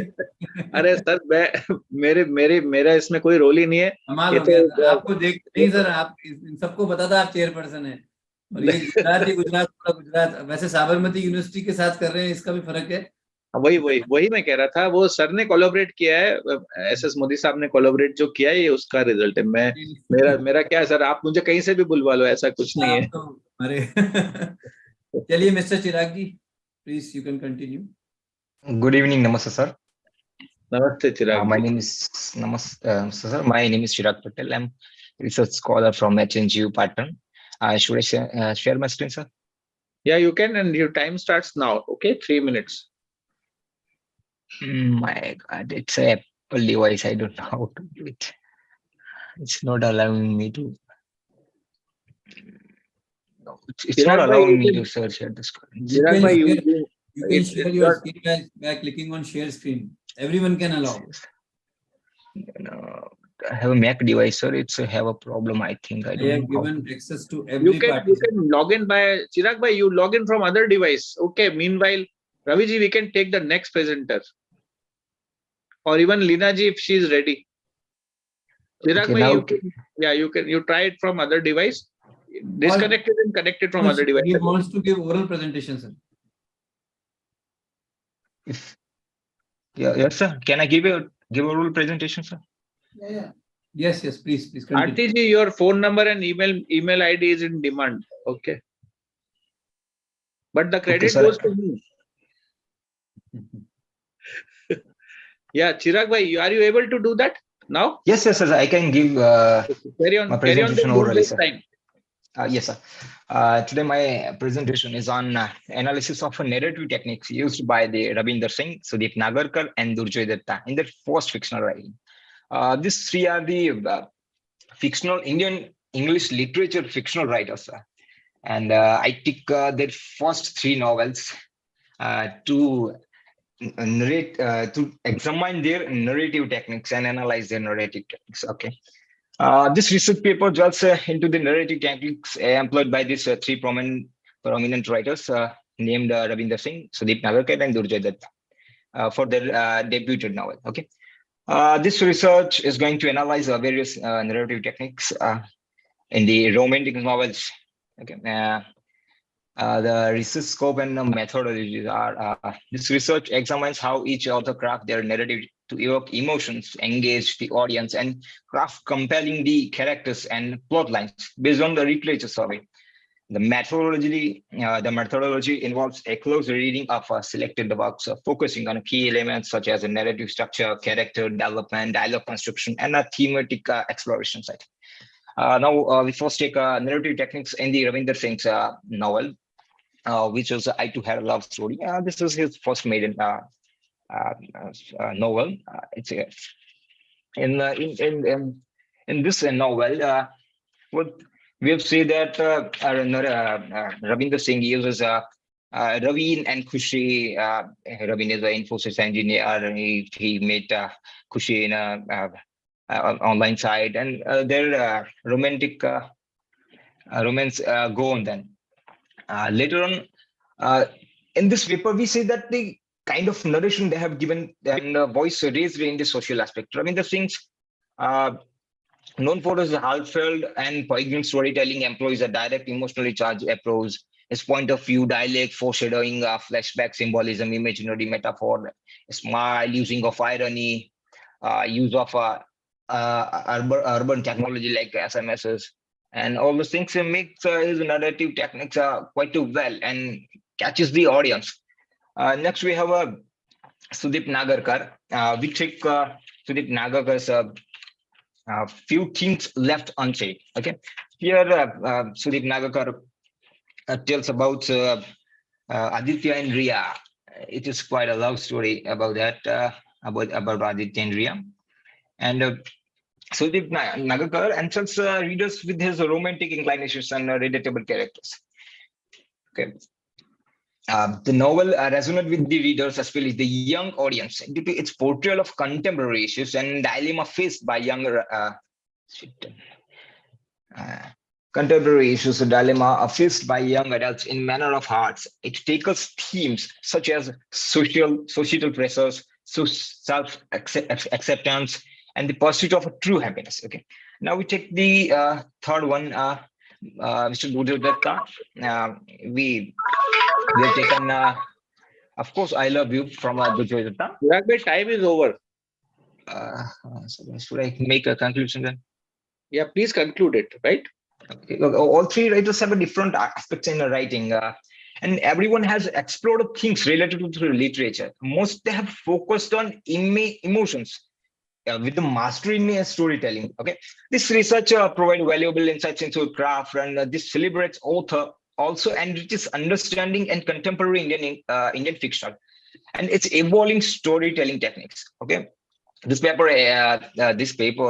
examines the significance of this narrative techniques, establishing a strong connection with the targeted audience and contributing to the author's commercial and successful popularity. Thanks, sir. I'm sorry, sir, for that. This is one of the skill, rather, storytelling and making the people understand what your problem is and convince them for maybe something good in the future is one of the aspect of storytelling which has been emphasized by you. And this is also one of the it is also one of the upcoming research techniques, particularly in language studies. I see, sir. Keep on doing good work, Chirag, and keep connected, be in touch. And Raviji, I would like to request you to just send the process of our life membership to everyone, whosoever is in this particular, you can say, conference, because we have email IDs of everyone. So please send them so that they will directly get benefit, and as soon as possible, they can take the membership. They will start getting benefits immediately after that. So I urge you to just make this possible as soon as possible. Right? Thank you so much. Yeah. Thanks for having me, sir. Thanks for having me, and pardon me for the not sharing this. No, I'm so sorry, sir. Not at all. Yeah. So, sir, Dr. Manyata Mehra is back. Should we call her with her presentation? Yes, yes, why not? Manyata ji, again, welcome. Serial number 13. Good evening, sir. Yeah. Thank you Most so much, welcome, sir, for Arjun. giving Welcome me. back. Yeah, thank you so much, sir, for giving me the second chance. I'm sharing my screen.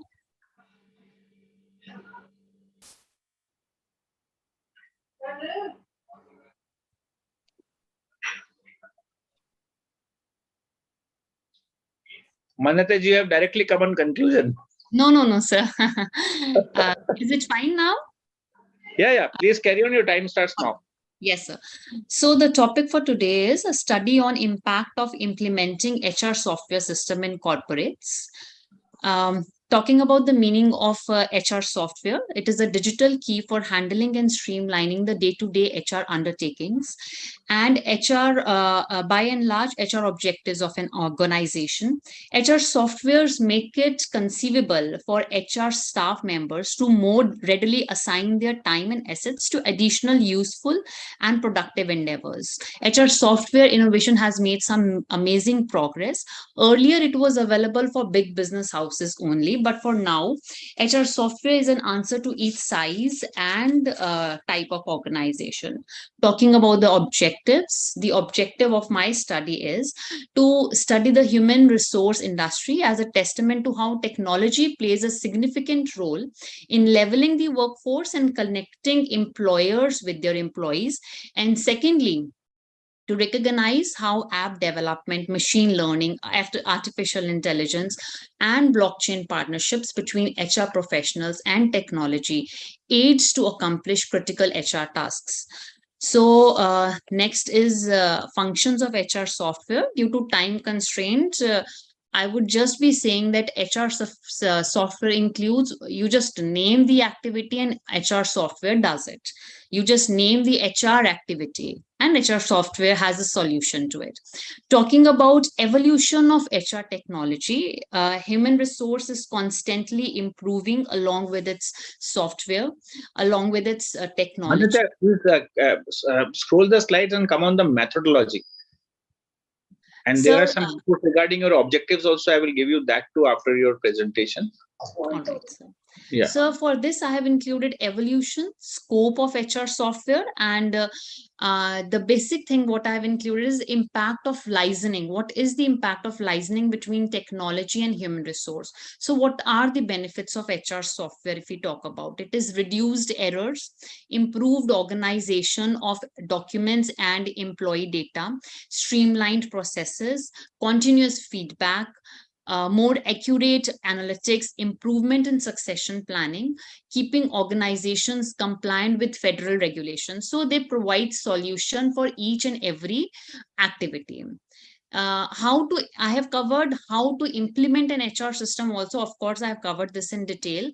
But for now, let me tell you the 5 steps to successful HR system implementation. The very first one is understanding strategic priorities. Definitely define your strategic business priorities is a critical first step before choosing HR software. And then is evaluating the vendors, planning the HR implementation project, implementing the project, and then going live. So I have just cut it short to a larger extent. But in conclusion, I would just like to say that no matter how useful or popular a given software solution is for other businesses, the real test is how software works for your specific business needs. Undoubtedly, implementing HR software comes with the plenty of benefits. Yeah, for sure. Manyata, if you go on the objectives itself, your objective itself are huge. Means just read out your second one. The second objective actually comprises of many objectives inside. Yeah. Right. So to recognize how app development, that is this machine learning, artificial intelligence, and blockchain partnerships, how they have between this collaboration between HR professionals and technology. So, yeah, what happens is that because these all are having different features, they actually collaborate in a different way, and they actually, you can say, converge in a different way, rather I say. So please find out certain things which each and every aspect which you are discussing is collaborating, and you will find some commonalities. That commonalities can again be, you can say, refined, or it can be taken a step ahead in order to make some model. So I can foresee some model over here, right? So you want me to focus on one particular No, area? No, not at all. I want you to focus convergently on all. Okay. But differently. Okay. I got it, sir. Okay. Yeah. We can discuss it even afterwards, right? Yes, sir. Sure. I already mentioned my number in the chat box. You can see that. Okay. Yeah. Thank you so much, Mantaji. It's still a very good idea, but it needs further implementation. Yeah. Thank you. Yeah, Raviji. Sir, we have around more than 25, 30 presenters. Still more remaining. And time is 8:45. So accordingly, Okay. you So please. let me reduce the time then to 2 minutes now. Okay. The next presenter is only Linda. objectives. So from now and onwards, we will be having only objectives, methodology, and the conclusion part. Only 3 things we would be seeing, and let us see how beautifully people can actually, articulate themselves in order to, come to certain things. Okay. So let's start, Raviji. Yes. Yeah. Rupangji, please unmute now. Rupang ji 2 minute है आपके पास में. Dina ji is going to present or Rupang ji? No problem, sir. Screen has been shared. Where? Yes, now it's, please. So can you see the screen? Yes. Yeah. Carry on, please, Rupang ji. Please come on your objectives. Okay. My objectives of the studies. They are particularly for the educational problems and adjustment of the higher secondary science teachers. Those who are teaching specifically, I have taken it as in chemistry and physics subject teachers, because myself I am a chemistry teacher. So I wanted to understand that what are the educational problems that are making the educations to lower down, as specifically for the 12th standard students. Carry on. And how? What about the methodology? How have you fulfilled these objectives? Particularly the methodology, I have gone it for the survey method. Okay, and how have you concluded this? Actually, I have taken it as in 1200 science teachers from higher secondary, granted and self-finance schools, and then I have taken it as in the data from there through the questionnaire for the educational inventory, educational problem inventory, and adjustment inventory. And through it, we have founded it that the teachers, those who are having it as a granted school, they are easily getting it what the data they wanted, or like the government is providing the books or references or things to them as a free of cost, while the private school teachers, they have to earn through them, they are not been provided the things.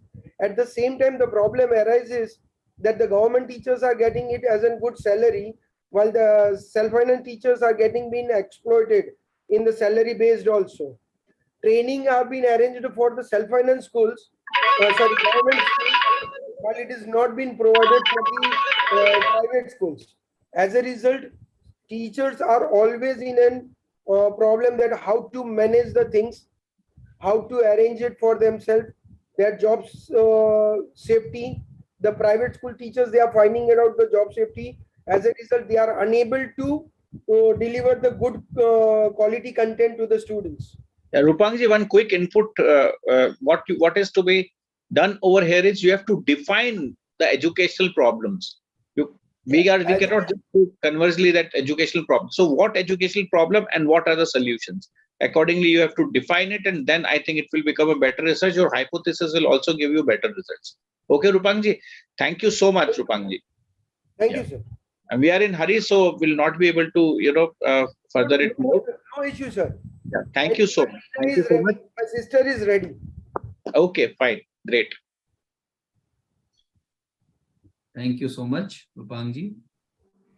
Yes, Dr. Nikhil Kumar, please unmute. Dr. Nikhil Kumar. So actually, is not in the list by mistake only. Okay. Yes, Dr. Nikhil, please tell the powers are your topic of presentation.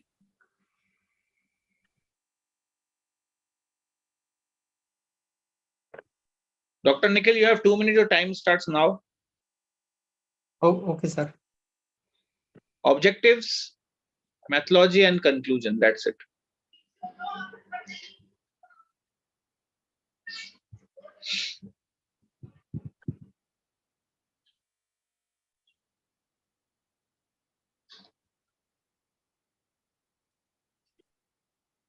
Nikhil, you are not able to present. I suppose your screen is not visible. Yes, sir. I am not in a position to share my screen right now, sir. Okay, fine. Let us assume that you have presented. I hope that will be good. Raviji, please, because we are also in hurry, so please issue the certificate and let us just assume that he has presented. Yeah, next presentation, please.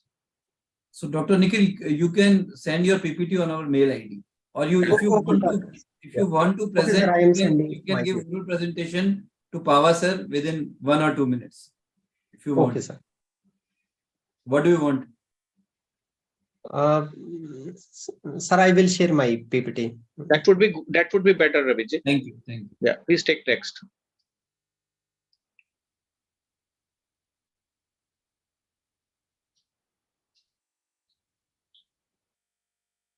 Please don't share the screen without I would allow. So I request to the participant. So those whose names are being taken, please only they should share. Only yes. Because we have the the hold to off your screen. So Mrs. Parik Leena Gopal Bhai, please unmute. She's a sister of Rupang. Yes, ma'am, please. You have 2 minutes.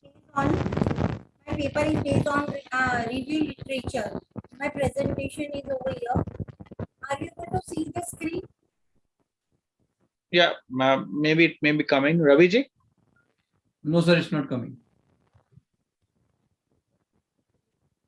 Voice is also not clear. At the time of Rupang, the voice was clear. The screen was also shared. Now it's coming. Yes, Yeah. yes. No. Okay, sir. So my topic is the study of learning difficulties in biology subject.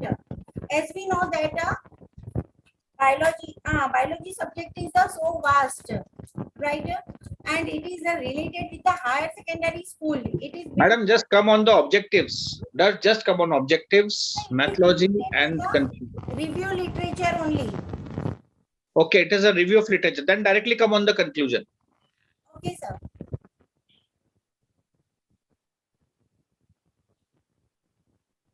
So my conclusions are that on the basis of the previous reviews and which we have studied, work in this field is learning difficulty in biology has been done in India and as well as abroad. It is also concluded that on previous study, students pursue some topics as difficulty in biology, and self-regulated learning strategies should also be helpful to them for the academic performance.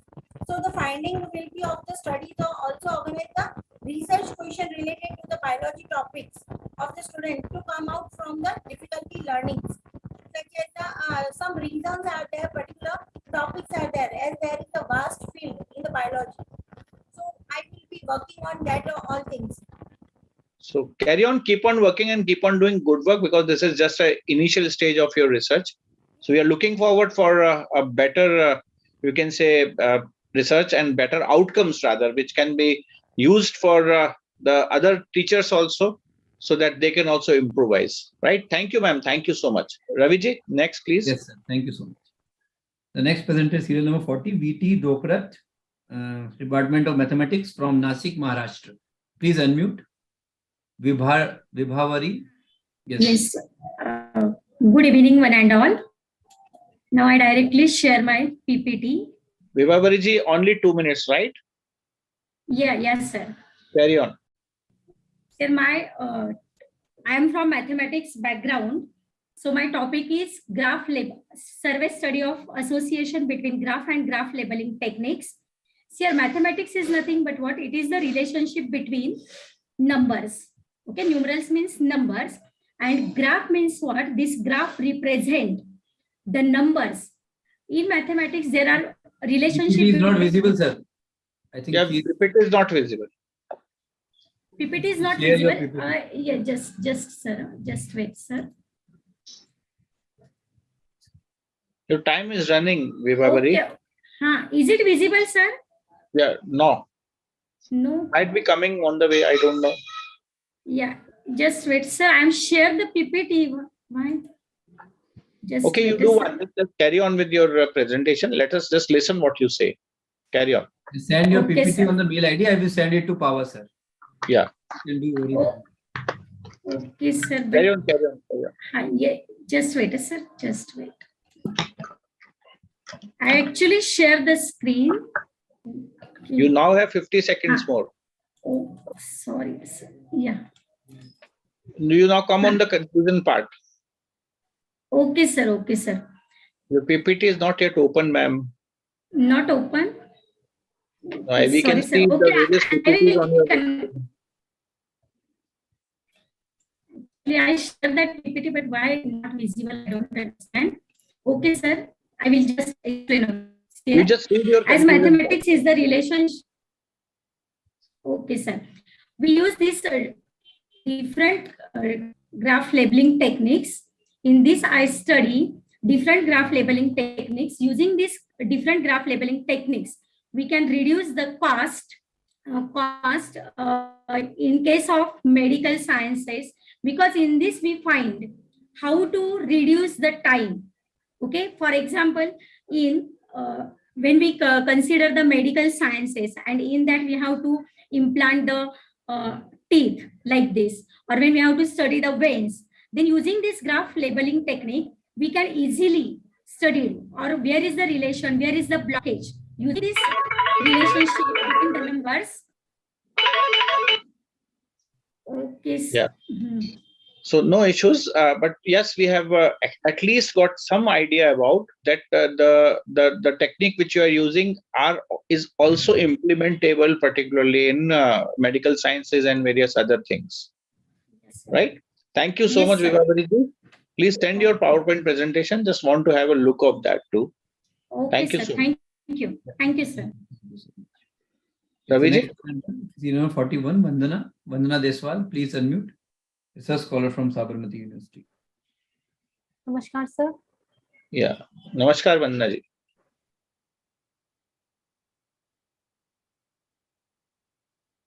Your time starts now, Vandana ji. Okay sir, मेरा आज का topic है आधुनिक भारतीय इतिहास लेखन में महिलाओं का योगदान। इतिहास लेखन की परंपरा प्राचीन काल से ही चली आ रही है। पहले समाज में महिलाओं को लेखन के लिए प्रोत्साहित नहीं किया जाता। वंदना जी, आपका ऑब्जेक्टिव जो है उस पे आ जाइए। सर, इस अनुसंधान का उद्देश्य है प्राचीन भारत में लेखन कला के विकास को जानना और मध्यकालीन भारत में लेखन कला में महिलाओं ने क्या क्या योगदान दिया उनके बारे में जानना। वर्तमान में महिला सशक्तिकरण को देखते हुए महिलाओं के द्वारा जो इतिहास लेखन का कार्य किया गया है उस साहित्य को प्रकाश में लाना। ठीक है, पद्धति पे आ जाइए। हाँ, ठीक। ओके। बताइए। शोध पद्धति इतिहास के शोधार्थी के लिए इतिहास लेखन का कार्य एक चुनौतीपूर्ण विषय है। अनुसंधान कार्य करने के लिए शोधकर्ताओं को विभिन्न पद्धतियों की सहायता लेनी पड़ती है। प्रकार के शोध का आपने इसमें चयन किया है? ऐतिहासिक अनुसंधान सर, ऐतिहासिक अनुसंधान और विवरणात्मक पद्धतियों का प्रयोग किया है। ओके। प्राचीन इतिहास में गार्गी, उपाला, लोपामुद्रा जैसी विदुषियां हुई हैं जिन्होंने इतिहास लेखन में अपना योगदान दिया है, लेकिन उनके इतिहास लेखन को कभी भी सराहा नहीं गया। मध्यकालीन इतिहास लेखन में भी गुलबदन बानो बेगम, मीराबाई जैसी कवित्रियां हुई हैं जिन्होंने इतिहास लेखन के लिए बहुत कुछ किया है। और उसके बाद इन्होंने इतिहास को रचित किया है, लेखन करने का कार्य इन्होंने किया है क्या? जी नहीं, जैसे गुलबदन बानो बेगम है, उन्होंने इतिहास लेखन में लिखा है हिमायूं नामा पे। जो मीराबाई थी उन्होंने कुछ लिखा हुआ है, उनके सिर्फ कवित्री थी जिन्होंने कृष्ण भक्ति को लेकर जो कविताएं लिखी हुई हैं, लेकिन उस टाइम पे उन चीजों को नहीं इतना प्रोत्साहित किया गया था। तो धीरे धीरे उनकी परिस्थितियां जैसे भी बदली हैं, तो आधुनिक भारत में जैसे रोमिला थापर जी हुई हैं, तनिका सरकार है और उपिंदर सिंह है, ठीक है, उमा चक्रवर्ती जी हैं। सर मुझे इन सबके बारे में एक्सप्लेन करना है। नहीं नहीं ठीक है, आप थोड़ा सा कंक्लूड कर दीजिए। ओके। सामूहिक रूप से इन प्रतिष्ठित इतिहासकारों के कार्यों ने न केवल भारत के ऐतिहासिक परिदृश्य को समृद्ध किया है, बल्कि महिला विद्वानों की भावी पीढ़ी को विविध दृष्टिकोण से इतिहास का पता लगाने के लिए सशक्त बनाया है। उनके इन शोध पद्धतियों और दृष्टिकोणों को प्रेरित किया है जो भारत के अतीत पर चलकर विचार विमर्श को प्रभावित करते हैं। इतिहास की अधिक व्यापक और समावेशी समझ को आकार देने में महिला इतिहासकारों के प्रयासों को स्वीकार करने और मान्यता देने पर महत्व पर जोर दिया गया। उनकी वंदना जी, आप कुल मिला के कहना चाह रही हैं महिला सशक्तिकरण को देखते हुए यदि हम इन महिलाओं ने जिन्होंने इतना योगदान इतिहास एज अ इतिहासकार दिया है, इसको अगर हम लेके आएंगे तो उससे महिला सशक्तिकरण को और बढ़ावा मिलेगा। जी सर, क्योंकि पहले उनके योगदान को कभी सराहा नहीं गया था। आज के टाइम पे जो औरतें हैं वो भी इतिहास लेखन में हेल्प कर रही है, वो भी बुक्स लिख रही है। उनको उनकी जो स्थिति वो पहले से अभी चेंज हो गई है, पहले नहीं था। तो भी जैसे जैसे चेंज हुआ, जैसे प्राचीन से मध्यकाल में हुआ, अभी आधुनिक युग में तो उनको बहुत मोटिवेट किया जाता है, पहले नहीं किया जाता था। ठीक है, आप भी मोटिवेटेड फील कर रही हैं कि नहीं? जी sir, thank you. Good, carry on. Okay, thank you so much. Thank you, sir. Thank you.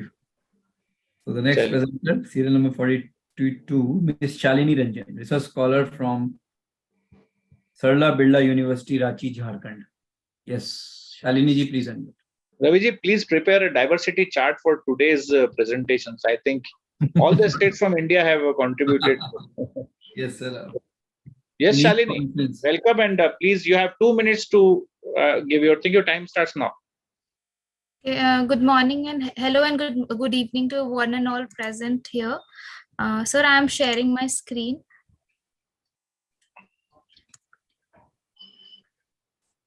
So is it visible? Yeah, it's visible. Carry on. So the objective of my study At is least to you can understand show your topic title and then you can come on the objective. Okay, sorry, sir. The title of my paper is Impact of Digital Payment System on Indian Rural Banking Customers. The objective of my study is to understand the perception and behavior of rural customers towards the use of digital banking system and online transaction system. Understanding the perspective and responses of rural people are very crucial, as around 60 to 70% of the Indian population belongs to rural areas. Moving on to the research methodology, for this paper, descriptive research has been carried out, and secondary data has been sourced from Ranchi location. Is Ranchi, which is located in Jharkhand. Moving on to the conclusion. In conclusion, I can say. What secondary Sorry, data have you collected? What secondary data have you collected? So actually, I am collecting it. Means like use of digital payment system. कैसे use कर रहे लोग, कोई problem आ रही है, नहीं आ रही है. It is not a secondary data. It is a primary data which you are collecting. Okay. So वो मैं कर रही हूँ, और बाकी जो नेट से है वो भी मैंने लिया हुआ है, तो वो आ रहा है। नेट से डेटा लिया है ना आपने, वो ही सेकेंडरी है। हाँ, वही सेकेंडरी है सर, और क्वेश्चनर के लिए प्राइमरी वाला ले रही हूँ। ठीक है, तो what is your conclusion of this particular presentation? Come on that. In conclusion, we can say that अगर हम लोग enable कर देते हैं, if we enable the financial literacy, we can see a steep increase in number of transactions and use in digital payment system by rural customers. You are still collecting data. How can you just conclude it? So actually, this is my first presentation. Okay, fine. It's okay. No issues. We highly respect and we highly appreciate the newcomers. So what the thing is, again, I would urge you, I would insist you to attend some workshop which Inspira will be conducting in the near future. Right? I surely attend it. Yeah, do that, make it a point, and then compare it, that what you are presenting now and what you will be presenting in the next workshop. Yeah, sure, right? sir. And take this membership also. Why? Because while you will be journeying towards your PhD, then you will get a lot of insights. Okay. Yes, sir. Surely, sir. I'll take the the memberships.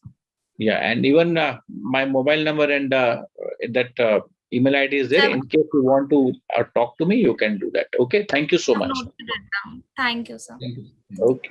Yeah, Raviji, next we can have. Yes, sir. Mohammed Shafi. Mohammed Shafi, KP, Assistant Professor from Kerala. Please unmute, sir. Mohammed. Thank you, sir. Thank you. So I'm not sharing my screen because of lack of time. So the topic of my paper is new manifestations of self-other dichotomy in post-pandemic human relationship. So I'll be concluding with 3 points. That is, before the pandemic, the self-identity was based on a group. It may be class, race, caste, religion, region. But with the spread of pandemic, this group identity Kapil, you have confined to to send your individual self. PPT. Okay? Please send your PPT. Okay, sir. Okay, no problem. Carry on. So with the pandemic, the group identity confined to the self, because the group itself was a great challenge for the existence of the self, because the group it became the potential threat for the individual self because of the spread of pandemic. So that group itself demolished and it confined to individual self. Even the institution of family became a challenge for the individual self because of the health hazards. And the next thing is what happened in the post-pandemic time is that, again, this group identity came back. But the change was that even inside the group identity, even inside a unity or cohesion, there was the tint of suspicion, because even in a group, in a cohesion, if somebody sneezes, if somebody is having a cough, so the group identity confines to individual identity, because suspicion is generated in individual self and he or she is aware of the threat existing inside the group. So even though the group identity is existing, the suspicion is coming out, is popping out in various instances because of the spread of pandemic. So the post-pandemic time, there is the tint of suspicion in every mind, and the individual self became prominent than the group identity. So this is the 3 types of changes happened to the self-other dichotomy. Even before pandemic, the other was the challenge, the other group was the challenge. But nowadays, the group, not the group itself, as a challenge, not the group identity. Thank you very much. Thank you, Mr. Shafir. Yes, this is a very good, you can say, the insight and new point of view you have given to the research itself. So I hope this will conclude well in the future. Thank you so much. Yeah, thank you. Raviji? Yes, sir. Thank you. The next presenter, serial number 48, Nidhi Patel, research scholar from Sabarmati. Please unmute. Please unmute, Nidhi Patel. Nidhi, your time has already started, right? Yeah, please continue. My topic is agriculture practice in Gandhinagar district. Hello, sir. Yeah. Carry on, please. My topic is agriculture practice in Gandhinagar district. Introduction. Agriculture shabda. Agriculture. Just go on your objectives, Nidhi. What are your objectives? Okay, sir. Okay. And straight your camera. We can only see your ceiling. Okay. Yeah. My topic objective: to study or at what extent IUV CIDs are used in the study area. 2. To see whether mixed cropping is practiced or not in area. 3. To see the types of cropping pattern and combination. 4th number, to study about the availability of source for irrigation and interest time to understand the land use pattern of Gandhinagar. And 6, to study the social economic study of Nidhi, would like to tell you one thing. Can you conclude what you have done? But you have to now speak in Gujarati. Okay, sir. Do it. So how you conclude? Gujarati ma bolo, Gujarati ma. Okay sir, introduction आप means introduction बोलूं sir? हाँ, introduction नहीं, गुजराती में बोलो आप, वो आप conclusion बोलो. Okay sir.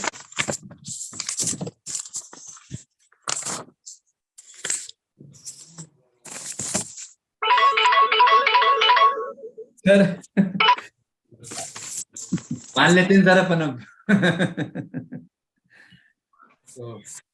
अगर आप कहें तो. ઉદ્દેશ્ય ખેતીમાં યાંત્રિકીકરણ કેટલી હદે થયું છે તે જોવા માટે કેટલા અંશે ખેડૂતો HIV સીડ્સ નો ઉપયોગ કરે છે તે જોવા માટે આ કયા પ્રકારના પાકનું વાવેતર થાય છે તેના માટે સિંચાઈ માટે કયા સોર્સનો ઉપયોગ કરે છે કઈ પદ્ધતિનો સિંચાઈ કરે છે તેના માટે અભ્યાસ જરૂરી છે. એગ્રીકલ્ચર એક हो गया. Good. Thank you so much, Nidhi, because I could make out that you can speak much better in Gujarati rather than speaking in English, right? It's okay because language is just a medium. So break all the bottlenecks in between and rise for your better future, right? Okay, sir. Thank I you. is even not the limit. Carry on. Okay, sir. Thank you. Yeah. Sir, next please. Shashi Verma, Research Scholar, Faculty of Education, Dayal Bagh Institute, Agra. Please unmute. Serial number 50. Shashi Verma. Yes, sir. Yeah, please keep on your videos. Yes. Now you can continue. Okay. Yes, Shashi, you have 2 minutes. Your time has already started. Need not to show the presentation if you don't want. Carry on with your objectives. Then you can directly conclude. Okay, sir.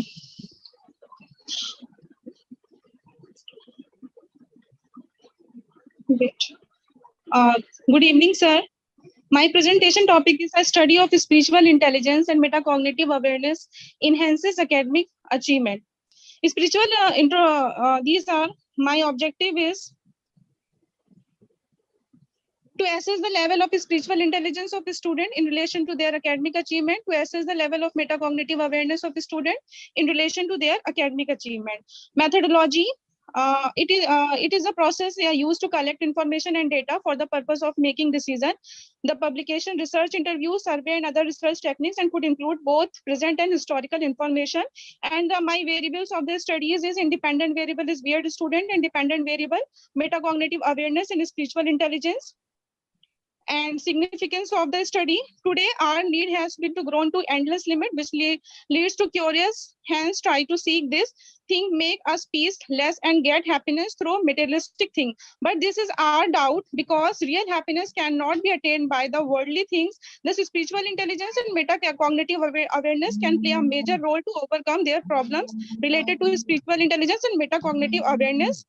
Help them to understand the meaning and value of life. Spiritual intelligence and metacognitive awareness can play a major role in managing social adjustment. SI can also help adolescents to look into in how and to understand the nature of the self and its requirement. They also enhance their total outlook. It makes student positive and careful.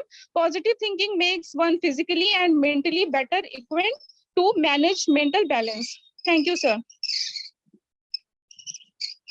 I can't listen voice. Yeah. Your time is up. Ravi ji, मुझे mute कर देते हैं कितनी बार बीच में. So your time is up. But the thing is that the way and the thing which you have done, with the spirituality you have actually connected the things. I would like to see your presentation, or rather, let me just say it like this: that I would like to just have a look of your presentation. So I request you to send it as soon as possible to Ravi ji. Okay, Ravi ji, please send it to me. Yes, sir. Sure. Thank you, Shashi ji, and you are doing a good work. Thank you. Highly appreciated. Yeah. Ravi ji, next presenter is serial number 51, Swarn Lata, research scholar from Ranchi University, Jharkhand. Swarn Lata ji, please unmute.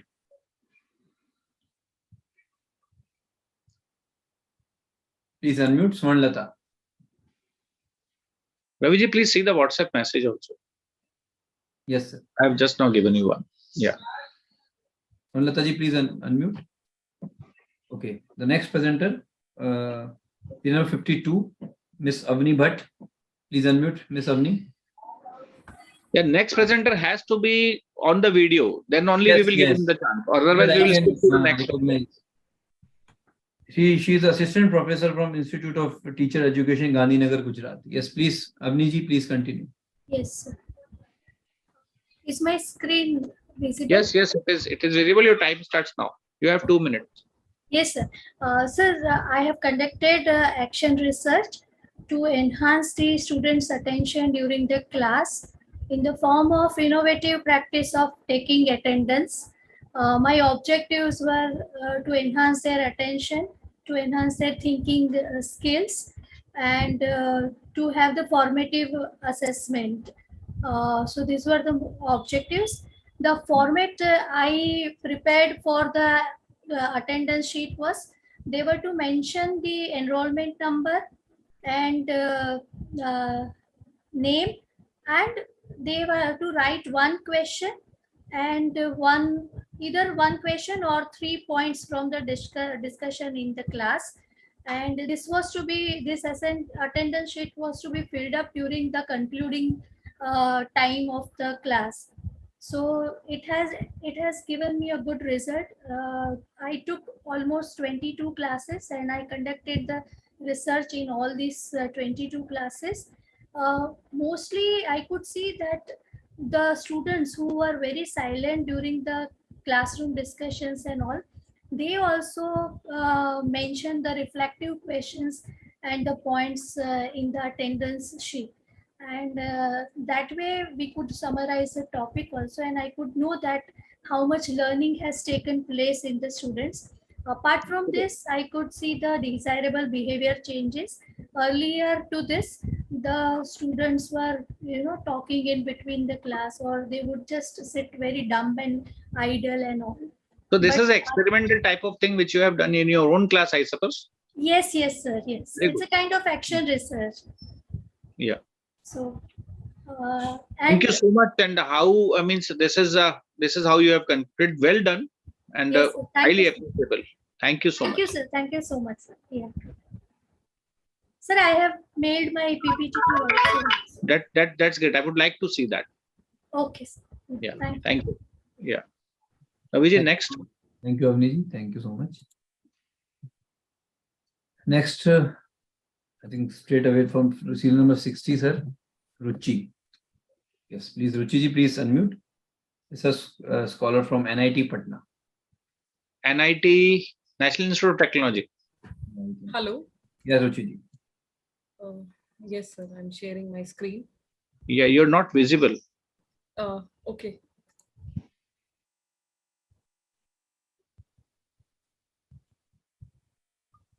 Now I'm visible, sir. Yes, carry on.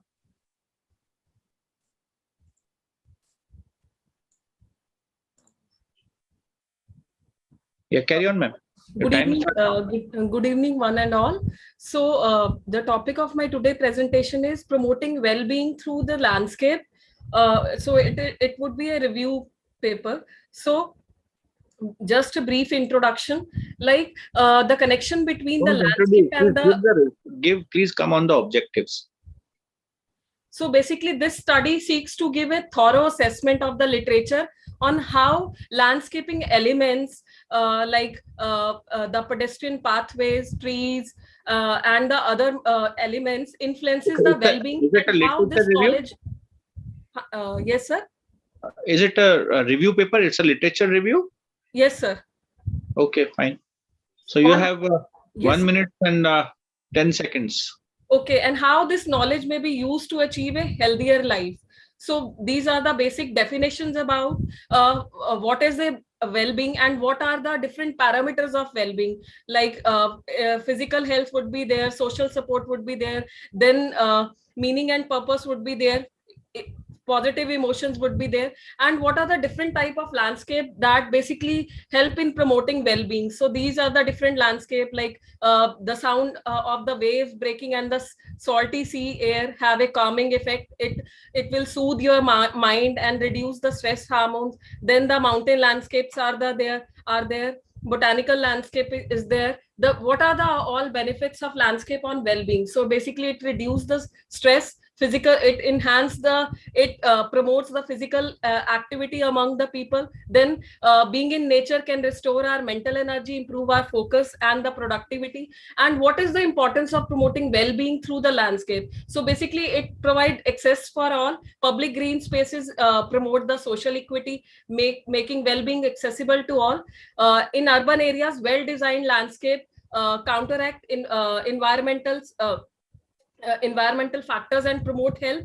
And there are proven benefits, like exposure to nature has significant positive benefits on mental and physical health. And obviously the sustainable solutions, enhancing green space can contribute to the climate change mitigation and the adaptation effects. So what are the different so these are some of the case studies, successful implementation of the landscape elements in the different cities. And these are some of the research studies on the impact of landscape on well-being. These are the some of the theories which has been given by the different authors. Then the straightforward to the conclusion, the survey of the literature emphasizes the substantial evidence demonstrating the favorable links between the landscape and the well-being. And the nature surroundings have a huge impact on our life, from physical health advantages to mental and emotional well-being. Then the findings imply that improving well-being through landscape is not only achievable but also necessary for generating healthier. Thank you so much, Rupiji. And really, because I'm sorry I'm interrupting you in between, but yes, we can make out what you have done. And this is really very good work. See, some work which actually contributes towards the mankind. When you're talking about well-being, when you're talking about something which soothes the body, mind and all, which it actually enhances our working efficiency also. Really a good work. I think this is a review only, while you'll be going with some empirical analysis afterwards, because NIT will not leave you like that. Okay, you have to do some rigorous research and come back to present it again. I would like to just have a look of your presentation. Please send it to Raviji. Raviji, please send the presentations to me. Sir, just 1 minute. Actually, my PhD topic is framework for well-being of senior citizens through interventions in landscape. So my case study area is Gautam Budh Nagar district. So I am studying the parks and taking the questionnaires of different senior citizens. So I'll do that. I have already mentioned my number. You can just have a talk with me. I will tell you how it can be, how model building can be done in this. Okay, thank you so much, sir. Thank you so much for your inputs. Thank you, sir. It was really a wonderful presentation, man. Thank you. The next presenter, Pooja Mishra. Yeah, once again, research scholar from NIT Patna. Yeah, please unmute. Okay, great. Raviji, how many more presenters do we have? Well, I think 5 or 6 only. Okay. Good evening, everyone.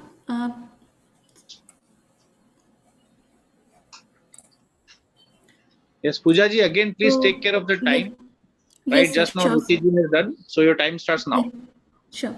So my research is on review on AI in transforming green construction in India. And the objective is to explore the potential area of AI in green construction through automation, smart cities, energy efficiency, and renewable sources of energy. Limitations. One thing. Have you used AI for making your PPT also? I suppose ChatGPT has been used, I suppose. Not completely, sir. Yeah, but yeah, I have taken a little bit. I can see because yeah. Carry on. It's a good use. Rather, you can, if you use technology, nothing better than that. Carry on, please. Thank you, sir. And the limitation of implementing AI in construction are in the area of where we have seen lack of skilled laborers, fragmented industries, limited funding, cost like initial cost, operational costs, and return of investment included in green construction, which makes it very expensive, lack of awareness towards this technology, and regulations where we are lacking currently. And I think the India has to come up with more strong policies and regulations for better sustainability in construction industry.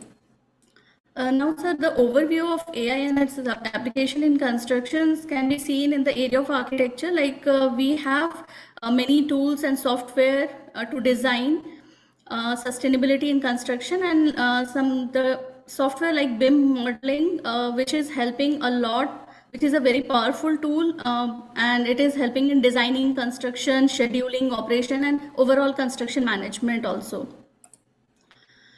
The case studies which we have currently in the AI applications, which has been a successful case study which has been a very successful and showing and reflecting that how AI has complemented construction is through the Autodesk, Bentley Systems, Build Change, and KPMG in India.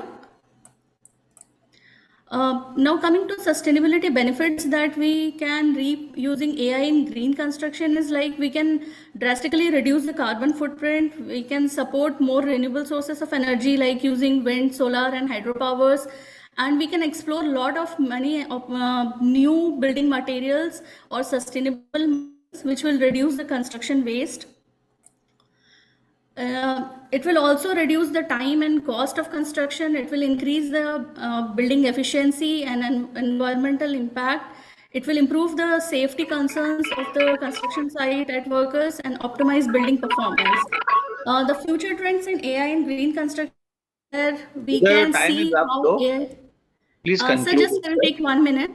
Okay. Like this is the area, sir, where we have to still explore the AI interaction with green construction is like AI-enabled building maintenance, AI-powered prefabrication systems, and cloud-based building management systems. Now, to conclude and call to action, I will say that green construction is not something as an option we have to go for. It is the need of an hour, and we have to embrace it for our better tomorrow. Thank you, sir. Pooja, you are doing your PhD in architecture or civil engineering? Sir, I am Master of Architecture in Construction Management, and Okay. I am doing my research in green construction. Okay, that's what Specifically I could for make out. high-rise construction, sir, because the most of the waste is generated there, and a lot of accidents that keeps happening in that, especially when it comes to high-rise construction. I have last year I have given one training program in CME, College of Military Engineering, Pune. So there also many civil engineers actually came in touch with me, and we did a good work over there too. So please be in touch. Please send this presentation. Sure, sir, I'll do that. In case some insights are to be given, I would be able to mail you and call you up in case I need it. Right? Thank you so much. Sure, sir. Thank Raviji? you so much, sir.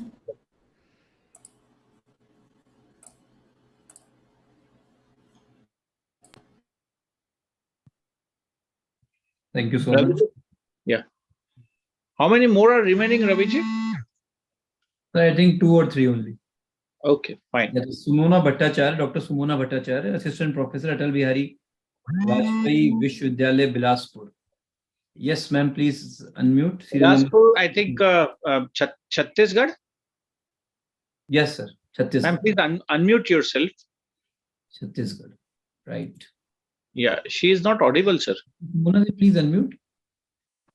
Yes, now you are. Am I audible now? Yes. Yeah. You please carry on. You have 2 minutes, ma'am. Yeah, thank you. Directly come on the objectives, and then we can see Yes, the just 1 minute introduction. That is, the agro-based country India recognizes Chhattisgarh as a bowl of rice, and it is all the biodiversity of this region is also very popular for medicinal plants. So with this objective of combining both the things, I have taken the research problem and I'm directly coming to the objectives to address the challenges of farmers in Chhattisgarh region, to study about intercropping of medicinal plants and its impact, to identify the challenges faced by the farmers for optimum production, and to analyze the commercial value of medicinal plants to suffice the farmers' income.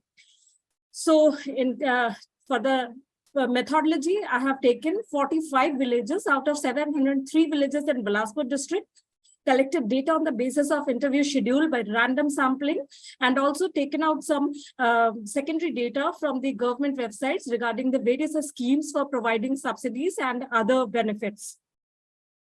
So next, I'm directly coming to the conclusion.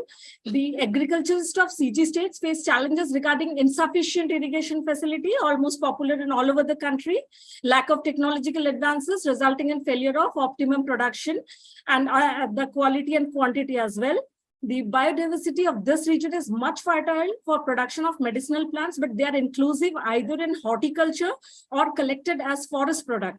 So farmers are aware of intercropping, but only 0.75% of the sample are found to practice the same with, some words are left out here. They green veggies and all. And no intercropping of medicinal plant has been found in the entire region, which could have accelerated the income of the farmers in this region. Thus, wide scope lies for implementation of a specific combination of intercropping medicinal plants with the help of pedologists. There is a further scope of research with the help of NABARD. I'll just take 1 second. Research can be done with scientific input, and policy can be framed for promoting such intercropping and further facilitate the marketing and sale of the output to suffice the income of farmers of this region. Thank you very much. Yeah, excellent. Very good presentation, Sumona ji. What the thing is, you have actually identified the gap. Yes. But further research is still remaining, right? Yes, that is basically, I'm from commerce background, and this particular subject needs the help of pedologists, where the type of soil has to be identified for the combination. That's what is called interdisciplinary research.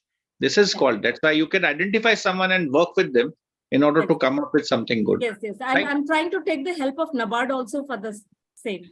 NABARD people are a little bit reluctant. You will find a lot of, they are not at all so cooperative, but all the best to you. Thank you. Thank you, sir. Okay. Thank you so much. Yes. Ravi ji?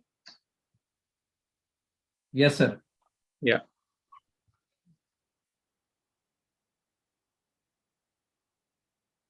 Serial number 70, Saloni. Saloni ji, please unmute. Research scholar from Dayalbagh Educational Institute, Agra. Yes, Saloni ji. Yes, good evening, everyone. Yeah. Good evening, Saloni. So, Saloni, 2 minutes, like everyone is getting, right? Do you have a presentation? Yes, sir.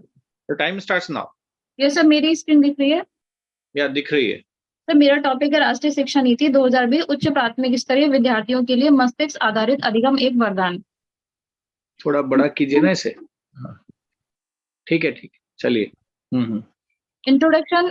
Sir, जैसे कि हमको पता है कि हमारे जब राष्ट्र, हमारा जो देश है, स्वतंत्रता प्राप्ति के बाद से ही कुछ ना कुछ उसमें आयोग बनते रहे थे. उसके बाद में एनसीआर जब 2005 आया तो उसमें बात कही गई थी भारी बोझ को कम करने की. उसके बाद में देखा गया कि शिक्षा में अगर मस्तिष्क आधारित अधिगम की व्यू रचना को अगर हम ऐड कर देते हैं तो हमारी शिक्षा इजी हो जाएगी, छात्रों को उसमें सरलता और सहजता महसूस करेंगे. और हमने देखा कि हमारे देश में 34 वर्ष बाद 2020 नई राष्ट्रीय शिक्षा नीति आई. जी, उसमें अपने नए उद्देश्य डाले हैं. शिक्षा को सरल और रचनात्मक बनाने के लिए नई शिक्षा नीति 2020 की पहल को उजागर करना. शिक्षा नीति 2020 द्वारा दिए गए सुझावों को भारत सरकार के साथ उच्च प्राथमिक विद्यालय द्वारा उठाए गए कदमों को उजागर करना. शिक्षा नीति 2020 के कार्यान्वयन के बाद शिक्षा प्रणाली के दिशा निर्देशों की कल्पना करना. इसमें मैंने जो अपना डेटा लिया वो साहित्य की समीक्षा में कुछ जर्नल्स लिए, आर्टिकल्स लिए, शोध पेपर लिए, उन सब का मैंने प्रयोग किया. उनके बाद में मैंने देखा कि राष्ट्रीय शिक्षा नीति में मस्तिष्क आधारित अधिगम या कला निष्पादन या अदर एक्टिविटीज के द्वारा कितना इफेक्ट पड़ा शिक्षा पर. इस अध्ययन में वर्णनात्मक शोध विधि का प्रयोग किया. कंक्लूजन की बात करें तो इसमें राष्ट्रीय शिक्षा नीति में हमने देखा कि जो हमारी स्कूली शिक्षा संरचना थी उसको 5+3+3+4 में बदल दिया गया, जो कि आयु 3 से 18 की आयु को कवर करती है. वही उसी समय की शैक्षणिक पाठ्यचर्या इस रूप में आई. इसमें ईसीसी में बताया गया कि जो हमारा पाठ्यक्रम है वो लचीला होना चाहिए, बहुआयामी होना चाहिए, मस्तिष्क आधारित अधिगम होना चाहिए. मस्तिष्क आधारित अधिगम में बहुत सारी हम एक्टिविटीज को लेकर आ सकते हैं. क्रॉस लेटरल एक्सरसाइज करवाएंगे जिससे कि जो स्टूडेंट्स का ब्रेन होगा वो अधिक से अधिक वर्क करेगा. खेल आधारित अधिगम कराएंगे, गतिविधि कराएंगे, कुछ ना कुछ मतलब नया कुछ स्टूडेंट्स को कराएंगे जिससे स्टूडेंट्स क्या करेंगे, अपनी स्टडी में आनंद लेंगे, उनको रुचि होगी और वो ज्यादा से ज्यादा सीख पाएंगे. मतलब टीचर्स को भी अपनी जो उनकी स्ट्रेटेजीज है उनमें चेंज करने की आवश्यकता है. तो राष्ट्रीय शिक्षा नीति के अंतर्गत कहा गया कि स्कूलों और कक्षाओं में जो भी हमारे उपलब्ध, जो भी हमारे साधन है, जो रिसोर्सेज हैं, उन्हीं के द्वारा ही मस्तिष्क आधारित अधिगम को शिक्षा का साधन बनाया जा सकता है. चलिए, वेल, यू हैव, आपने बहुत ही अच्छा समय का सदुपयोग करके और अपना प्रेजेंटेशन को एकदम 2 मिनट में निष्कर्ष तक पहुंचा दिया. बहुत ही बधाइयां आपको, और अच्छा प्रेजेंटेशन था। इसके ऊपर और एम्पेरिकल वर्क करने की जरूरत है, तो आप थोड़ा सा और काम अच्छा करें, और इस पे जो है वो कुछ डेटा कलेक्ट कीजिए, प्राइमरी डेटा, कि इस चीज का कितना इम्पैक्ट हो रहा है, तभी हम उसको अच्छे से कंक्लूड कर पाएंगे। ठीक है सर? हाँ, okay okay, thank you sir. Right, most welcome. Okay, take care. Ravi ji.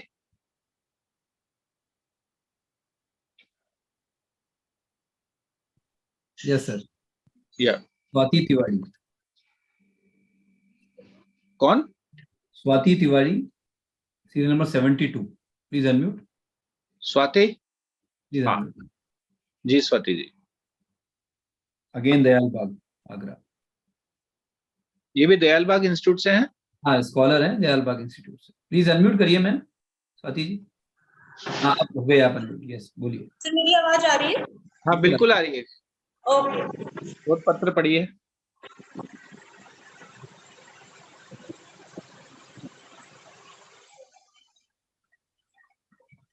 Sir PPT share हो रही है?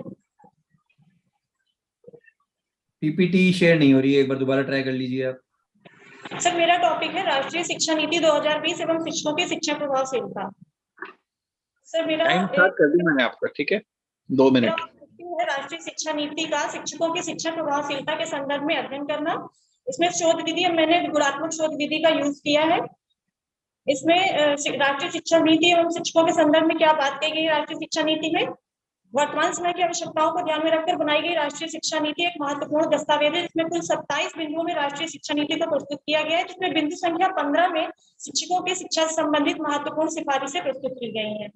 राष्ट्रीय शिक्षा नीति में शिक्षकों की भूमिका को प्रभावशाली बनाने व 21वीं सदी की समस्त चुनौतियों का समाधान कर सकने योग्य निर्मित करने की बात कही गई है।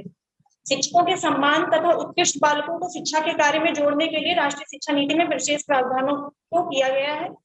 इस संबंध में जो महत्वपूर्ण सुझाव राष्ट्रीय शिक्षा नीति में दिए गए हैं, जिससे शिक्षकों की शिक्षा प्रभावशीलता बढ़ रही है, उन सुझावों में जो महत्वपूर्ण सुझाव इस प्रकार है।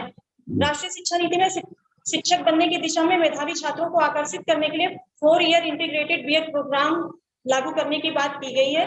साथ ही साथ ग्रामीण इलाकों में शिक्षकों हेतु आवास की व्यवस्था, स्कूल परिसर या आसपास आवास रखने हेतु आवास भत्ते का प्रावधान किया जाएगा।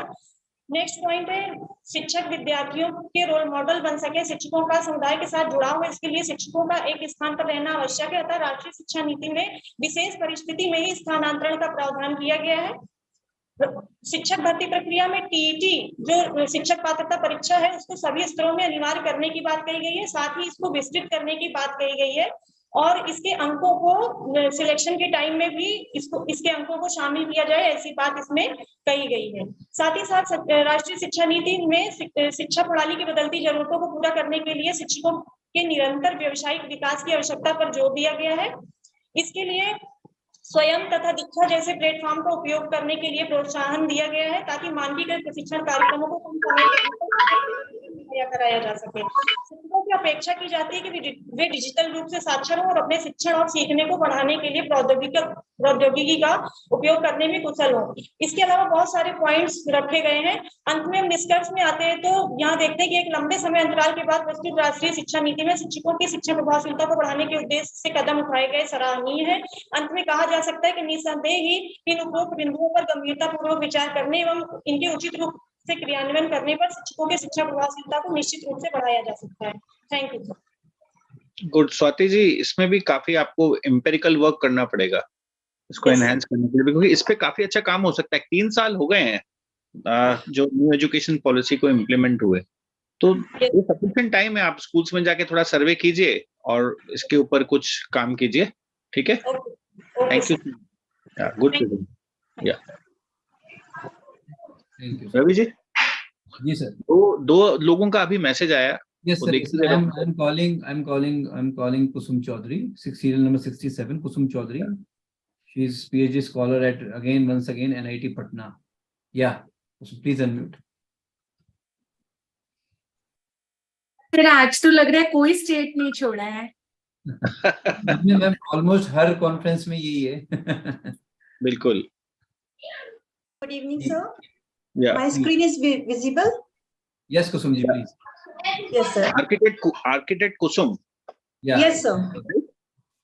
Yeah, carry on. Part-time PhD scholar at NIT Patna. So Yes, yes. my topic is improving environmental stability through sustainable stormwater management. So introduction about the, as we all know about the climate change, which is increasing the global temperature. So this Sea has level. recently become the problem of the country also. And if it can be, corrected, then nothing better than that, architect Kusum. Yeah, carry on. Yeah, yes, sir. So there is a need to handle out about the stormwater management because there is urban flooding situation because of frequent rainfall issues due to the climate change impact. So this presentation will explore the importance of sustainable stormwater management and its benefit as well as the challenges and case study of successful projects. So stormwater management, it's primarily aimed to manage stormwater runoff by minimizing water pollution and re-establishing ecosystem integrity. So this study explores stormwater management, which is becoming an issue in many Indian cities as well as in other cities also at the international level. So there is a need to proper drainage system which is required to transport stormwater from the road to an appropriate disposal area. So this study review different type of strategies which is used for stormwater management in global scenario and contribute to preventing the environmental degradation caused by poor management, stormwater management. So here is the objective of the my presentation. Increase infiltration, reduce impact, and it help to capture and reuse.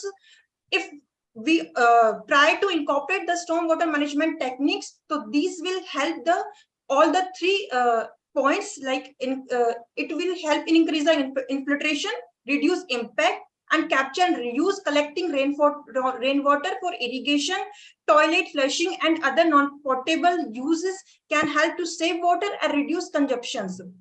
So these are the why stormwater management is important, because it helps to prevent water logging in urban areas. It helps to minimizing the water pollution and minimizing the flood risk which occurs during the. I think the time is almost time is over. Can you please now conclude? Because I could see some model building over here, that if something can, because the things which you have suggested may not be equally impactful. So you can even ask some very good architects or the town planners, rather, not the architects, but the town planners, that what do they think about it? And you can even do a very good qualitative research on it. Yes, right? sir. Sir, actually, my research topic also framework for groundwater recharge by using the stormwater. In that case, I'm taking the case study of Delhi, and right now I'm collecting the data and case studies. So I'm working on that. So this is the review about the stormwater techniques, which is followed by the in developed countries at the different levels. So these are the some successful case studies about the other global scenario. New Jersey, here we have the example of New York, Singapore. So they are already incorporating these kind of techniques for handling the excess amount of water which create the flooding situation. So these are the some challenges also: lack of technical expertise, lack of funding, resistance to changes. So here is the conclusion about the presentation.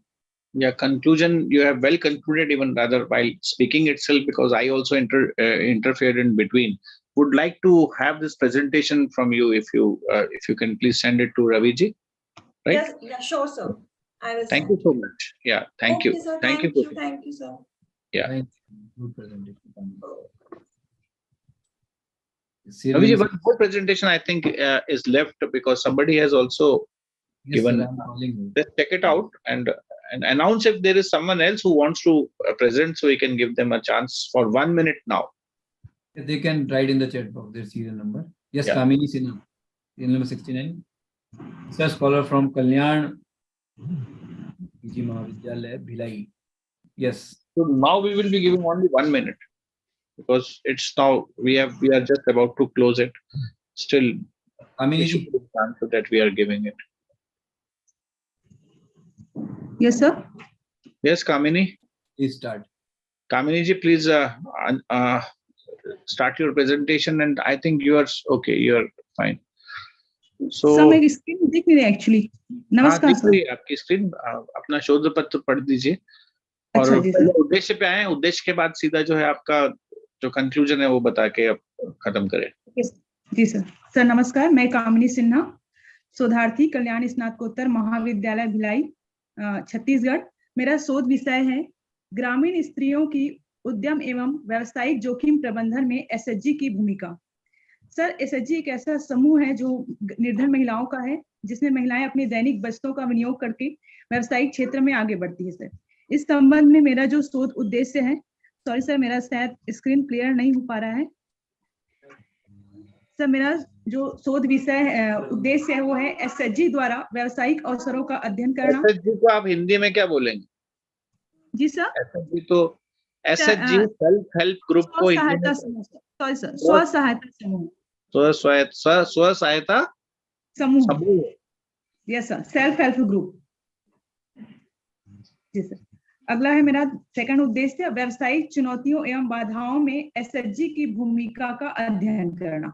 SHG आप न लिखे, अपने इसमें हिंदी को आप खराब मत करो, उसमें स्व सहायता समूह ही लिखिए, ठीक है? Okay sir. जी सर। जी सर।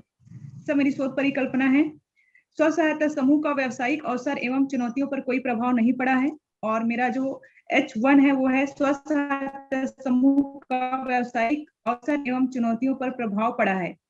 मेरा जो अध्ययन क्षेत्र है वो धमतरी जिला है सर, छत्तीसगढ़। मैंने शोध प्रविधि के अंतर्गत प्राथमिक एवं द्वितीयक दोनों प्रकार के समूहों का प्रयोग किया है। प्राथमिक समूहों में मैंने जिला की स्व सहायता समूह की 400 महिलाओं का अध्ययन किया है, और द्वितीयक समूह के रूप में जिला मिशन प्रबंधन इकाई धमतरी से द्वितीयक समूह प्राप्त किए सर। तथ्यों के अनुसार पर समूहों के अनुसार मुझे जानकारी हुई कि जिले की 60% महिलाएं स्व सहायता समूह के कारण रोजगार प्राप्त कर सकी है, जिसमें से कुछ रोजगार है, कुछ स्वरोजगार हैं, जैसे कि मछली पालन है, गोबर खाद का निर्माण है, कपड़े धोने का पाउडर, या विभिन्न तरह के अलग अलग कई रोजगार में वो लगे हुए हैं। इसके लिए समूह द्वारा इन्हें बैंक लिंकेज, बैंक ऋण की राशि प्रदान की जाती है, जिसमें समूह की 13,779 महिलाओं ने 15,556 लाख रुपए बैंक ऋण के रूप में प्राप्त किए हैं, जिसके कारण उनकी व्यावसायिक गतिविधियों को काफी सफलता प्राप्त हुई है। इसके अलावा समूह द्वारा एक और कोष प्राप्त होता है जिसे जोखिम निवारण कोष कहा जाता है, जो व्यावसायिक जोखिमों के लिए या किसी स्थानीय समस्याओं के समाधान के लिए दिया जाता है। ये जो है जिले में 25 टाइम अपन कंक्लूड कीजिए। सर कंक्लूजन ये है सर कि वर्तमान में अभी जिले में स्व सहायता समूह काफी सफल कारगर हो रहा है। जिले में इसके माध्यम से 60% महिलाएं रोजगार प्राप्त कर सकी है, और आगे भी प्रति वर्ष इस समूह में जो सदस्यता बढ़ती जा रही है प्रति वर्ष, और पूंजी प्रबंधन के साथ साथ व्यावसायिक जोखिम प्रबंधन में यह समूह अपनी महत्वपूर्ण भूमिका निभा रही है सर। जी sir, thank you sir. Good, ठीक है, thank you. Ravi ji, anyone else left? Yes. Well, I think this is the last presenter, serial number 75, Dr. Durgesh Singh Yadav from Harish Chandra PG College, Varanasi. 75. 76 Brijmohan जी ने भी कुछ लिखा था बीच में। नहीं sir, वो है क्या यहाँ पे? आप जरा देखिए एक बार। नहीं, मैंने देखा ब्रिजमोहन जी नहीं है। नहीं है, ठीक है। तो Durgesh ji please carry on. Doctor Durgesh Yadav, unmute कर लीजिए Durgesh ji. Yes now unmute. Yes sir, good evening sir. Sir मेरा शोध शीर्षक है अनुसंधान के गुणात्मक उन्नयन में विश्वविद्यालय अनुदान आयोग की भूमिका, जिसमें सर अनुसंधान वर्तमान ज्ञान के परिमार्जन एवं ज्ञान की सृजन प्रक्रिया है। अनुसंधान का उद्देश्य औचात्मक ढंग से किसी समस्या का विश्लेषण करना तथा समाधान करना होता है। जैसा कि सर माना जाता है कि वैज्ञानिक शोध में मुख्यतः निम्नलिखित विशेषताएं होनी चाहिए, जैसे वस्तुनिष्ठता, निश्चयात्मकता, सत्यापन योग्यता, सार्वभौमिकता और पूर्व कथन। सर मेरा जो उद्देश्य है, ये सर उद्देश्य मेरा है कि अनुसंधान के कार्यों में गुणात्मक उन्नयन में विश्वविद्यालय अनुदान की भूमिका, जैसे कि किसी देश में अनुसंधान कार्यों की अहम भूमिका होती है। जिस देश में गुणात्मक अनुसंधान कार्य किया जाएगा वह देश उतना ही विकसित हो जाएगा। भारत में प्राचीन से ही अनुसंधान को विशेष महत्व दिया जा रहा है, लेकिन वर्तमान समय में अनुसंधान को विश्वविद्यालय अनुदान आयोग की नजर परखी हुई है और समय समय पर अनुसंधान के गुणात्मक प्रयोग के लिए विशेष कार्य किए जा रहे हैं, जैसे कि यूजीसी केयर लिस्टेड, और वर्तमान में अनुसंधान के लिए गाइड का मतलब जो रिटायर नहीं, मतलब रिटायरमेंट से पहले उनकी योग्यता को भांपा जाना, उनके पेपर के। और सर मेरा अगर निष्कर्ष रूप में हम देखें तो हमारा सर अनुसंधान का निष्कर्ष निकला है कि भारत में उच्च शिक्षा प्रणाली अमेरिका और चीन के बाद विश्व की सबसे बड़ी शिक्षा प्रणाली है। उच्च शिक्षा का आधार अनुसंधान है, जो भविष्य के लिए ज्ञान आधारित समाज एवं निर्माण का सबसे महत्वपूर्ण माध्यम है। गुणात्मक पूर्व शोध कार्य विशेष ज्ञान एवं कौशलों के प्रचार के माध्यम से राष्ट्रीय विकास में योगदान प्रदान करता है एवं देश के राष्ट्रीय विकास सुनिश्चित करता है एवं शोध की प्रवृत्ति समेत विधान देश के निधि में अनुसंधान के क्षेत्र में विश्वविद्यालय अनुदान विभाग आयोग द्वारा किए जा रहे प्रयास सराहनीय है, परंतु यूजीसी रेगुलेशन 2009 का केंद्रीय संस्थानों के साथ राष्ट्रीय संस्थानों में प्रभावी क्रियान्वयन आवश्यक है, जिससे कि शोध की गुणवत्ता को सुनिश्चित किया जा सके। वर्तमान में अनुसंधान के क्षेत्र में गुणात्मक दुर्गेश जी, एक आपसे एक गुजारिश है मेरी। Yes sir. आपने बड़ा अच्छा काम किया है इस पे कि जी आपने यूजीसी का अनुसंधान के ऊपर किस प्रकार का प्रभाव पड़ा है उनके द्वारा दिए गए अनुदानों का। तो एक काम और कीजिए आप लगे हाथ। इंस्पिरा रिसर्च एसोसिएशन ने पिछले 10 सालों में अनुसंधान के लिए बहुत बड़ा योगदान दिया है। इसके ऊपर भी आप एक छोटा सा रिसर्च पेपर लिख के लाइए ना।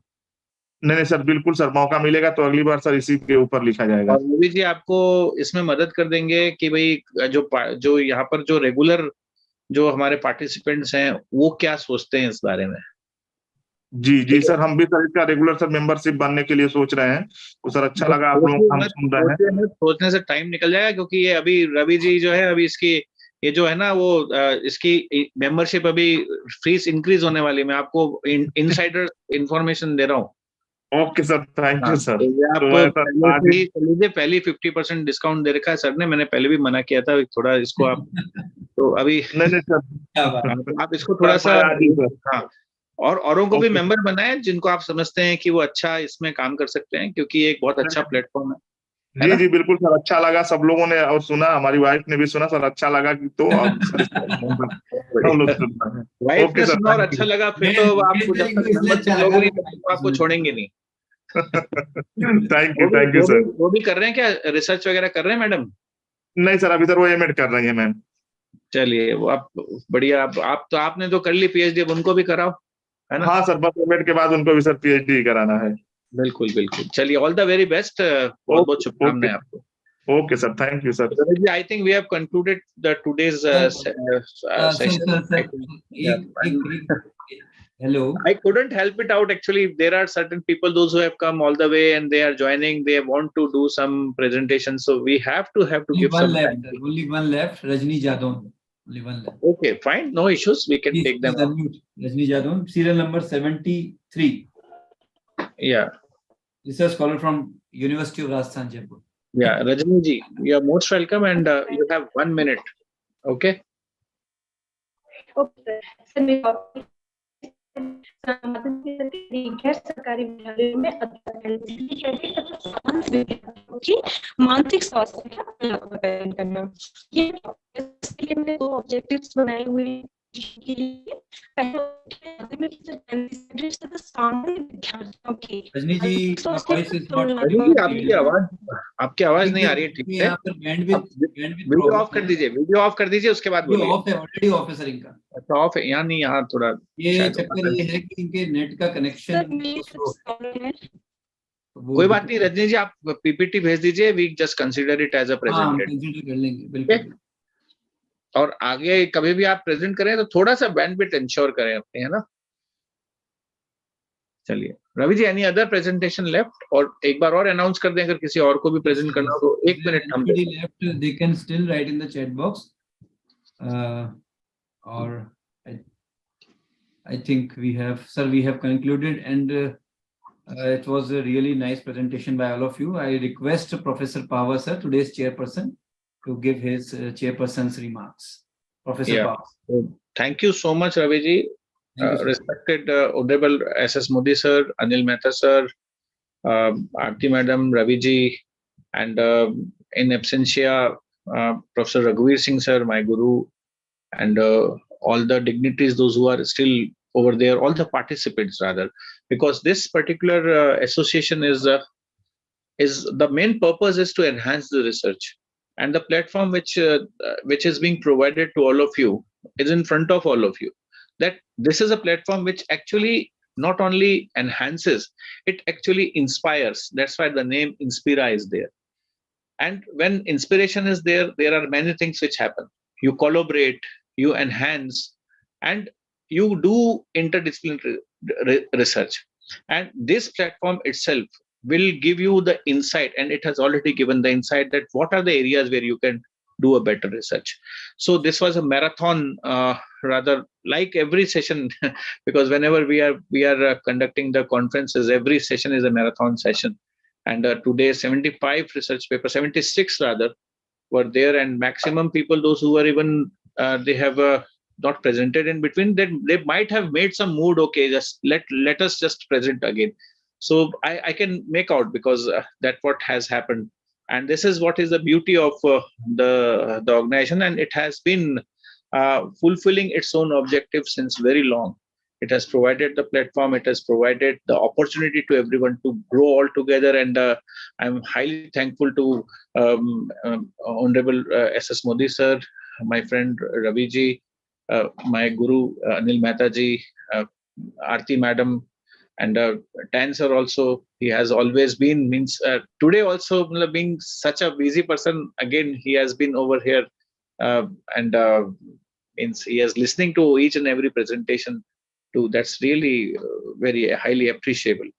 And I highly appreciate the young researchers, those who have made their mind. They have at the initial stages of their research, they are able to present over here. I hope they have got some good insights. And one thing which has been felt in the last conference also, I have told Raviji, and again I insist upon, and I request you to just organize a workshop, a 7 days workshop. In the month of August, we will organize. Surely, sir. Great.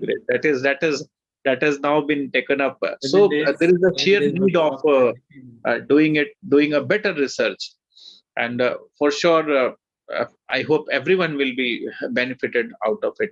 Because how to write the objectives, how to connect it with the hypothesis, this is something very, very important. So it will really be a workshop where everyone will be given a chance to frame their hypothesis, and we will see whether it is testable or not. So there are various parameters of doing it.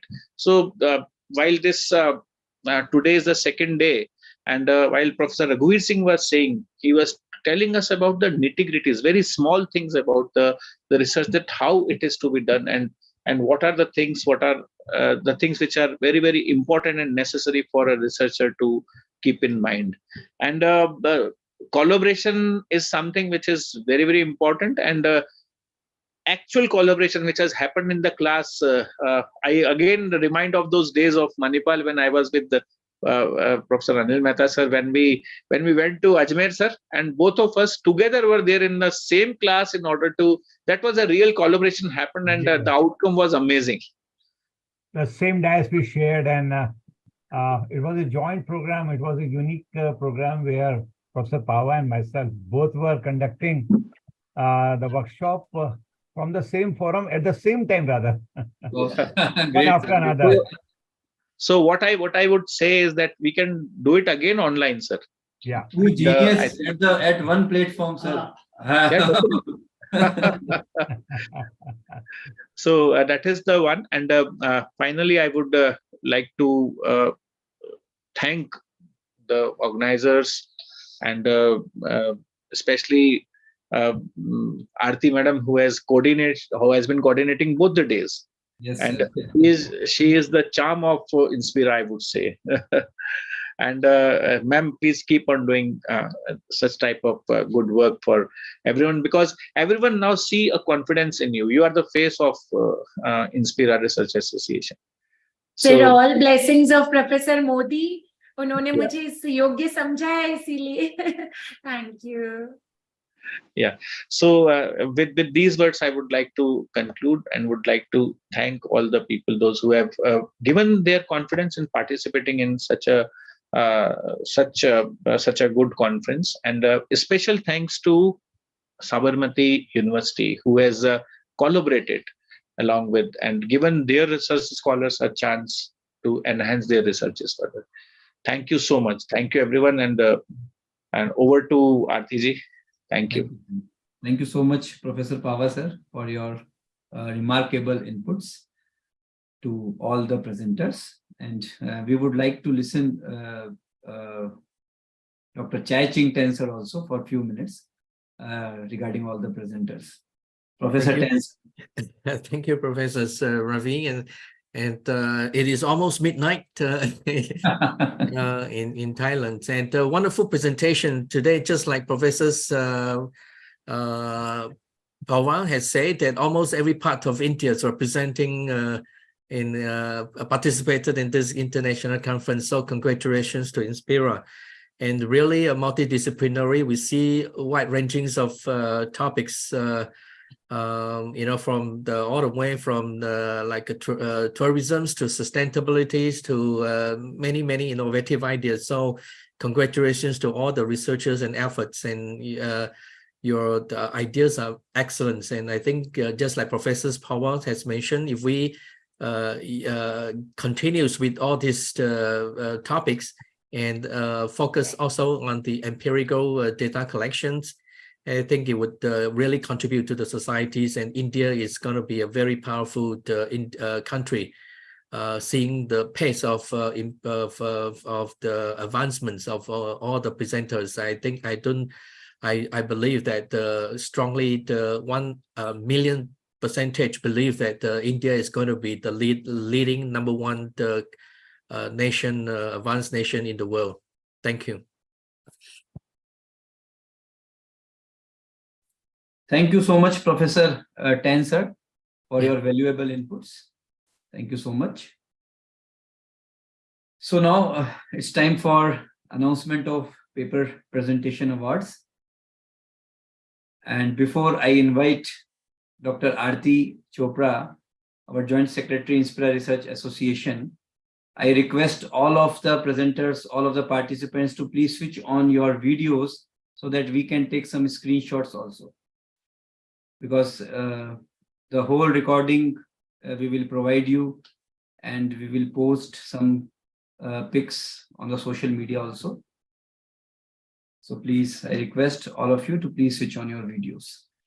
Now, with the permission of Chair, I would like to invite Dr. Aarti Chopra, Conference Joint Organizing Secretary and Joint Secretary, Inspira Research Association-IRA, to announce 6 Best Paper Presentation Awards for Technical Session Day 1, that is July 28th, 2023, yesterday's session. Dr. Aarti Chopra.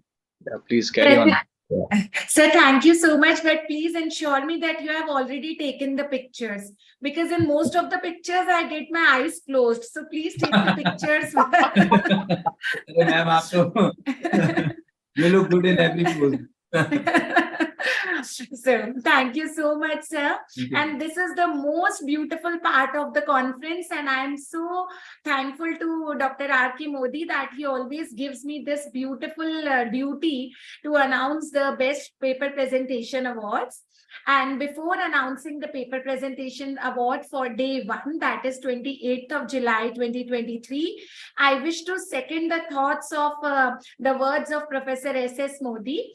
As the president of Inspira Research Association, Professor S.S. Modi told all of you yesterday, I just want to second that Inspira Research Association is a registered organization for the promotion of multidisciplinary workshops, and through its varied activities like FDP, MDP, national and international conferences, talk shows, motivational sessions, and of course, as Professor Pava is saying that, about research methodology, time to time, we keep on conducting development programs on various contemporary topics also. And along with that, it has journals of high repute. So you can all be associated with Inspira Research Association in any capacity, maybe as a researcher, as a paper presenter, as a life member of journals, life members of the institution, and many more. So you can contact Dr. R.K. Modi for all these proceedings. So now coming to the, as I told you, the most beautiful part I love about this conference is the Best Paper Presentation Award. And as Professor Mehta told you yesterday, that it is Best Paper Presentation Award, because it will take a lot of time to go through each and every paper. So what we actually the jury looks is how you have presented the paper, because we all know that the time is very limited, and in this limited time, how you are able to, present your objectives, your conclusion in a very, very crisp and productive manner. So for day one, that is 28th of July, 2023, I will start with third position. We have 3 positions, and on all the positions, we have 2 winners. So I'm starting with position third. So on third position, the first winner is Ma'am Shailja. Shailja ji is the research scholar at Indira Gandhi National Open University, Delhi. And her topic was Role of Sponsorship Disclosure in Influencer Marketing, a literature review. Shailja ji, congratulations if you are here. The second, anybody who is present here may just type in the chat box or raise your hand or unmute yourself. I have allowed everyone to unmute themselves, so they can speak. There is no problem. They can unmute themselves and they can speak. Yes. So whosoever is present on the platform right now, whosoever winner is present, you may speak also. So now the another winner on third position is Dr. G. Yashoda. Dr. G. Yashoda is Assistant Professor, Department of Commerce, Holy Cross College, Tiruchirappalli, Tamil Nadu. And the topic was expectations of business customers and ways to bridge the gap in SBI Bank. So Dr. G. Yashoda, are you present? Okay, Shailja ma'am is present here. So Ms. Shailja, if you want to speak something also. I think okay. Yes, she typed in the chat box. Okay. So congratulations to Shailja ji and Dr. G. Yashoda for being the winner at third position. Congratulations to both of you. Now coming towards the second position. Again, we have 2 winners on second position, and the first winner on the second position is Sirajuddin M. Sirajuddin M is the research scholar at Department of Commerce, Vistas, Paravalam, Chennai. And the topic was the role of food festivals in promoting food tourism in Kerala. Congratulations, Sirajuddin ji, if you are here. If you are here, you may type in the chat box or you may unmute yourself directly. The second winner on the second position is Ms. Gangavaram Alekhya, BSc student, Bhavans Vivekanand College of Science, Humanities and Commerce, Sikandrabad, India. And the topic was connecting the dots, sleep, stress, body mass index in a comprehensive study on college-going students. Pava sir, she's a BSc student. Imagine the students, undergraduate students are performing so well. Very So good that's presentation. really Sir, I will wonderful. send you the recorded video of yesterday's session. You will really feel good to listen these students. Great, because again, undergraduate students, if doing well, they become an inspiration for others to do further. Great. Right, sir. Gangavaram Alekhya is still here with us. He's also here. Yeah. So congratulations. Congratulations. Thank you, sir. Thank you, ma'am. Keep on doing the good work. Keep on presenting the papers. I think she wants to say something. Can we allow her, please? Yeah. Yes, please. Speak. Yes. First of all, my namaskars to all the dignitaries present. I'm super elated. Like I have been awarded second prize. I'm super happy, and I feel very much proud to say that I could take home a lot of points after I attended all the sessions. I learned a lot of things, like even the tiny things which we need to, make sure we have in our paper, and how we need to carry out our research, like all the aspects like methodology, the questionnaire, how we need to do the analysis. It was really great. At this juncture of my life, this conference has provided me a lot of insights. It was a very great learning experience. Thank you so much, sir. Ganga, I can see you are in a car, I suppose, and I hope you are with your family members. Yes, I am outside. Can you show them on the video? Show Because, them, they show also them. will Your be very parents are there? Yes, yes. So I am with my friend, ma'am. Okay. Good. So that means yesterday Professor Mehta also provided lot of insights to the participants. So, Yes. and Professor Mehta was she's the- acknowledging that. Very nice, very nice. Great. So once again, Aarti ji, congratulations. just would Yeah. like to say something over here, because I can see, because this is even Inspira has been doing something for it has. I would say it has now become a launch pad for the new researchers to True. launch themselves. Inspira has Exact now become a word. launch pad, I would say, that they can launch themselves from this platform and they can touch the heights. I could see Ganga, you would be a very good researcher, and congratulations for your this winning, and keep on doing good work in the future. Yes, sir, surely. Congratulations. Very true, sir. Very true. Very All very perfect impressive word you have chosen. presentation she gave. Yeah. Thank you. Yes, Mehta sir observed that. Yes, sir. And very beautiful words sir has chosen. Launch pad for the researchers. And look at the confidence at this level, sir. UG level students, lot of confidence they have. Yeah. Lovely, lovely. So moving towards the first position, again we have two winners at first position. So the first winner at first position is Miss Srihita Patibandha. She is a student of BCom from Bhavans Vivekanand College, Hyderabad. That's really She's remarkable. again a remarkable Yeah. UG student, and her topic was a leader's compass, the role of social awareness in building a leadership mindset among college students. Srihita is also with us. Professor Power, Thank you so much, not ma'am. only, her paper was so good. In fact, the quality of slide, the paper, the content, and especially the way she presented was remarkable. Yeah, really. Thank you so much, sir. That means a lot to me. So, Sita, congratulations for you see, you are winning, leaving back all those who are even PhD holders. Yeah. So this actually gives you a lot of, because see here, everything is being looked very rationally, right? So if you are winning over here, you have a very bright future, right? So keep on doing good work. Yes, sir, definitely. I'll keep working. And I also want to thank all of you for this amazing platform, because when I entered college, I didn't know a lot about it, but because of my seniors and faculty members, I got to know a little. And this is my first conference. All of you were very inspiring, and especially the keynote speakers yesterday, Anukriti ma'am and everybody else who spoke. They gave us really important insights about research papers. So it inspires me to actually continue working on this and making better researching on better things every day. Srita, I'm thinking I have missed yesterday's session. Yes, sir, you missed yesterday's session. That's why I messaged you also, sir.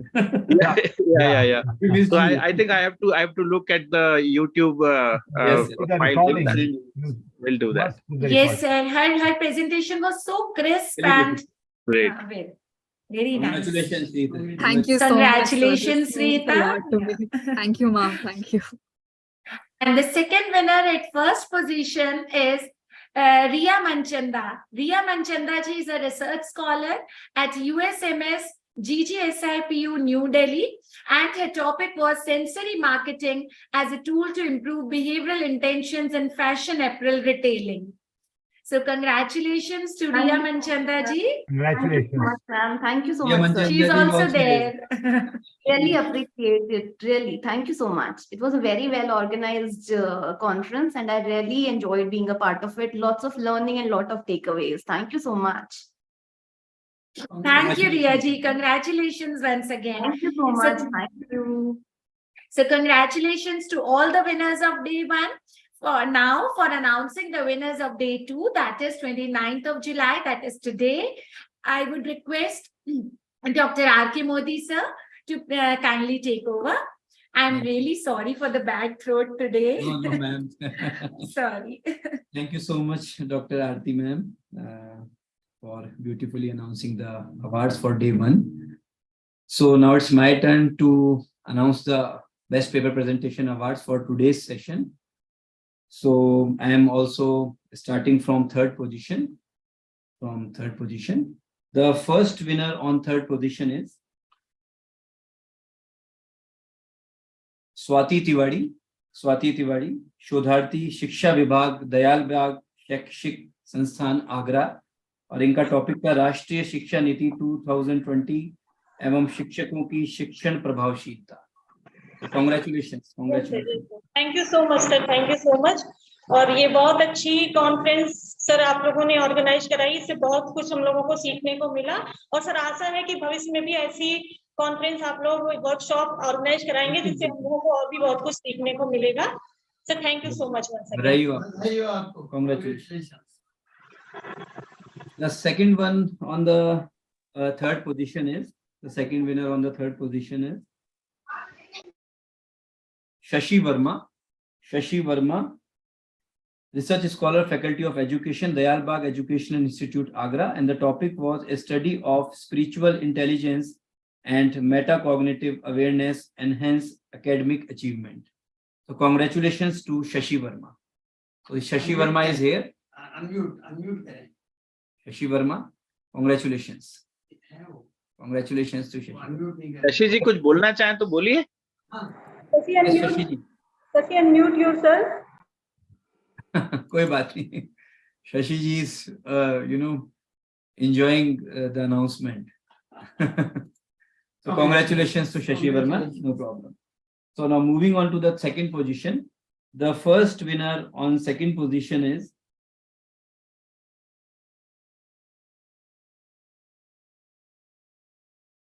Dr. Sumona Bhattacharya, Assistant Professor, Atal Bihari Vajpayee Vishwavidyalaya, Bilaspur. And the topic was exploring the prospects of intercropping medicinal plants in selected villages of Bilaspur district. So congratulations to Dr. Sumona Bhattacharya. Congratulations. The second winner on second position is Snigdha Panda, PhD scholar, Department of Statistics, Ravenshaw University. Thank you so much, sir. And the topic was, congratulations, Snigdha ji, congratulations. Thank you so much. आपका video on नहीं है, but congratulations. And the topic was associated risk factors of anemia among under five children in India, an application of Poisson regression analysis. Congratulations. So, Nikta, thank you so much. It was the third time you were there and you won it. And she got it. So 2 times you tried and we were not able to listen you at all. But this is the time when you again came back and it was with you. Thank you so much for giving another chance. You are so lucky. You are so lucky that you never gave up, and in the third chance you got. Moving on to the first position, sir. Moving on to the first position. The first winner on the first position is Ruchi, PhD scholar from NIT Patna. And the topic was promoting well-being through landscape review. So congratulations, Miss Ruchi Arora. Thank you, sir. Thank you so much for selecting me. Really, it's a wonderful platform for sharing all the, like we are an architects, all people are from different fields. Really a good platform, a great learning. Sir, thank you so much. All the best. Congratulations, Ruchi. Thank you so much, sir. And the second winner on the first position is Nirmalesh Kar. Nirmalesh Kar is the scholar of SciComm Skills University. Birbhum. So yes, sir. Nirmalesh, congratulations to you. Congratulations. Yes, sir. I am so overwhelmed being the first position also, sir. And please on your video, we want to see you. Yes, Nirmalesh ji, you have got first position. He's confused. Yes, first position. And the topic of Nirmalesh ji was the self-alienated soul in Kamala Das poem, its Upanishadic interpretation. Badaiyo. Okay, sir. Can you see me? Yes, Nirmalesh ji, you are quite visible, and the research which you are doing is very close to our culture, and It is something bringing back. Keep on doing good work. There are other you can say the spiritual granthas of the country on which a lot of research is yet to be done. And not only the research is to be done, it has to reach the people. So you have taken that initiative. That's why, especially this is for that reason, right? So keep on doing good work and keep on spreading the message to everyone else. Thank you. Actually, sir, I inform my heartily gratitude to Ruby sir, because I am too much time disturbing you through the WhatsApp, because I am so late to get the information about Inspira. But when I get the information through the Facebook, and I am totally going to disturb Ruby sir continuously in time to time. So that's why this type of gratitude also, and also the credit goes to Robi sir, Robi sir. Credit goes to Power sir. Sir, we also keep Professor Power disturbing sir has them. given your name to me. Professor Power sir has given your name. Sir, you have Ravi sir has made it possible for you to come over here. Yes, sir. I am only the moderator. Nothing else. Okay, sir. Okay, sir. Thank you. I am sorry, and just convey my heartfelt gratitude to Papa sir. Okay, sir. Thank you so much. God bless you. Congratulations to all the best paper presentation awardees. Congratulations to all the participants, all the presenters. All have presented very beautifully. But we have to do announcements. So congratulations to all of you. And if any participants, any presenter want to speak, they can still, we can give them 2 minutes to speak about the conference, or we should move. Yeah, forward. please share the feedback that, or if we I know it's 10:30, but now it's already 10:30, so we can sit more time. Yes, sir. It will not make any difference now. It will not make any difference. So anyone who wants to speak? No, they are writing in the chat box. Thank you so much. And Thank you. now I would like to invite Dr. Sahil Srivastav, Associate Professor, Department of Social Science, Sabarmati University, Ahmedabad, for the vote of thanks on behalf of Sabarmati University. Dr. Sahil Srivastav. Yes, sir.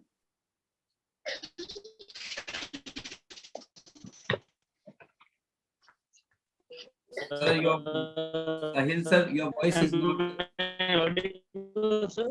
No, sir, you are not audible. Actually, there is something. First and foremost, I would like to wish a congratulations to all our winners.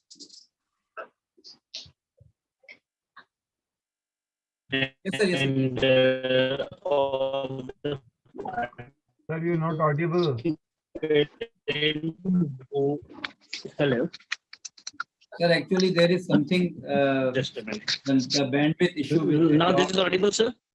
Yeah, actually, the bandwidth issue at your end. Hello. You can keep your video off, sir, so that it will give you more bandwidth. Yes, sir. Now you can speak, sir. Hello. Yes, sir. Yes, sir. Please continue, sir. You are audible. Now I'm audible, sir. Yeah. Yeah.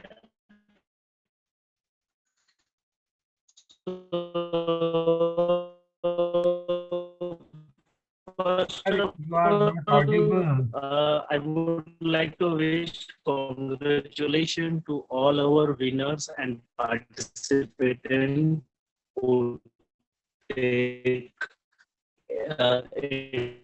interest and keenly participated in this conference. Sir, you are not audible, I think, on your behalf as well as on behalf of Inspira, Dr. Aarti. On behalf of Sabarmati University, today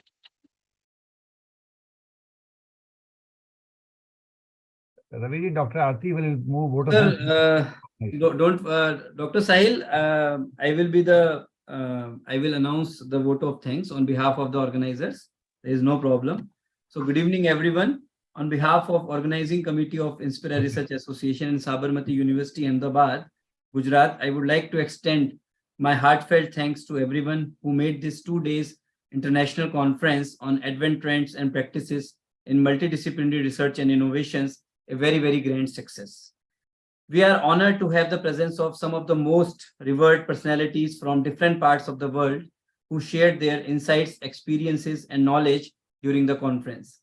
Our chief guest, Honorable Professor Vijay Veer Singh, Vice Chancellor, Vivekanand Global University, Jaipur, on day 1, and Honorable Professor Raghuveer Singh, Vice Chancellor, Tirthankar Mahavir University, Moradabad, UP, on day 2 of the conference, have been a beacon of inspiration for us, and their presence has greatly encouraged us to do even better. Thank you for gracing us with your esteemed presence. We would especially thank our special guest for both the days, Honorable Professor H.S. Ojha, former Director and Professor, SD School of Commerce, Gujarat, and Honorable Professor Shantanu Ganguly, NIMS University, Jaipur, who have joined us and guided our participants with their opinions and impressive deliberations. We express our heartfelt gratitude to our distinguished chairperson, Professor Anil Mehta, Management School of Legal Studies, Banasthali University, for day 1, and Professor Dr. Manvendra Singh Pahwa, Professor, Faculty of Management Studies, Marwadi University, Rajkot, Gujarat, for day 2, respectively, for their valuable contribution in running the conference proceedings smoothly. Your valuable inputs and guidance have helped us to organize such a successful event. Thank you for being there for us, sir. We would like to show our deep sense of regards to our additional chairperson, Dr. Anukriti Sharma, Head and Associate Professor, Department of Commerce, University of Kota, and Professor Mamta Jain, Professor and Chairperson, BOS, Department of University, University of Rajasthan, Jaipur, for their effective demonstration of the emerging ideas and sharing their valuable insights. Our keynote speaker on both the days, Dr. Jolly Sani from Saudi Arabia, Dr. Rajneesh Clare from University of Delhi, Dr. Chai Ching-ten from Thailand, Dr. Gul from Turkey, who have shared their research and expertise, which have enriched the conference discussion and deliberations. Their contribution will inspire future research works and motivate us to keep looking for advanced trends and practices in multidisciplinary research and innovations. We thank our keynote speakers who joined us from different time zones for your valuable contributions to the conference. We would especially like to mention patron of the conference organizing directors, Professor S.S. Modi and Professor Jyoti Srivastav, for their enthusiasm and effective leadership. We acknowledge conference joint organizing directors, Professor Dr. Anil Mehta, Professor Parshuram Dhakar, conference organizing secretaries, Dr. Vishal Gupta, Dr. Rachna Mishra, conference joint organizing secretaries, Dr. Aarti Chopra, Dr. Anshul Rajawat, Dr. Ashok Kumar, and Dr. Sahil Srivastav for their tireless efforts and dedication in making this conference a reality. Your support has made it possible for us to organize a conference of this scale and importance. Thank you for being part of our endeavors. We would also like to thank our collaborator, the whole team of Sabarmati University, Ahmedabad, Gujarat, who have supported us strategically throughout the planning stage. We also acknowledge our organizing team of Inspira Research Association. Without your hard work, dedication, precision, and commitment, this conference would not have been possible. Beginning with the President, Honorable Professor S.S. Modi, who is a guiding source for all of us, Professor Anil Mehta, Vice President, who is always there with the same enthusiasm and adding value to the conference. I am thankful to our ever-smiling, multi-talented, dedicated Joint Secretary, and now the Certified Corporate Trainer, Founder and CEO, RT-Curve Training Services, Dr. Aarti Chopra, for her persistent and constant efforts. Thank you for the incredible effort you made behind the scenes to make the conference a roaring success. Thank you so much. The active participation of all the participants was critical in making this conference success. The time, effort, and interest of the paper presenters were instrumental in creating an environment of collaboration and knowledge sharing. We are grateful for your presence and making this conference vibrant and informative. So we conclude the vote of thanks with the quote of John Kennedy: as we express our gratitude, we must never forget that the highest appreciation is not to utter words, but to live by them. So let's take the learnings and knowledge from the conference and live by them for a better world. Thank you so much, Jai Hind. Thank you so much to all of you. Thank you so much once again to Pahwa sir. Thank you so much, Anil Mehta sir. Thank you so much, Dr. Chai Chingtan sir, Dr. Aarti Chopra, all the participants, the team of Sabarmati University, Ahmedabad. And the participants, I would like to share some news that we would like to, I will send a feedback link very soon on your mail ID and WhatsApp group. So you have to mandatory fill it for the certificates of the conference. And as the Pahwa sir said, we will soon announce our next program. In the month of August, we are planning to do a FDPR workshop, and in the month of September, we are planning to do a hybrid conference at Jaipur, Rajasthan. So thank you so much, sir. Once again, thank you, Mehta sir. Thank you, Dr. Ravi, Professor Pahwa. Thank you, sir. Dr. Ten. Thank you, Dr. ma'am. Aarti. Thank you, Dr. Aarti. Thank you, sir. Pahwa sir. Professor Modi sir.